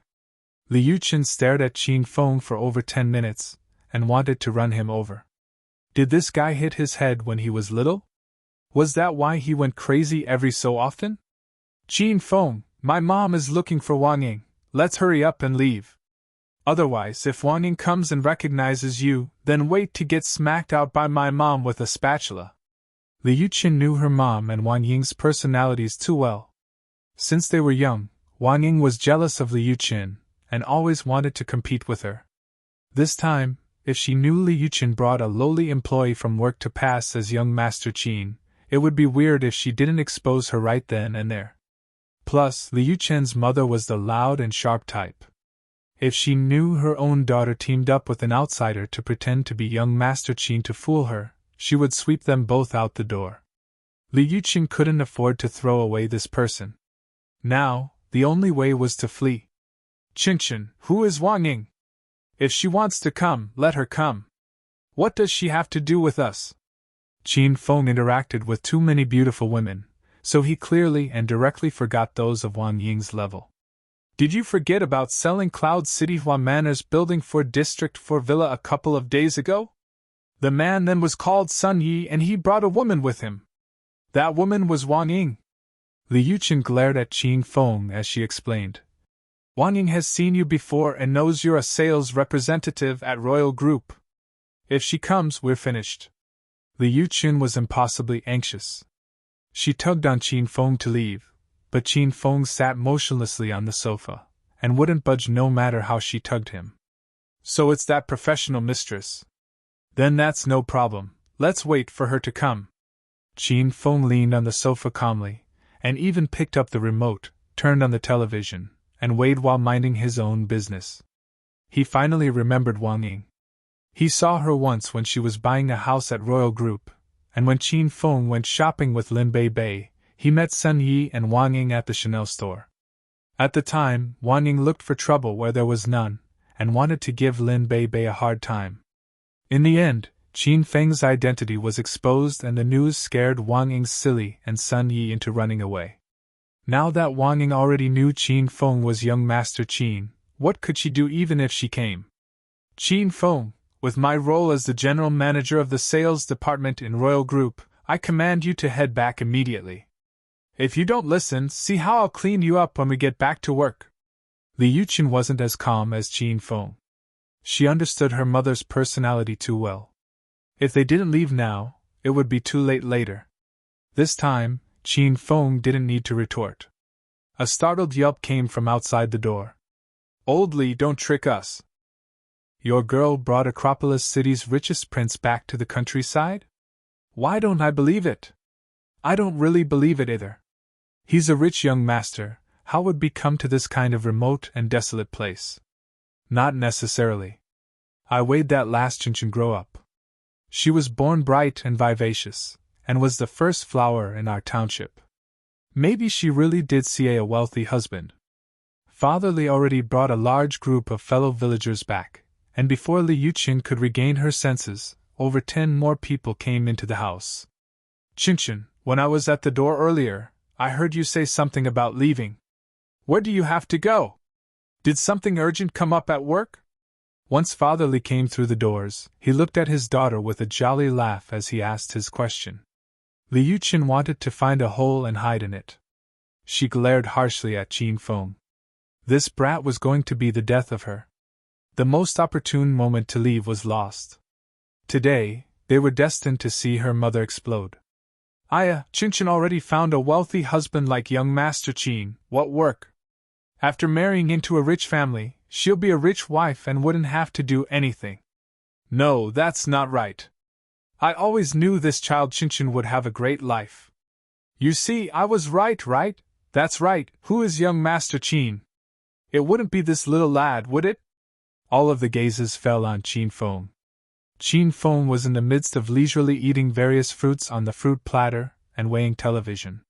Once he saw that so many villagers suddenly walked in, he immediately returned the fruit to the platter. He thought to himself that he had merely eaten half an apple, half a banana, and half of a bunch of grapes, so these people wouldn't be here to beat him up, would they? That's right. This is Qin Feng, the boyfriend my girl brought home. Father Li introduced Qin Feng with a bit of awkwardness. He and Mother Li had starkly different personalities. Mother Li was flamboyant and couldn't hide things, while Father Li was more subdued and steady. Now that he had to do something so ostentatious, he was a bit unwilling. This lad really is a fine-looking man.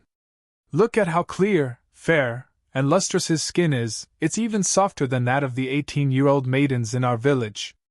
Rich young masters really are different, they probably bathe in milk every day.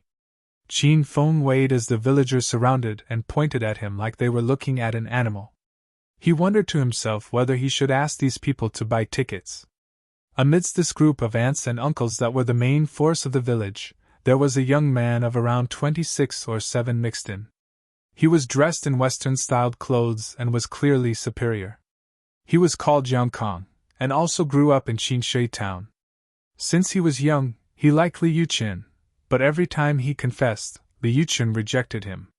Now that he heard Li Yuchen brought Acropolis City's young Master Qin back, Yang Kong was so angry that he clenched his teeth and rushed over with the aunts and uncles in the village to take a look at the situation. Once he entered the house, he silently sized Qin Feng up. Once he opened his mouth, his voice was filled with ridicule. "Oh, this is Acropolis City's young Master Qin? You scared me. Why is it that you look completely different from the young Master Qin I know?" After Yang Kong said this, the boisterous scene immediately turned cold. When all of the people looked at Qin Feng again, there was an additional smear of suspicion added to their gazes. Not another praise for Qin Feng could be heard. "Little Kong, don't speak nonsense. Qinchin brought him here herself. How could he be fake?" Father Li immediately stood out to mediate the situation. All of the villagers knew Yang Kong like Liu Qin since he was young. After hearing Father Li's words, they thought to themselves, could it be that Yang Kong was dissatisfied and purposely came here to cause a ruckus? "Uncle Li, I have to tell you the truth, you've all been fooled." Yang Kong pointed at Qin Feng and spoke with satisfaction. "I also work in Acropolis, and I've had the fortune of seeing young Master Qin once. I even had a meal with him, and it wasn't this person. I think there's an 80% chance Qinchin brought this person home to trick everyone." An uproar arose from all around. Liu Qin looked at Yang Kong as if her eyes were about to shoot out flames. This thinking brat was clearly bored and came here to cause a ruckus. "That couldn't be. Our Qinchin has always been very obedient. She wouldn't trick her parents like that." Father Li trusted Liu Qin fairly well, and didn't choose to immediately believe Yang Kong. He continued speaking. "Plus, if Qinchin really did bring some random child to fool us, she wouldn't have to make it seem so real. Little Qin drove that Benz by the entrance, and that car is at least millions of yuan. If he didn't have some money at home, how could he drive such a car? Ha ha, Uncle Li, you've been in Qinshe town for your whole life, so you don't know how it is outside." Yang Kong burst into laughter. "There are car rental companies everywhere. The Benz outside is a maximum of 500 yuan for one day. Who doesn't have that kind of money nowadays?" Father Li and the older villagers weren't too clear on car rentals, but seeing how serious Yang Kong was, more and more people began to believe him. "Uncle Li, in reality, proving whether or not this is young Master Qin is very simple. I'd bet that he rented this car, and that the vehicle owner information certainly isn't his. If you don't believe it, then have him bring out his vehicle registration. Once we see the name on it, we'll know." Yang Kong stared at Qin Feng menacingly. The villagers looked curiously at Qin Feng, and Liu Qin squeezed her hands with extreme nervousness, and looked at Qin Feng as well. "You're certain you've had a meal with young Master Qin?" Though so many people stared at him, Qin Feng's gaze remained on the television. He ate grapes while speaking calmly. The entire time, he didn't even spare Yang Kong a glance. "Humph, of course I've eaten with young Master Qin. You fake, you even have the guts to pretend to be young Master Qin? Be careful, I'll call him right now and tell him. He'll kill you for sure, brat," Yang Kong said with satisfaction. "Where did you eat?" Qin Feng asked. Yang Kong originally thought he already scared Qin Feng.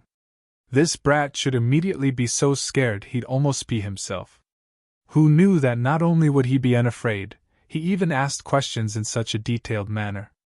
When did he ever eat with Qin Feng?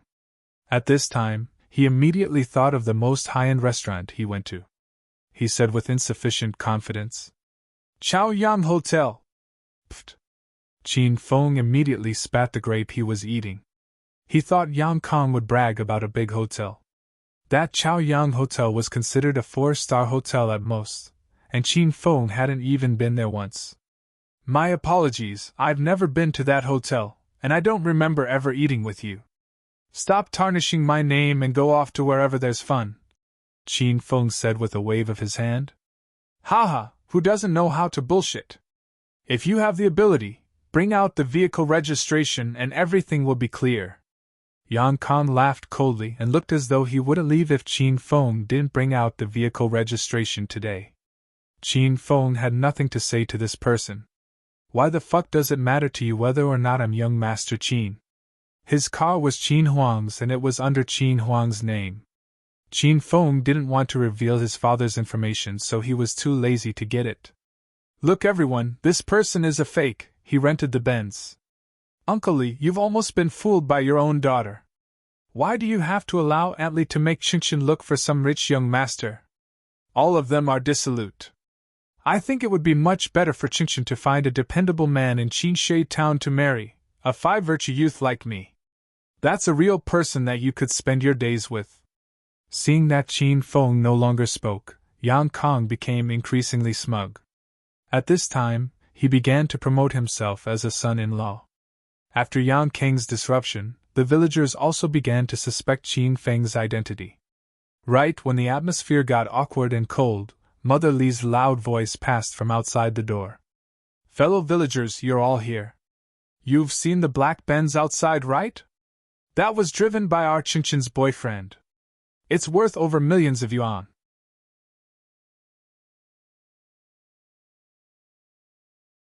Chapter 214. Chapter 214. Don't let fertile water flow into another's field. Earlier, everyone was extremely jealous of the Benz parked at the entrance. Now, after hearing Yang Kong say the car was rented and Mother Li's boast, they all clearly looked a bit suspicious. Mother Li's voice drifted over half a minute before she ran energetically into the house. A charming and graceful beauty followed her. She was Qingshui town's second flower, Wang Ying. Wang Ying wore a short red qipao and revealed a large portion of her long, beautiful, and white legs. Her chest was also considerably developed, and she had fairly heavy makeup on her face.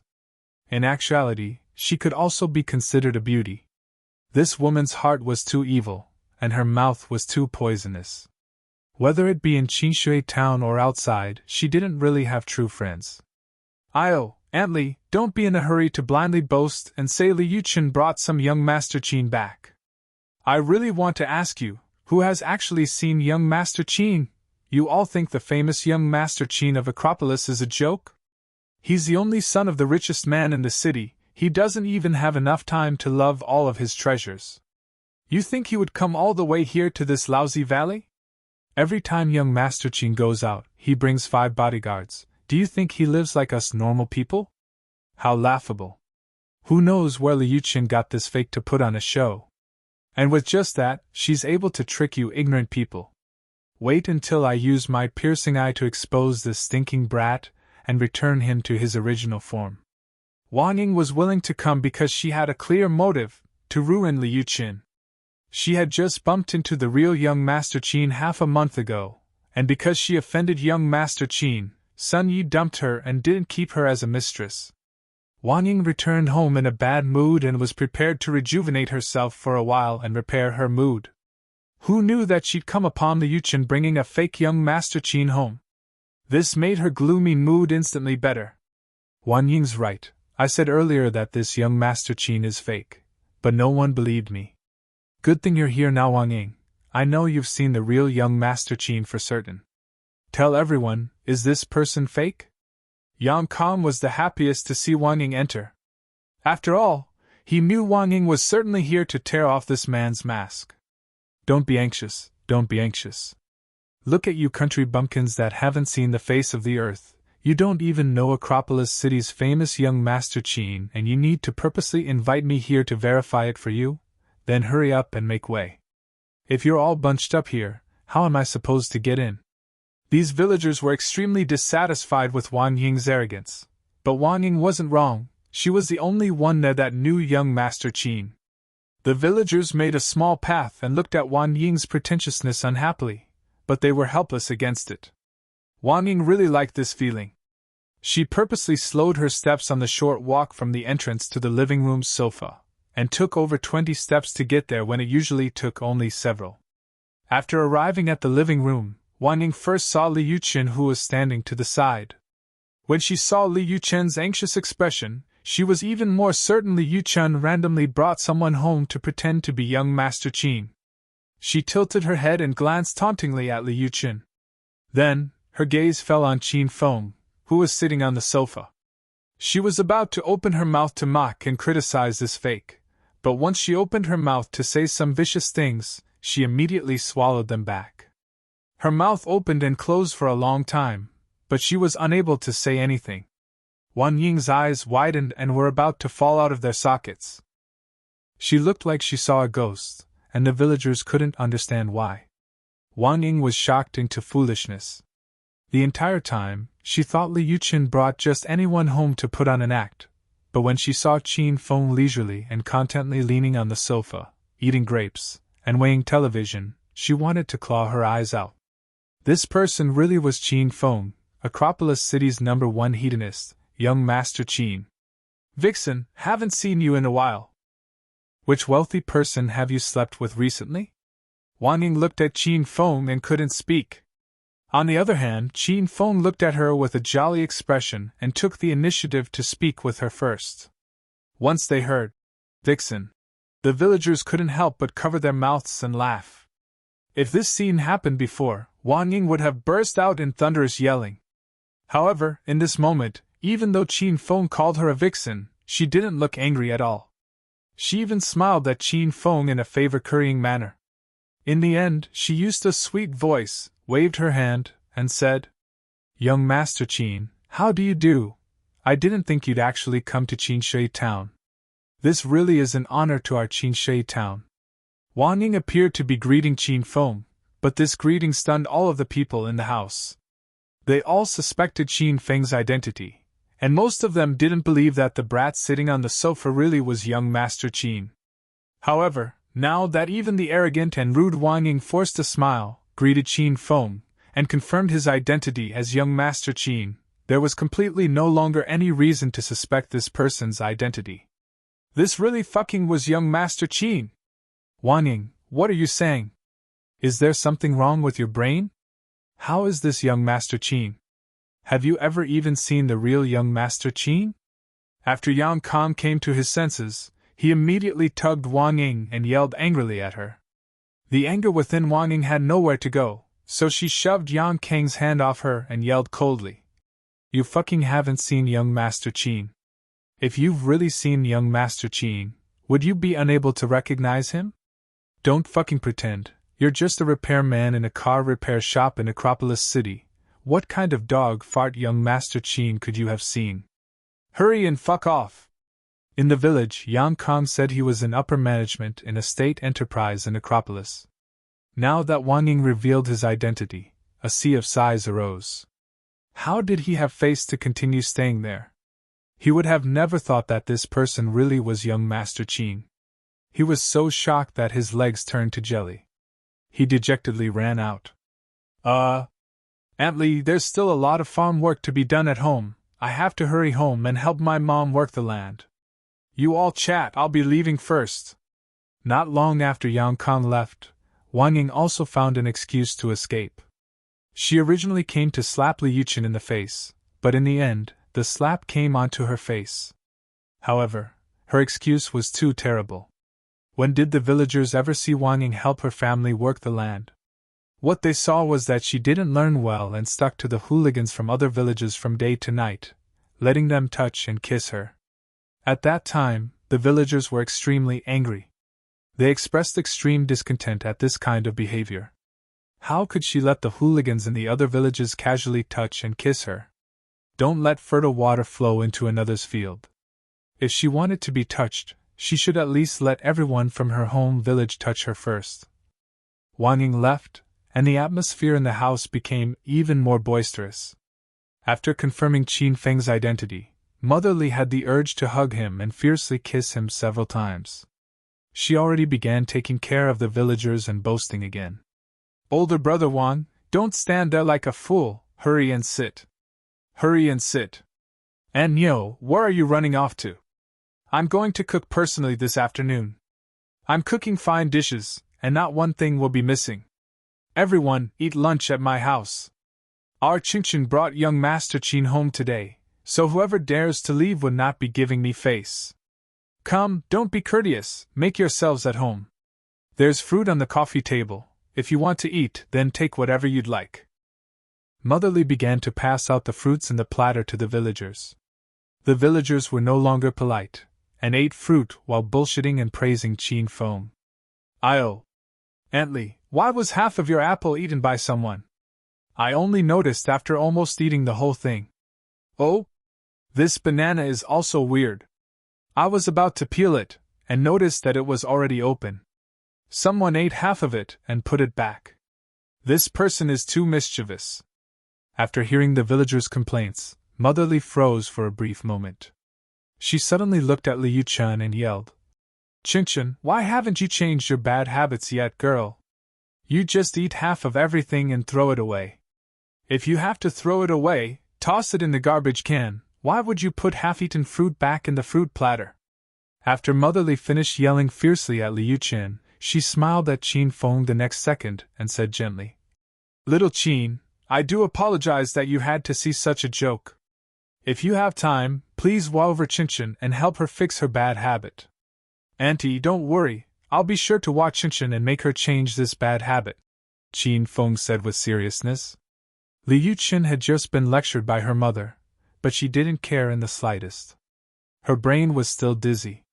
She hadn't regained her senses after seeing and hearing Wang Ying's words and actions just now. She couldn't understand at all. How could a petty woman like Wang Ying help her lie?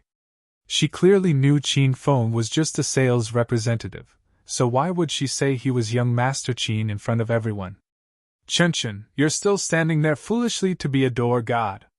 Ma has to cook, hurry and pour your uncles and aunties some tea. You have to attend to them well. Hurry up!"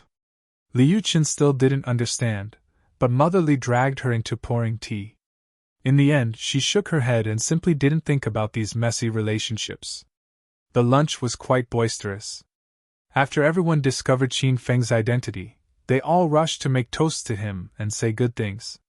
The meal was originally a family meal where the son-in-law was presented, but it became Qinshui Town's job fair for the parents who were worried about their daughters. The Li house was abnormally boisterous, and Wang Ying's house was stuck in a cold atmosphere. "Inger, you didn't see wrong, did you? Liu Chen really brought back Acropolis City's young Master Qin?" After Wang Ying's mother found out that Liu Chen brought young Master Qin home, she was so angry that she didn't even make lunch. She and Liu Chen's mother always loved comparing themselves with one another.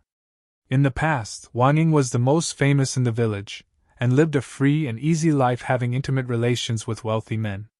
Now, Liu Chen suddenly brought young Master Qin back, so how could Mother Wang not be angry and jealous? In the future, when she sees Liu Chen's mother, she'll have to run and hide. "That person really is young Master Qin. I've seen him in Acropolis twice. He's even working at his father's company right now, and is working up from a sales representative. Plus, he's Liu Chen's subordinate." Though Wang Ying couldn't accept this matter, she couldn't help but admit that it was the truth. "Inger, you said young Master Qin is Liu Chen's subordinate at work?" Mother Wang yelled in shock. "Ma, how is that such a big deal? Most rich young masters like Qin Feng are assigned to work in the company from the lowest position. This is called experiencing life. It's what people in the city love doing.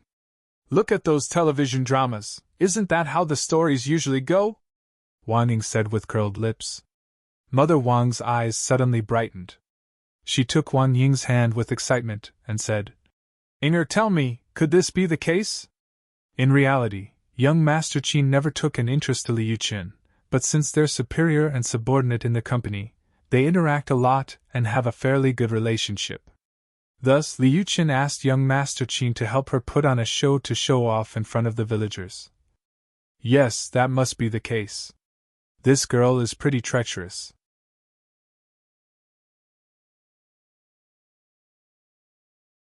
Chapter 215. Chapter 215. How far have you gone? After hearing her mother's words, Wang Ying's eyes also brightened. You don't say. This could really be the case. Ma, you're right. I think young Master Qin is just doing this out of politeness, and only came to help Liu Chen come home and put on an act. Wang Ying rolled her eyes and said with a sharp and unkind expression. As I was saying, Acropolis City's young Master Qin is dissolute, unruly, licentious, and hedonistic. He isn't lacking in women at his side. How would he discuss marriage and destroy his great future for a country bumpkin like Liu Chen? That's right, this must be an act the two of them are putting on. The mother and daughter went through a series of conjectures and concluded that Li Yuqian and Qin Feng were not actually together, they were just coming home to put on a show. After coming up with this idea, how could Wang Ying's mother sit still? She wore her shoes and ran to Li Yuqian's house. Li Yuqian's house was still amidst a bustle when Mother Wang suddenly rushed in urgently, and caused everyone to jump in shock. Yu Yuqian, what kind of relationship do you have with this young Master Qin? Mother Wang was breathless from running, but she was so anxious that she didn't rest. She huffed as she pointed at Li Yuqian and asked her question. Li Yuqian looked suspiciously at Mother Wang and said, Qin Feng is my boyfriend. After hearing this, Mother Wang's face darkened and she yelled, I was saying in the office, what is your relationship with young Master Qin? After hearing Mother Wang ask the question this way, she immediately understood. After the daughter was done looking for trouble, her mother came to blindly cause a ruckus. Why aren't you saying anything, girl? Mother Wang didn't give Li Yuqian the chance to speak. She followed closely with a ruminating laugh. Then I'll tell everyone that in the company, Li Yuqian and young Master Qin are superior and subordinate. Young Master Qin is starting from a sales representative in his father's company to gain some life experience. Li Yuqian just so happens to be the general manager of the sales department and manages young Master Qin. Since this is their relationship, Li Yuqian asked young Master Qin to come to the village and pretend to be her boyfriend. She wants to trick the villagers and show off in front of everyone. What a sham! Wang Ying's mother, you have to take responsibility for your words. What do you want by running over to my house in the afternoon and saying this bullshit? Mother Li's temper also exploded. When she saw Mother Wang coming to cause trouble, she looked like she wanted to rush out and come to blows with her. Mother Wang's physique was thin and petite, so when she saw how fiercely Yu Chen's mother looked, she was so frightened that she ran away. This woman ran for 10 minutes just to say some words that would make other people unhappy. After she was done speaking, she had to run another 10 minutes back. This was the actual pain in the ass. Jealousy, this is blatant jealousy. Mother Li held a spatula and stood at the door shouting fiercely at Mother Wang's back. Her vigor shocked everyone in the house. They were mostly done eating, so they hurriedly took their leave one by one. The originally boisterous house soon became quiet. These people are too lacking in virtue, they run off right after they're done eating. It would be more like it if they at least washed their own dishes before leaving. Qin Feng had an indignant expression. Suddenly, he thought of something, and immediately asked Li Yuqian, Qin, have these people given us betrothal gifts for eating here? Li Yuqian and her family members all had extremely cold expressions. Qin Feng's gaze swept over the three of them, and acquired his own verdict. How shameless! Qin, come into the room with Ma. Mother Li suddenly turned and went back into the room and called Li Yuqian over. Li Yuqian gritted her teeth and glared at Qin Feng. Then, she followed Mother Li into the room. Ma, what is it? Li Yuqian asked carefully. What is it? Didn't you hear what Wang Ying's mother said about you? Is it as she said? Mother Li sat on the bed with a somber expression. Her sharp eyes hooked onto Li Yuqian. It seemed as though she'd see through Li Yuqian if Li Yuqian lied. Li Yuqian squeezed her hands together, and the hollows of her hands began to sweat. She was so nervous, she was about to die. Ma, Qin Feng and I really are superior and subordinate at work. Li Yuqian felt that the truth would come out. Days hair-raising and complicated headway led to the demise of her sanity. She was prepared to give up. Continuing to fake it was too tiring. What? Mother Wang spoke the truth? You and young Master Qin actually have no relationship, and you brought him home to put on an act and trick your mother? Once Mother Li got excited, she stood from the bed and held a spatula in her hand.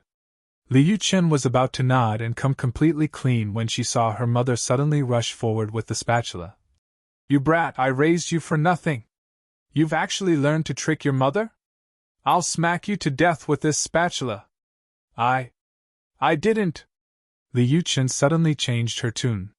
She decided she didn't dare come clean even if she was beaten to death. Ma, Qin Feng and I are superior and subordinate, but we really are lovers in private. Liu Qin yelled all this in one breath when Mother Li's spatula was almost 5 centimeters away from Liu Chen's head.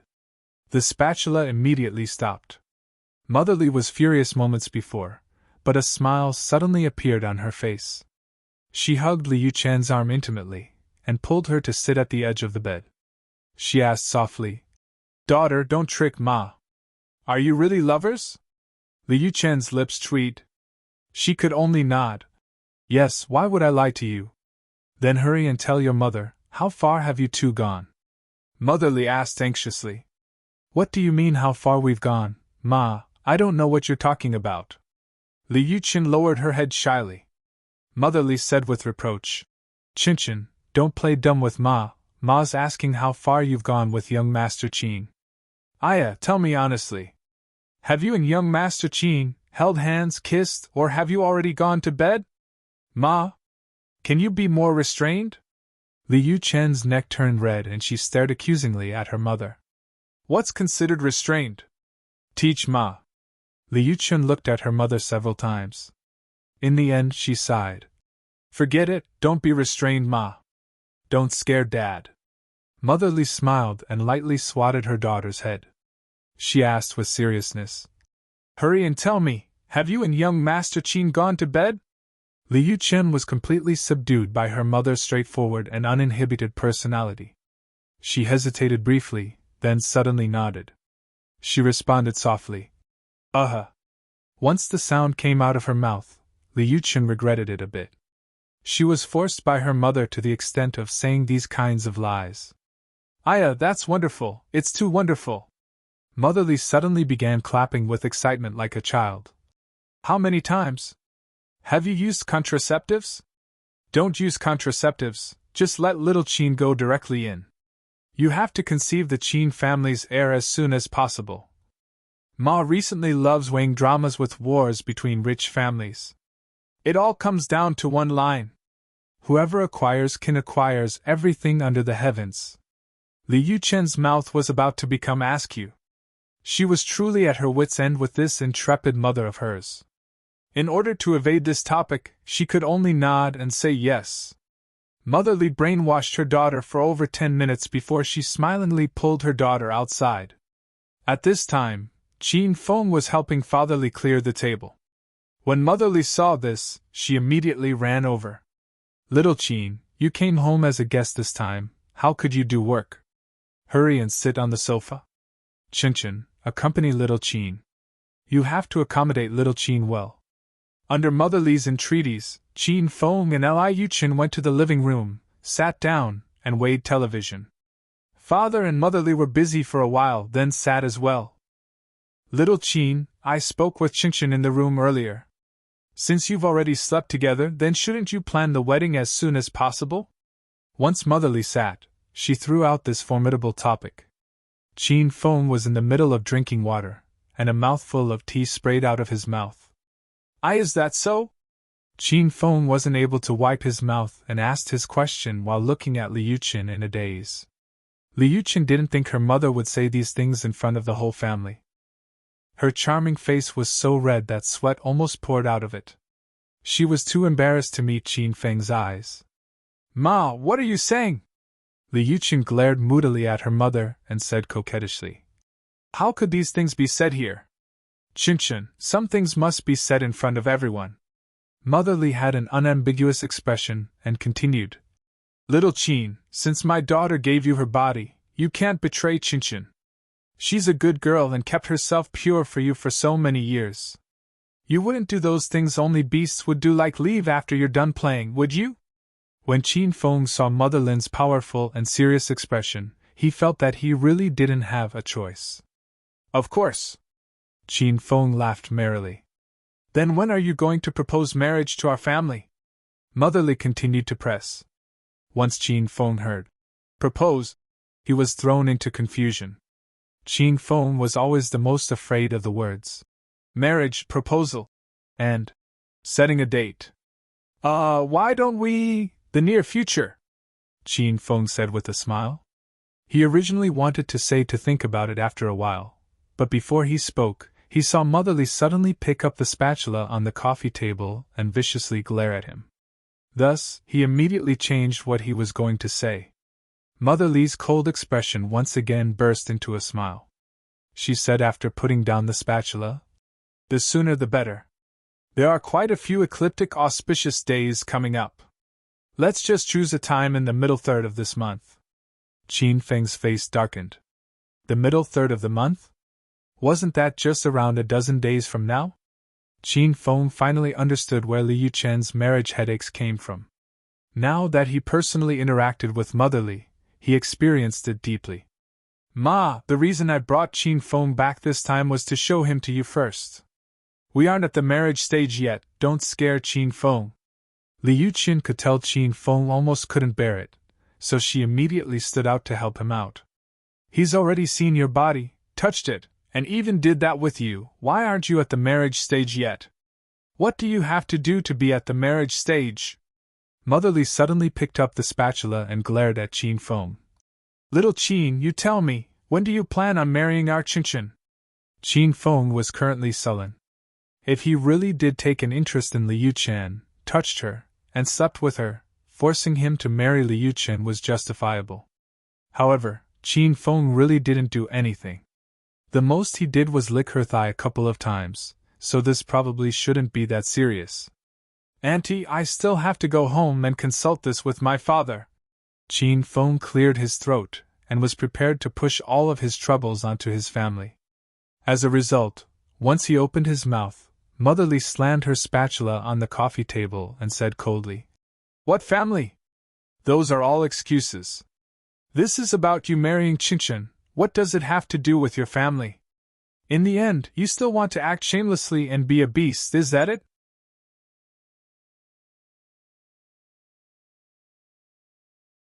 Chapter 216. Chapter 216. There are bodyguards following me. "Auntie, can you let me finish first?" Qin Feng suddenly became serious. He said lightly, "Marriage isn't the most important thing right now. What's most important is that I brought 5 bodyguards here today, and they're hidden in different places around us. Once I'm in danger, or if I suffer the slightest threat, they will immediately appear and eliminate all threats. You should control your temper, Auntie. Otherwise, my bodyguards will mistakenly believe that you're trying to hurt me. They have guns, and even I can't control them." Mother Li's gloomy expression suddenly became calm again. She immediately tossed the spatula in her hand into her daughter's hands. "Qinchin, hurry and put the spatula back into the kin. Little Qin, you still have to think hard about this marriage situation. Auntie doesn't want to force you to, but you're both at the age to marry and have children. Is Auntie right or not?" "Of course Auntie is right. When we get back, Qinchin and I will consider it in earnest." Without a weapon in Mother Li's hands, Qin Feng felt at ease. Actually, the problem lies mostly with Qinchin. She seems to not really like doing that with me. "Auntie, do you understand what I mean?" Qin Feng saw how formidable Mother Li was, so he now pushed all of the responsibility onto Li Yuchen. Li Yuchen had just put away the spatula and returned to the living room when she heard her mother yelling angrily at her. "Qinchin, come here and sit properly. I'd like to ask what is in your brain, damn girl.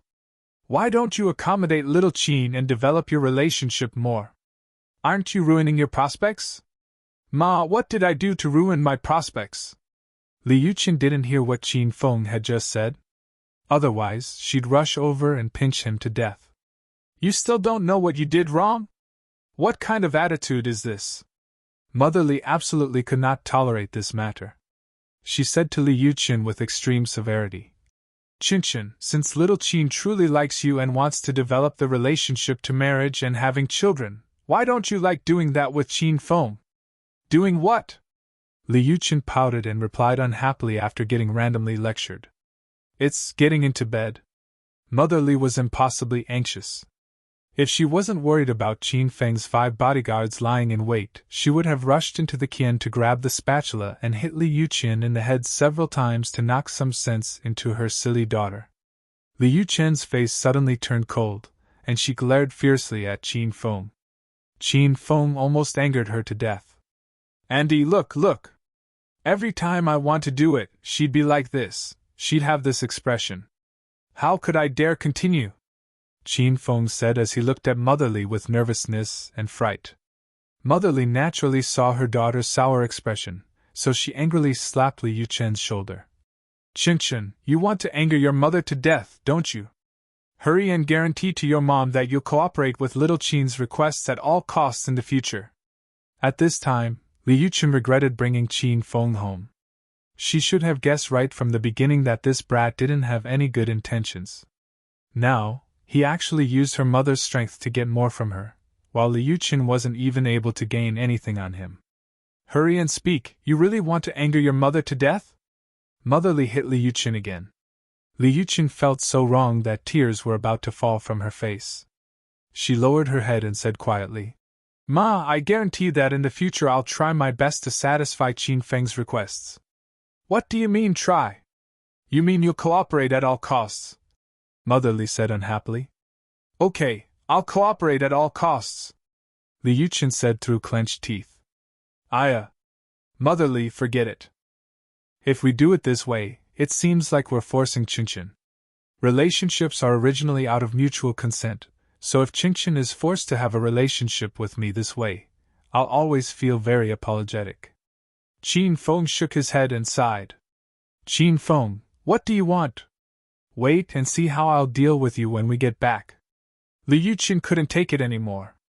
She suddenly yelled at Qin Feng angrily.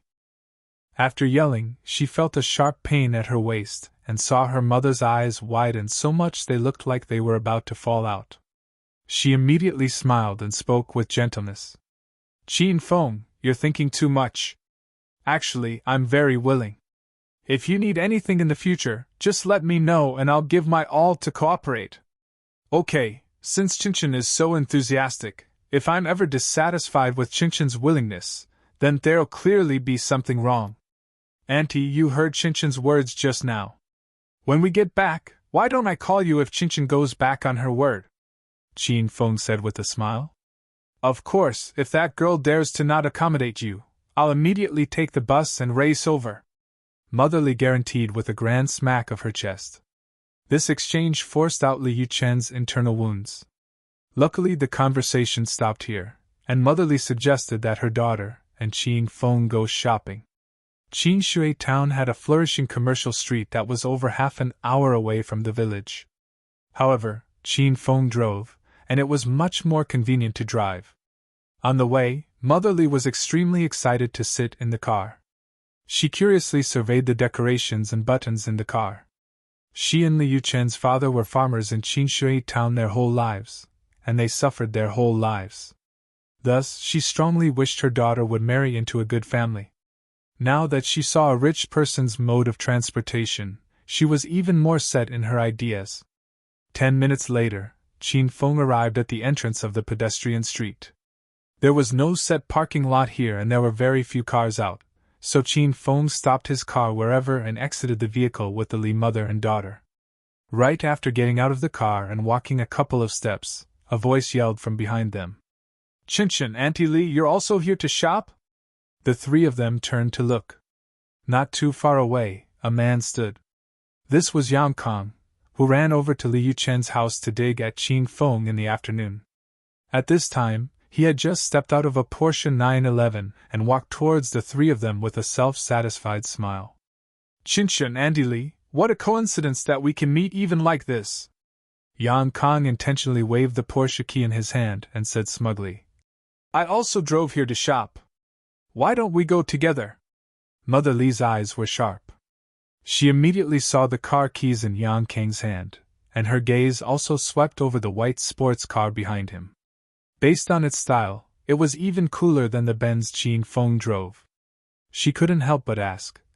Little Yang, you also drove here? Yang Kang was waiting for Mother Li to ask this. He immediately held his head high, puffed his chest, and said with much grandeur. Yes. I have a couple of cars, and I drove an old one out. There's nothing strange about it. How could that be? Didn't Wang Ying say you work at a repair shop in Acropolis? How could you be so rich? Mother Li asked with suspicion. Aunt Li, how could you believe Wang Ying's words? If someone is better off than her in the village, she's eager to make them out to be beggars. Awkwardness swept over Yang Kang's face, and he continued to act pretentious. He said, "Actually, I started my own company in Acropolis City where we do foreign trade. These couple of years, we got a new policy, so we earned a bunch. I was saying that I actually really like Chinchin, but Motherly keeps eyeing young Master Qin. According to what I know, young Master Qin is very dissolute in Acropolis. Who knows how many women he's played with? If I were you, Auntie Lee, I would find a young promising man in the village, that's the most dependable. Though I don't have as much money as young Master Qin, I made my own money, unlike some people who only know how to spend their old man's money. If this continues, no matter how rich the Qin family is, all the money will eventually get squandered by this wastrel. At that time, it would be too late for Auntie Lee to regret it." Yang Kang's words were clearly for Motherly and Qin Feng to hear. He made things difficult for Qin Feng and lured Motherly at the same time. It went without saying that after the words were spoken, Motherly's expression changed slightly. She was quiet for a good while before she suddenly expressed warmth towards Yang Kang. "Yang Kang, you're also shopping?" "Yes, Auntie Lee." "Why don't we go together? It's more lively with more people," Motherly said with a smile. "Okay, of course I would be glad to shop with Chinchin," Yang Kang said calmly and suppressed his excitement. Qin Feng and Li Yuqin exchanged glances and shook their heads helplessly. It was originally 3 people going for a walk, but now it became 4 people going to shop. Li Yuqin and Qin Feng held hands and walked in front while Yang Kang and Motherly followed. Yang Kang gritted his teeth as he angrily weighed how intimate Qin Feng and Li Yuqin were. However, he maintained a gentlemanly facade. The whole way, he boasted to Motherly about how talented he was and how much money he made these past couple of years. "Ai! Chinchin, little Qin, let's take a look in that undergarment store." After walking a bit, Motherly suddenly pulled them into an undergarment store. And it was a women's undergarment store. In actuality, Motherly suggested going out to shop to confirm whether or not her daughter and Qin Feng actually slept together. She was going to have Qin Feng help Li Yuqin pick out a set of undergarments. Then, she would be able to easily determine the depth of their relationship based on the undergarment size Qin Feng selected. "Ma, I have enough undergarments, I don't need to buy any more." Li Yuqin tugged at her mother with embarrassment. There were 2 men behind her, so she was too embarrassed to buy underwear. "I didn't say we were buying it for you, Ma wants to buy some." With this sentence, Motherly tricked Li Yuqin into the undergarment store. After entering the store, Motherly pulled Qin Feng to the side and said to him with a jolly smile, "Little Qin, help Chinchin choose a set of undergarments, Auntie trusts your taste." Li Yuqin was in the middle of refusing when Yang Kang also came to join in on the fun. He said with a smile, "Auntie Lee, my taste is really good too, why don't I choose a set for Chinchin as well?" You both want to help Chinchin choose?" "Then I really can't decide." "Why don't we let Chinchin decide for herself?" Motherly smiled at Li Yuqin. Li Yuqin rolled her eyes. When comparing, she naturally was more able to accept Qin Feng helping her choose, so she still chose Qin Feng. When Qin Feng received such a sacred task, he could only call the female sales representative over. Luckily, he saw Li Yuchen's information before and knew Li Yuchen's 3 measurements like the back of his hand. Once the female sales representative came over, Qin Feng asked, "Is there a size 70D bra here?" 70D is the international standard for D cups. The female sales representative shook her head with a bit of bashfulness. "I'm sorry, sir, the largest size in our store is AC cup." D cups were more common in Western countries, but weren't as common in China. Qinshe town was also a more remote area, so not a lot of women reached this standard there. Thus, the store also didn't purchase this bra size because not really anyone bought it. When Yang Kang heard Qin Feng mention a D cup, he secretly swallowed a couple mouthfuls of saliva, and his gaze subconsciously fell on Li Yuchen's perky chest. "But we also have intimate undergarment styles. These styles don't have high requirements in cup size. Do you want to take a look, sir?" The female sales representative spoke lowly. It was her first time seeing 2 men accompanying one woman to buy undergarments. That's not so good, we're here to choose conventional undergarments. Why don't you take us to look first? Qin Feng spoke with seriousness.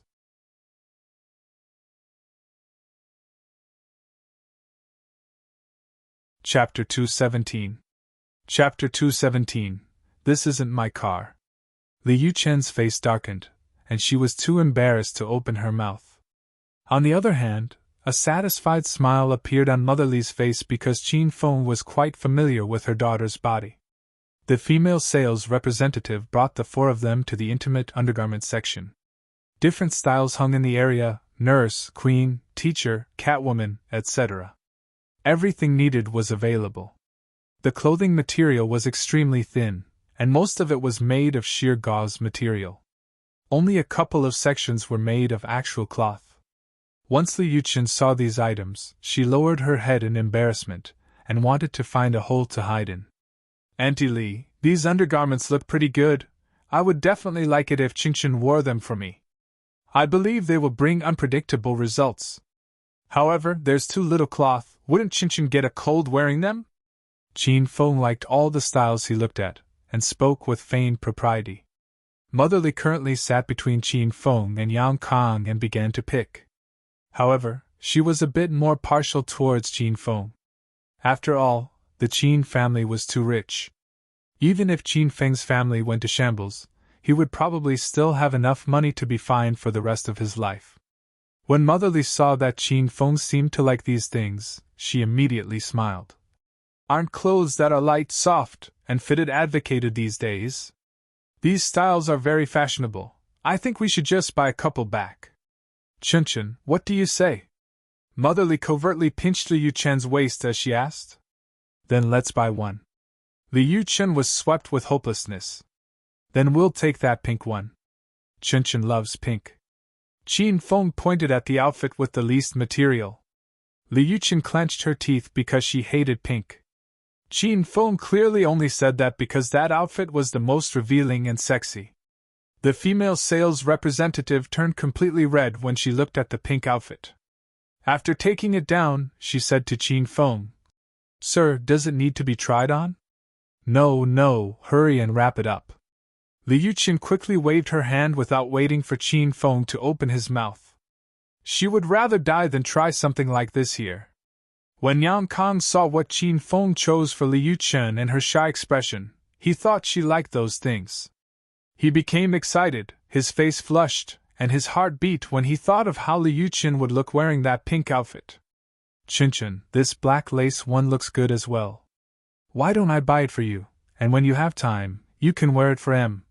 Yang Kang pointed at a black silk outfit and looked at Li Yuchen with a smile.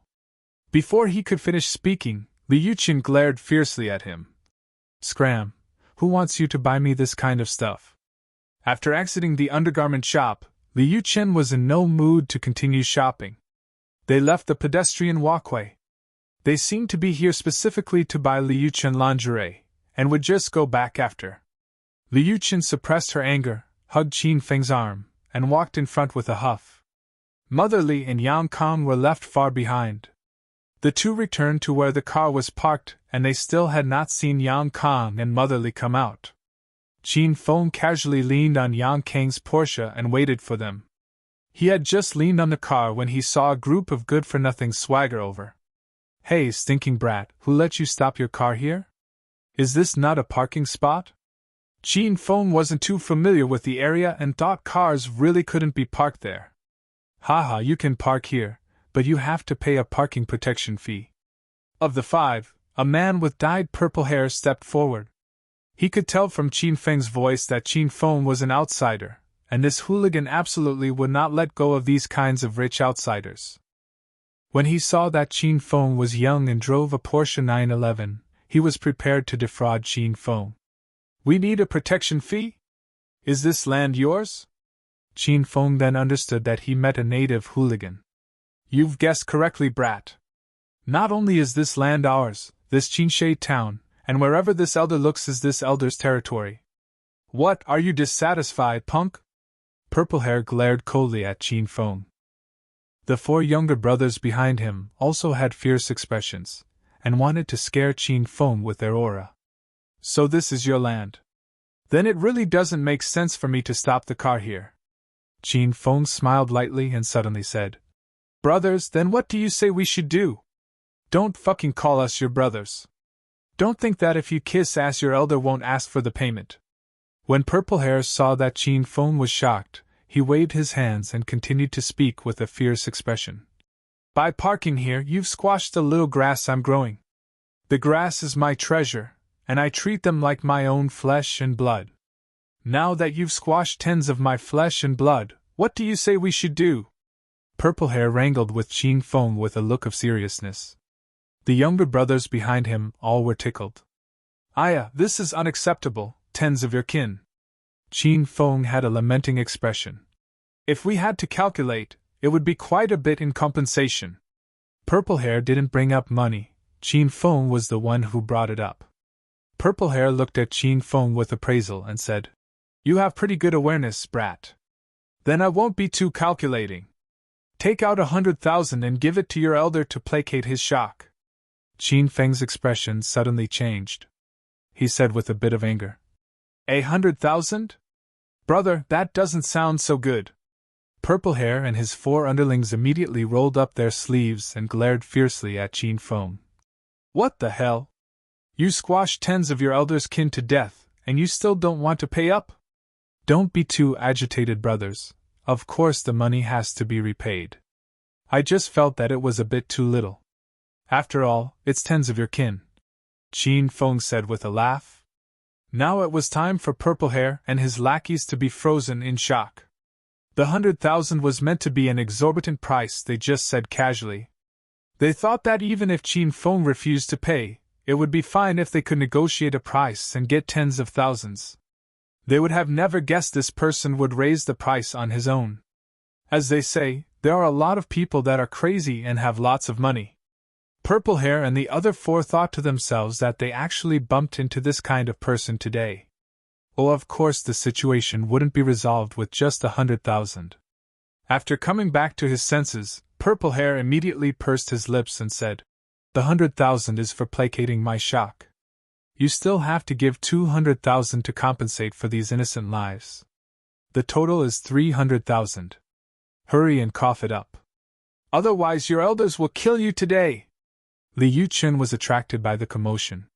When she heard Qin Feng talking to the hooligans, she didn't feel good. She knew Qin Feng's family was rich, but she only now discovered that Qin Feng's brain had problems. The guy originally just wanted to take 100,000 from you, yet you keep urging him and helping him raise the price. If he wasn't an idiot, what was he? Qin Feng, ignore them, let's go! Li Yuchen walked up stormily and tugged Qin Feng to leave. Since Qin Feng came to Qinshui town to help her fake a marriage, Li Yuchen didn't want to see him get extorted by her house. Oh, what a pretty girl. Where do you want to go? It'll be so great if you stay and play with these older brothers. Li Yuchen immediately rushed forward, and the 5 hooligans' eyes narrowed. How would they let Li Yuchen pull away Qin Feng and escape? The 5 people formed a circle and surrounded them. What do you guys want to do? I'm a Qinshui townsperson. Don't think about messing around or I'll call the police. Li Yuchen was disgusted when she saw the lascivious gazes in their eyes. She glared coldly at them. Purple Hair and the other 4 weren't angry at all. When they examined Li Yuchen up close, they found that this girl was of the highest quality. It was their first time seeing such a beautiful woman, and even her angry expression was extremely mesmerizing. Brother, is this your girl? Purple Hair looked at Qin Feng with a playful smile. This is my wife. Isn't she beautiful? Qin Feng hugged Li Yuchen in passing, and smiled at the 5 people with arrogance. Beautiful, beautiful! Purple Hair now wasn't in the mood for extortion. He wanted to first pull Li Yuchen to an empty corner, and do her before anything else. He immediately said to Qin Feng, Brother, how about this? You don't have to give so much money. Give 100,000 for a shock suppression fee, turn your girl over for your older brother to play with, and we'll call it even. Brothers, what do you think? The smile on Purple Hair's face became stronger. He felt that the brat Qin Feng had some brain problems right from the beginning, so he believed that Qin Feng would definitely agree to the suggestion. Qin Feng, you dare? The 5 of them angered Liu Chen to death, but she was just a weak girl, so she couldn't defeat 5 people on her own. At this time, she was afraid Qin Feng would leave her here. She immediately and harshly pinched Qin Feng in the waist and looked angrily at him. No, only I can play with my woman. I'll just pay you guys. Qin Feng immediately waved his hand and hugged Liu Chen tighter. He could clearly feel the softness at Liu Chen's chest pressing against him. Liu Chen glared fiercely at Qin Feng, and warmth suddenly surged through her heart. Fuck, stinking brat, you're refusing a toast for a drink of punishment. You want to pay? Okay, then give your elder 1,000,000 yuan immediately, or this isn't over. Purple Hair got immediately angry and yelled at Qin Feng. Qin Feng tilted his head and looked at the entrance to the pedestrian walkway. He saw Mother Li and Yang Kong walking over and said with a smile, Okay, then we'll set it at 1,000,000, and nothing less. Fuck, I've truly met a fucking idiot today. It was the first time Purple Hair met such an idiot. Though he saw that he couldn't get on Liu Chen, he was satisfied to gain 1,000,000 yuan. He yelled at Qin Feng with a vicious expression. Take out the 1,000,000 yuan. If you dare trick your elder, see if I don't kill you. Purple Hair was in a hurry to get the money when Yang Kong arrived. When he saw his Porsche surrounded by a group of people, he immediately shouted, Hey, why are you all grouped around my car? Don't screw my car. Do you know what kind of car it is?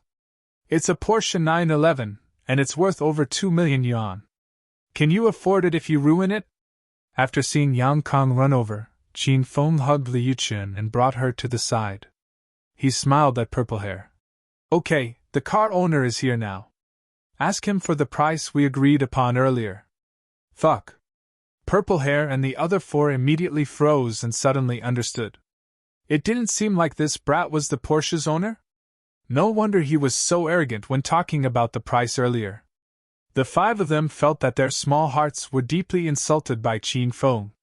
What money are you talking about? Did you hear what your elder said, you 5 stinking brats? Hurry and stand to the side. Yang Kong didn't know what happened here. At this time, he was extremely unhappy to see a group of people surrounding his Porsche. He didn't buy this car. He couldn't even afford a motorcycle. This was a luxury car that had newly arrived at the repair shop in need of lacquer. Yang Kong never drove such a good car. He secretly drove the car back to the village behind his boss's back to show off. If it got screwed, how could he explain this to his boss? Yang Kang's temper was powerful, but the 5 hooligans were even more angry. They were originally going to look for trouble with Qin Feng, but when they saw Yang Kong yell at them several times, they immediately rushed up to Yang Kong and fiercely surrounded him.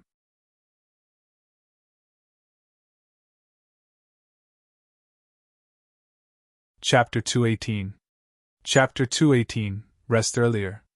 Fuck. Stinking brat, if you dare yell, these older brothers will kill you. Purple Hair and the rest raised their arms, glared harshly at Yang Kong, and looked as if they were ready to fight at a moment's notice. Yang Kang's arrogant and despotic expression immediately fell limp. He didn't dare yell at the 5 men again, and his gaze hurriedly swept over the Porsche. He found that there weren't any scars on it, and it was still undamaged, so he was relieved. Brothers, it's nothing, it's all a misunderstanding. I won't bother you older brothers, and I'll leave first. The car was fine, so why would Yang Kong need to quarrel with Purple Hair and his crew? At this time, he smiled, waved at the 5 of them, and prepared to leave. Stinking brat, who fucking let you leave? Purple Hair rushed up and pulled Yang Kong back. This brat still owed him 1,000,000 yuan. How would Purple Hair and his group let him leave so easily? Little Qin Chen, who are these people? What happened? Mother Li asked while looking anxiously at Qin Feng and Liu Chen when she saw the dispute occurring by Yang Kong. Liu Chen and Qin Feng didn't really like Yang Kong. Qin Feng smiled and said, Auntie, let's hurry and leave. It seems that brat Yang Kong owes those older brothers a high-interest loan of a full 1,000,000 yuan, and now they've come knocking. I'm afraid it'll be troublesome for the brat. Mother Li jumped in shock and asked while not really understanding. How can that be? Little Yan even told me how big the company he started in Acropolis City was. He said his base yearly income was tens of thousands. Plus, the sports car he's driving seems to be at least a couple million, right? Ma, you're so silly. Yang Kong didn't start a company. He's just an employee in a car repair shop. There's an 80% chance that this car belongs to someone who brought their car to the repair shop, and he secretly drove it out. Liu Qin knew that Yang Kong worked in a car repair shop in Acropolis, and she now backed Qin Feng. This little Yang's conscience is terrible. He even tricked an old woman like me? He deserves to be beaten. Let's hurry and leave. I was prepared to call the police, but now that seems unnecessary. Motherly changed faster than the speed at which one turned the page of a book. At this time, she already got into the car and she didn't care whether Yang Kong lived or died. Qin Feng and Liu Qin also got into the car. Qin Feng started the car and kicked up dust as he left. Brother Hair, the idiot ran away. One of Purple Hair's lackeys shouted while weighing Qin Feng drive away in his Benz. Purple Hair was so angry when he saw that he would no longer be able to chase after Qin Feng that he slapped the foolish and noisy lackey's face. He lectured, "Why are you fucking yelling? Do you think I'm an idiot?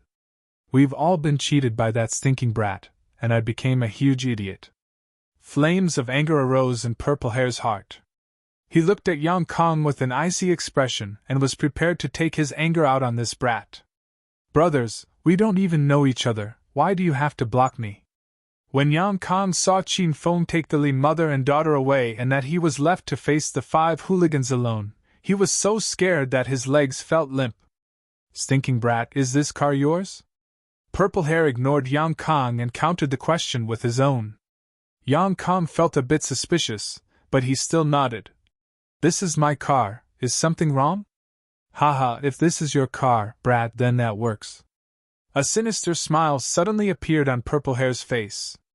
He exuded coldness as he looked at Yang Kang's back. "Hurry and cough up 1,000,000 yuan to compensate for this elder's mental damage, brat." "Fuck, 1,000,000? You're crazy!" When Yang Kong heard the number, 1,000,000, he was so shocked that he yelled. He even forgot that the 5 standing before him were hooligans. "Damn, you're even fucking yelling?" Purple Hair smacked Yang Kang's head and spoke ruthlessly. "Stinking brat, you don't want to pay up? Then we'll break off your arms and legs and throw them into the river to feed the fish." Yang Kong was so frightened that he trembled from head to toe. He asked carefully, "Big brothers, how did I offend you? I can change. Is it not enough to apologize to all of you elders? Actually, you didn't offend us, brat, but you're just out of luck.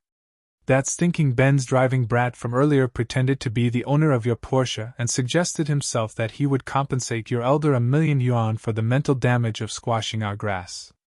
Now that the brat drove away, and this car is actually yours, then you give the money," Purple Hair said with a laugh as he looked at Yang Kong.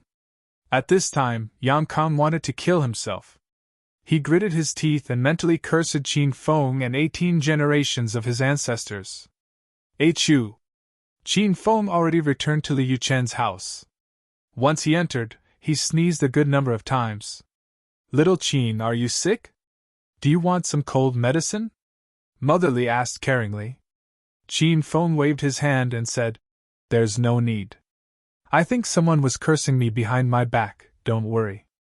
"Okay, then go rest and watch TV with Shinshin in the living room. I'll go prepare dinner. Just stay here tonight and leave tomorrow, little Qin." Under Mother Li's insistence, Liu Qin and Qin Feng could only stay for the night and return to Acropolis the next morning.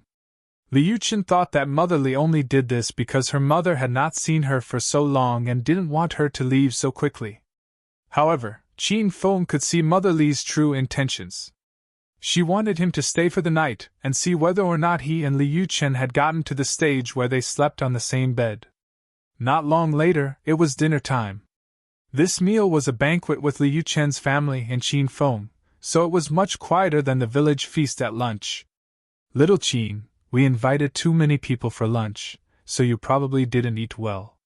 Auntie put a lot of effort into making dinner, so you have to eat more." 4 people sat surrounding a small dinner table. Mother Li was very enthusiastic and kept getting food for Qin Feng. Father Li was much more introverted, so he was silent the entire time and just said a couple of words occasionally when clinking his cup with Qin Feng's and drinking wine with him. Qinchin, you brat, how could you eat just caring about yourself? Get some food for little Qin. If you marry into the rich family like this, they'll say you have no manners. Mother Li hit Liu Qin with her chopsticks. Liu Qin pursed her lips and threw a large pepper into Qin Feng's bowl. Qin Feng didn't express weakness. He got a large wood ear and gave it to Liu Qin. Qinchin, try this wood ear and see if its texture is good. Liu Qin lived in the city for a while, so she heard of the innuendos. Now she almost choked on her bite of rice and coughed while drinking water. Look at this brat, she's like a starved ghost that got reincarnated. Can't you eat more slowly? Is little Qin going to compete with you for food? Liu Qin was extremely angry. She reached under the table and harshly pinched Qin Feng's thigh. She pinched with all of her strength. Ow! Qin Feng was unprepared, and he suddenly yelped in pain. However, the shout was a bit strange, it seemed to have both pain and happiness. Father and Mother Li had expressions of awkwardness after hearing it. Dearest, why are you shouting while eating? After pinching Qin Feng, Liu Qin looked at him with a smile. Qin Feng suddenly smiled evilly. Nothing much, let's continue eating. After speaking, Liu Qin felt a large hand suddenly reach under her purple dress and creep upwards. If Liu Qin didn't react in time and quickly clamp her legs together, Qin Feng would have touched her underwear. This time, Qin Feng also did this without warning, and Liu Qin couldn't help but shout. Mother Li thought something was strange when Qin Feng made that weird sound earlier, and now that she heard her daughter cry out as well, she suddenly lifted the tablecloth and bent down to look over. After looking, Mother Li was shocked. Then, she laughed meaningfully. Little Qin, you rushed over all the way from Acropolis, and you've been busy all day. You must be very tired. I'll take you and Qinchin to your room. Wash up and rest early. When she saw Qin Feng's hand up her daughter's skirt, how could she not know what he was thinking? Father Li's reaction was slower.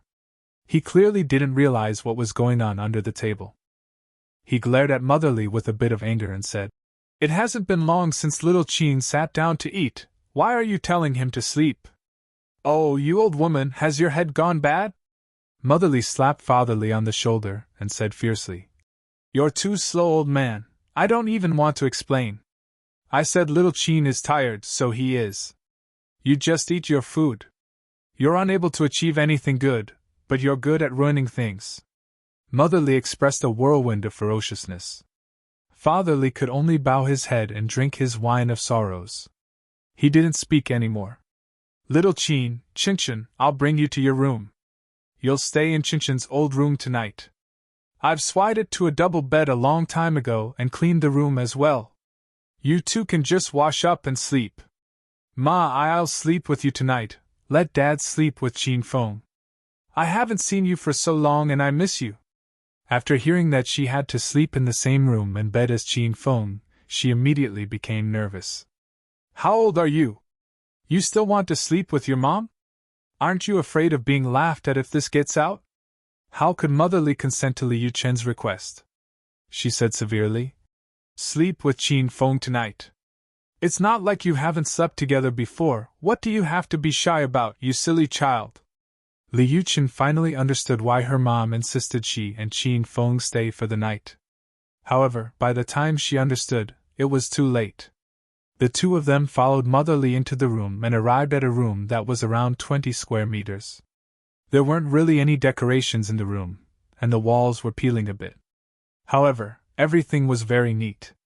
One could tell from a glance that the large red bedding and bedsheets were freshly changed.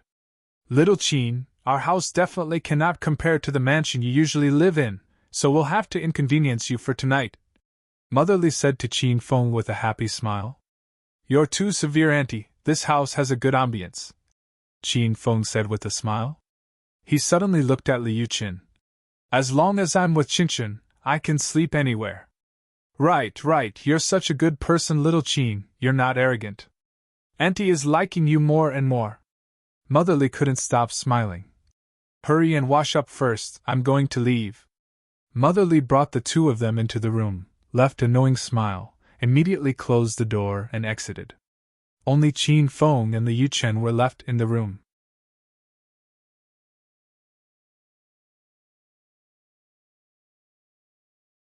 Chapter 219. Chapter 219. Can't give up halfway.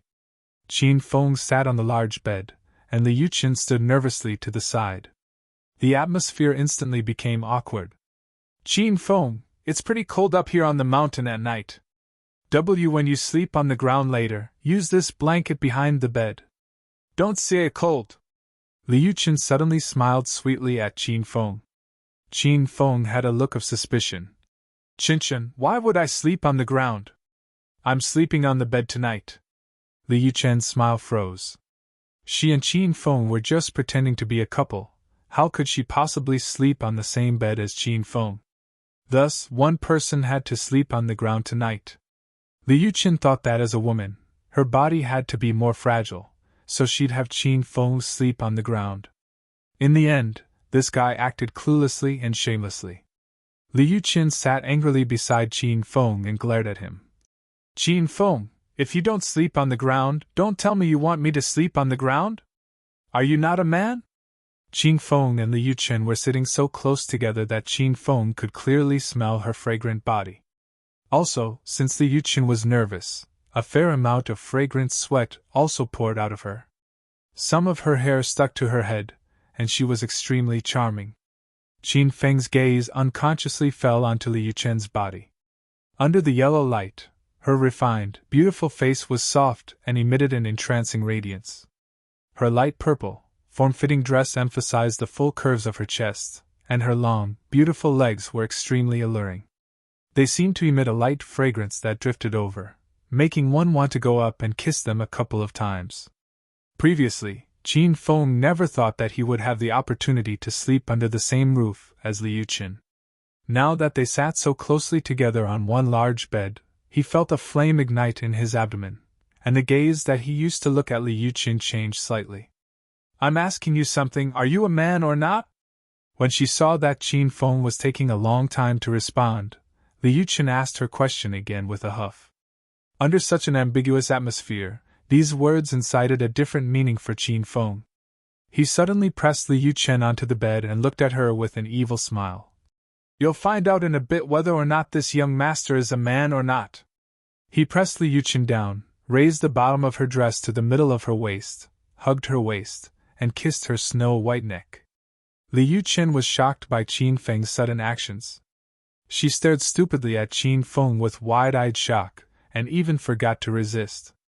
In the moment of distraction, Qin Feng felt up her body. Qin Feng, what are you doing? Let go of me!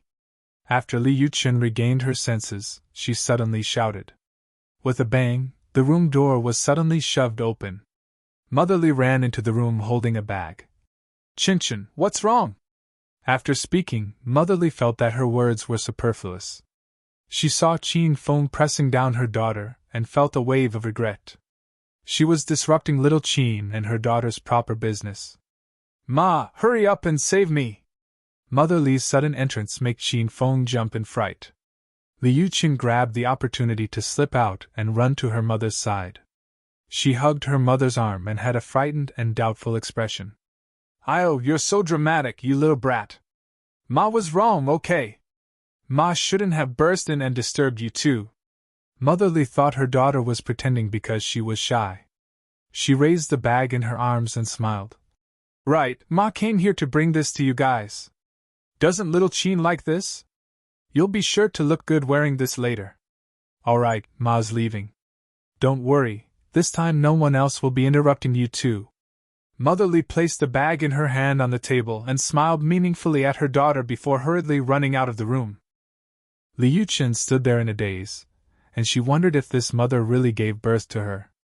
Qin Feng was already prepared to force himself on her, yet her mom brought in the newly bought lingerie and encouraged Qin Feng to continue. "Qin Feng, don't come over. If you mess around tonight, I swear I'll kill you." Qin Feng already came back to his senses. He suppressed the fire within him and stalked towards Liu Chen. Liu Chen immediately picked up a pair of scissors from the desk and stared at Qin Feng with alarm. Qin Feng laughed as he shook his head. He ignored Liu Chen's movements, arrived at the desk, and took out the pink undergarments from the bag. At the time, because there were a lot of people in the store, Qin Feng didn't look closely at the outfit. Now that he considered it from up close, he found that the outfit was too fiery. If Liu Chen really wore it, Qin Feng would definitely get a nosebleed. You pervert, put that away. Don't get any ideas, I won't wear that for you even if I died. Liu Chen was so angry that she gnashed her teeth as she weighed Qin Feng's actions. She knew Qin Feng was a huge pervert. How could she be so muddle-headed and bring this pervert home? General Manager Li, put the scissors down, I was just playing around with you at first. Qin Feng became stern. Liu Chen didn't immediately forego her alarm. She said coldly, then sleep on the floor tonight. Then hold the scissors and stand by the door the whole night. Qin Feng's lips curled, and he already began removing his clothes. Hey, why are you taking off your clothes? Don't think I'm just trying to scare you. I really will kill you. Liu Chen blanched at the sight of Qin Feng sitting on the bed leisurely beginning to remove his clothes. Big sister, you're sleeping without removing your clothes? Qin Feng rolled his eyes at Liu Chen. What did you call me? Big sister? I'm not that old, I'm only 25 this year, okay? Liu Chen was unbearably angered by Qin Feng calling her Big sister, and she forgot about Qin Feng's immoral behavior. So what if you're 25? Nowadays, if girls don't know how to take care of themselves, a 20-year-old can look like a 40-year-old, and if a 40-year-old takes care of herself, she can look as fresh as a 20-year-old. Qin Feng said with curled lips. Either way, you look like an old, 35-year-old woman. Forcing oneself on a woman would bring her physical and mental pain. Saying a woman was old would inflict heavy damage on her mind and spirit. After hearing Qin Feng say she looked like an old, 35-year-old woman, she immediately exploded, and even forgot the potential threat Qin Feng posed to her. Qin Feng, you actually said I look like a 35-year-old woman? I'll kill you! Liu Chen rushed forward with the scissors in hand, and looked like she wanted to kill Qin Feng right then herself. The corner of Qin Feng's lips lifted into a smile that expressed that he had gotten his way. Liu Chen had just gotten onto the bed when he swept her tightly into his embrace and deftly wrested the scissors out of her hand.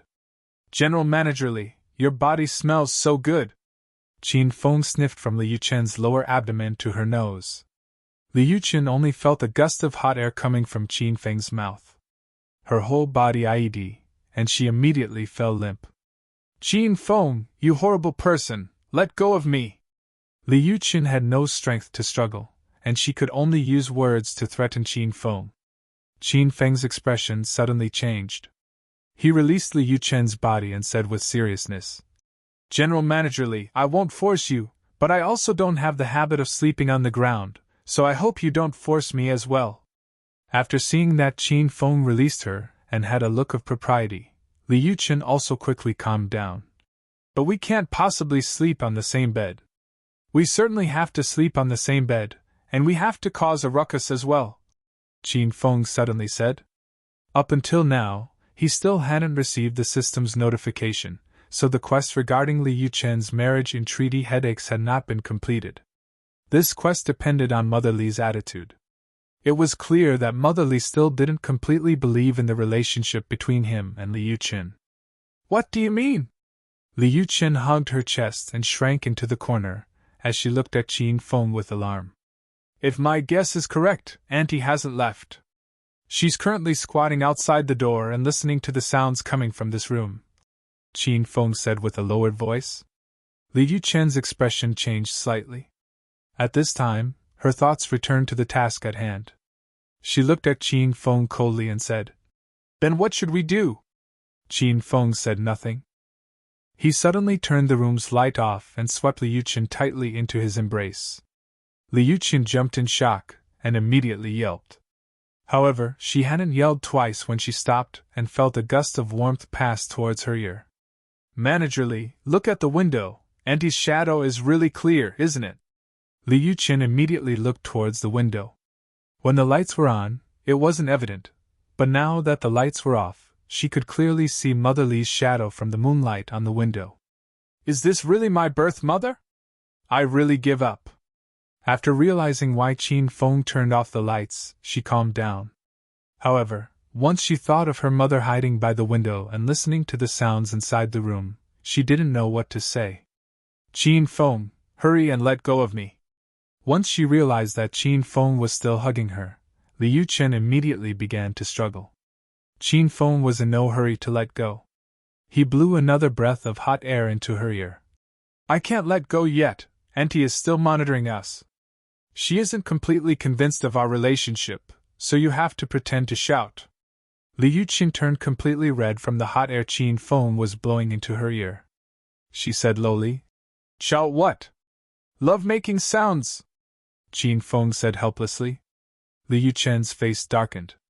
She would rather die than make love-making sounds in front of Qin Feng. That's impossible. Li Yuqin immediately refused and said coldly, Plus, I don't know how to shout. No way, you've never had a boyfriend? You've never done it? Qin Feng asked. Li Yuqin's neck was already red. She said unhappily, No. And other than my dad, you're the first man who has hugged me, you stinking brat. Hurry up and let go of me. But if you don't shout, Auntie won't believe us. We'd have wasted half a day's effort for nothing. Qin Feng wouldn't just give up. Since he came to Qingshui town this time, he had to complete Li Yuqin's quest before going home. In actuality, Li Yuqin didn't want to give up halfway. Mother Li forcing her to get married was currently her largest headache. Then what should we do? Li Yuqin asked helplessly. Though one has never eaten pork, they must have seen a pork run. Pretend to shout twice. Qin Feng spoke while beginning to use his legs to shake the bed. This bed was an old-styled metal spring bed. Just by moving slightly, squeaks would form. At this time, Qin Feng used his strength to step on the bed, and the metal bed made unceasing squeaking noises.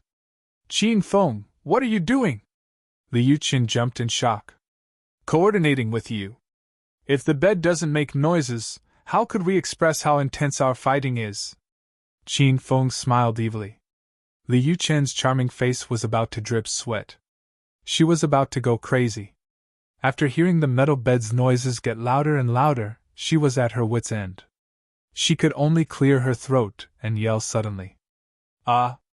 That's too soft, you're insulting my abilities, Qin Feng said with dissatisfaction. Ah! Li Yuqin glared at Qin Feng. This time, the sound was so loud she even scared herself.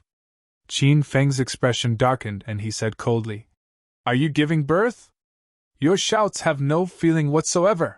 You're tuning into the Phoenix Nights YouTube channel.